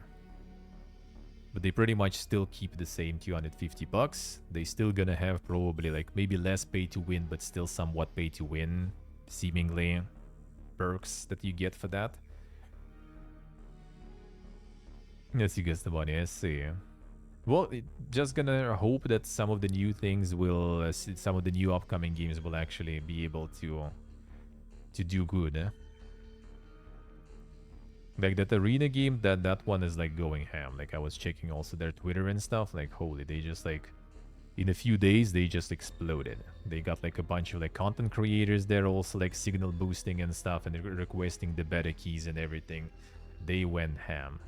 Like some random dude like basically got some extra beta keys from them, I think to give away, and just posted like, you know, follow me to get the chance to get the key, and he in 30 minutes got like 7,000 fucking followers from 5. You know. So yeah, it's insane, man. It seems like all the competitors are going ham.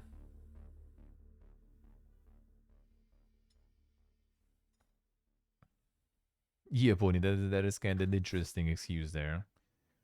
Premium ammo with higher penetration. Yep, seen that before. All right, let's see.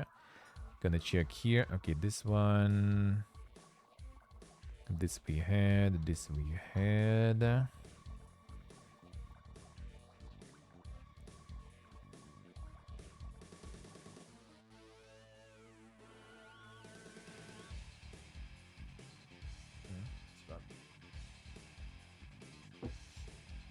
So let's get.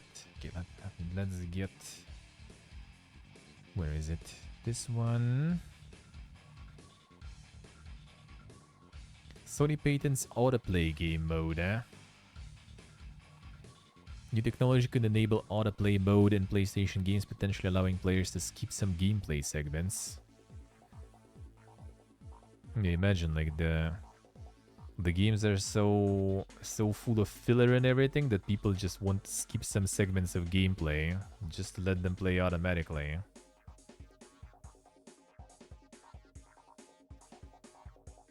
Yeah, welcome to the future, man. Now, if you don't like some grind or something, there's gonna be autoplay now.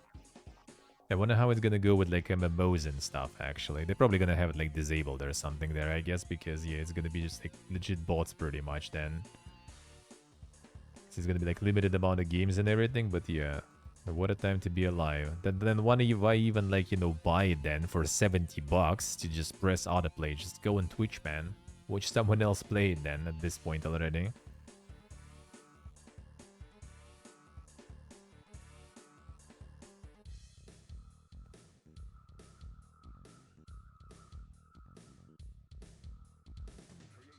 Skip 90% of Ubisoft game, basically, yeah.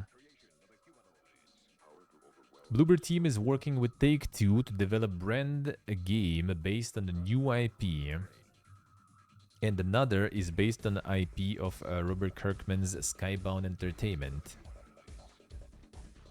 Project C, brand new IP being developed in partnership with Take-Two, and Project R, 2025 release based on Skybound Entertainment IP, the entertainment company owned by Walking Dead creator Robert Kirkman. Now Bloober is keeping details close to his chest, but its recent annual report translated reveals just a little of the studio plans as it wraps up the development on Silent Hill 2 Remake. Project C, which we are working together with Private Division, Take-Two Interactive, is currently well advanced, and we are very pleased with the current progress. This will be the next big step of Bloober team in order to implement long-term strategy. It will also be the first original project. IP belongs to Bloober team as part of a new strategy. Report goes on to confirm that the game will be announced later this year, and the team can't wait to show the effect of its work on this unique title. Issue concluded on December 2023 a licensing and publishing agreement with Skybound Game Studios, under which the issuer was granted a license to create a game based on IP owned by Skybound, which will be used as a part of production of the issuer new project codenamed Project R, Bloober told its shareholders. Okay. Biggest Bloober? Dude, it seems like pretty big now with that many like projects going on. But yeah, apparently they already kind of like seems like somewhat done. Sorta wraps up development on Silent Hill 2 Remake. So there it is.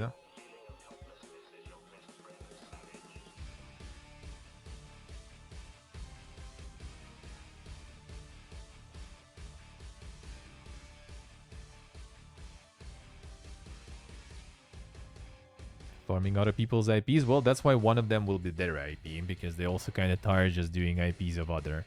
It's not even about being soulless or something, it's just the fact that if, you know, in current environment especially, if you will be like, you know, hang out to dry, just thrown out by someone else with no IPs of your own, you kind of useless. Like, if you don't own anything, don't have anything of yours, then, like, what you gonna do? It's kind of what happened to Hairbrain Schemes in a way, right? Like, pretty much, like, everything that they made was licensed. Shadowrun, Battletech, well, Lamplighter is, I guess, kind of like unique IP, but I guess Paradox also owns it probably or something. And, you know, it wasn't that much of a success to kind of like return to it or something. And yeah, they just like threw them out completely, and now they back to indie, but they also kind of back to, you know, nothing. They have nothing. They need to start anew, pretty much, building up some like IPs, franchises and everything, or trying to hunt for some new franchises, which nowadays like kind of hard.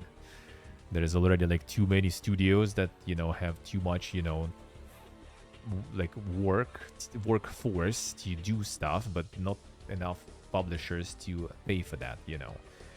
And a lot of people just in general out on the market right now because fired and everything. So like studio for its workers is also not that in high demand because there's plenty already of workers right now who got fired and everything. So yeah, it is not just soulless, it's just kinda not very good in general for the stability of your company, I would say.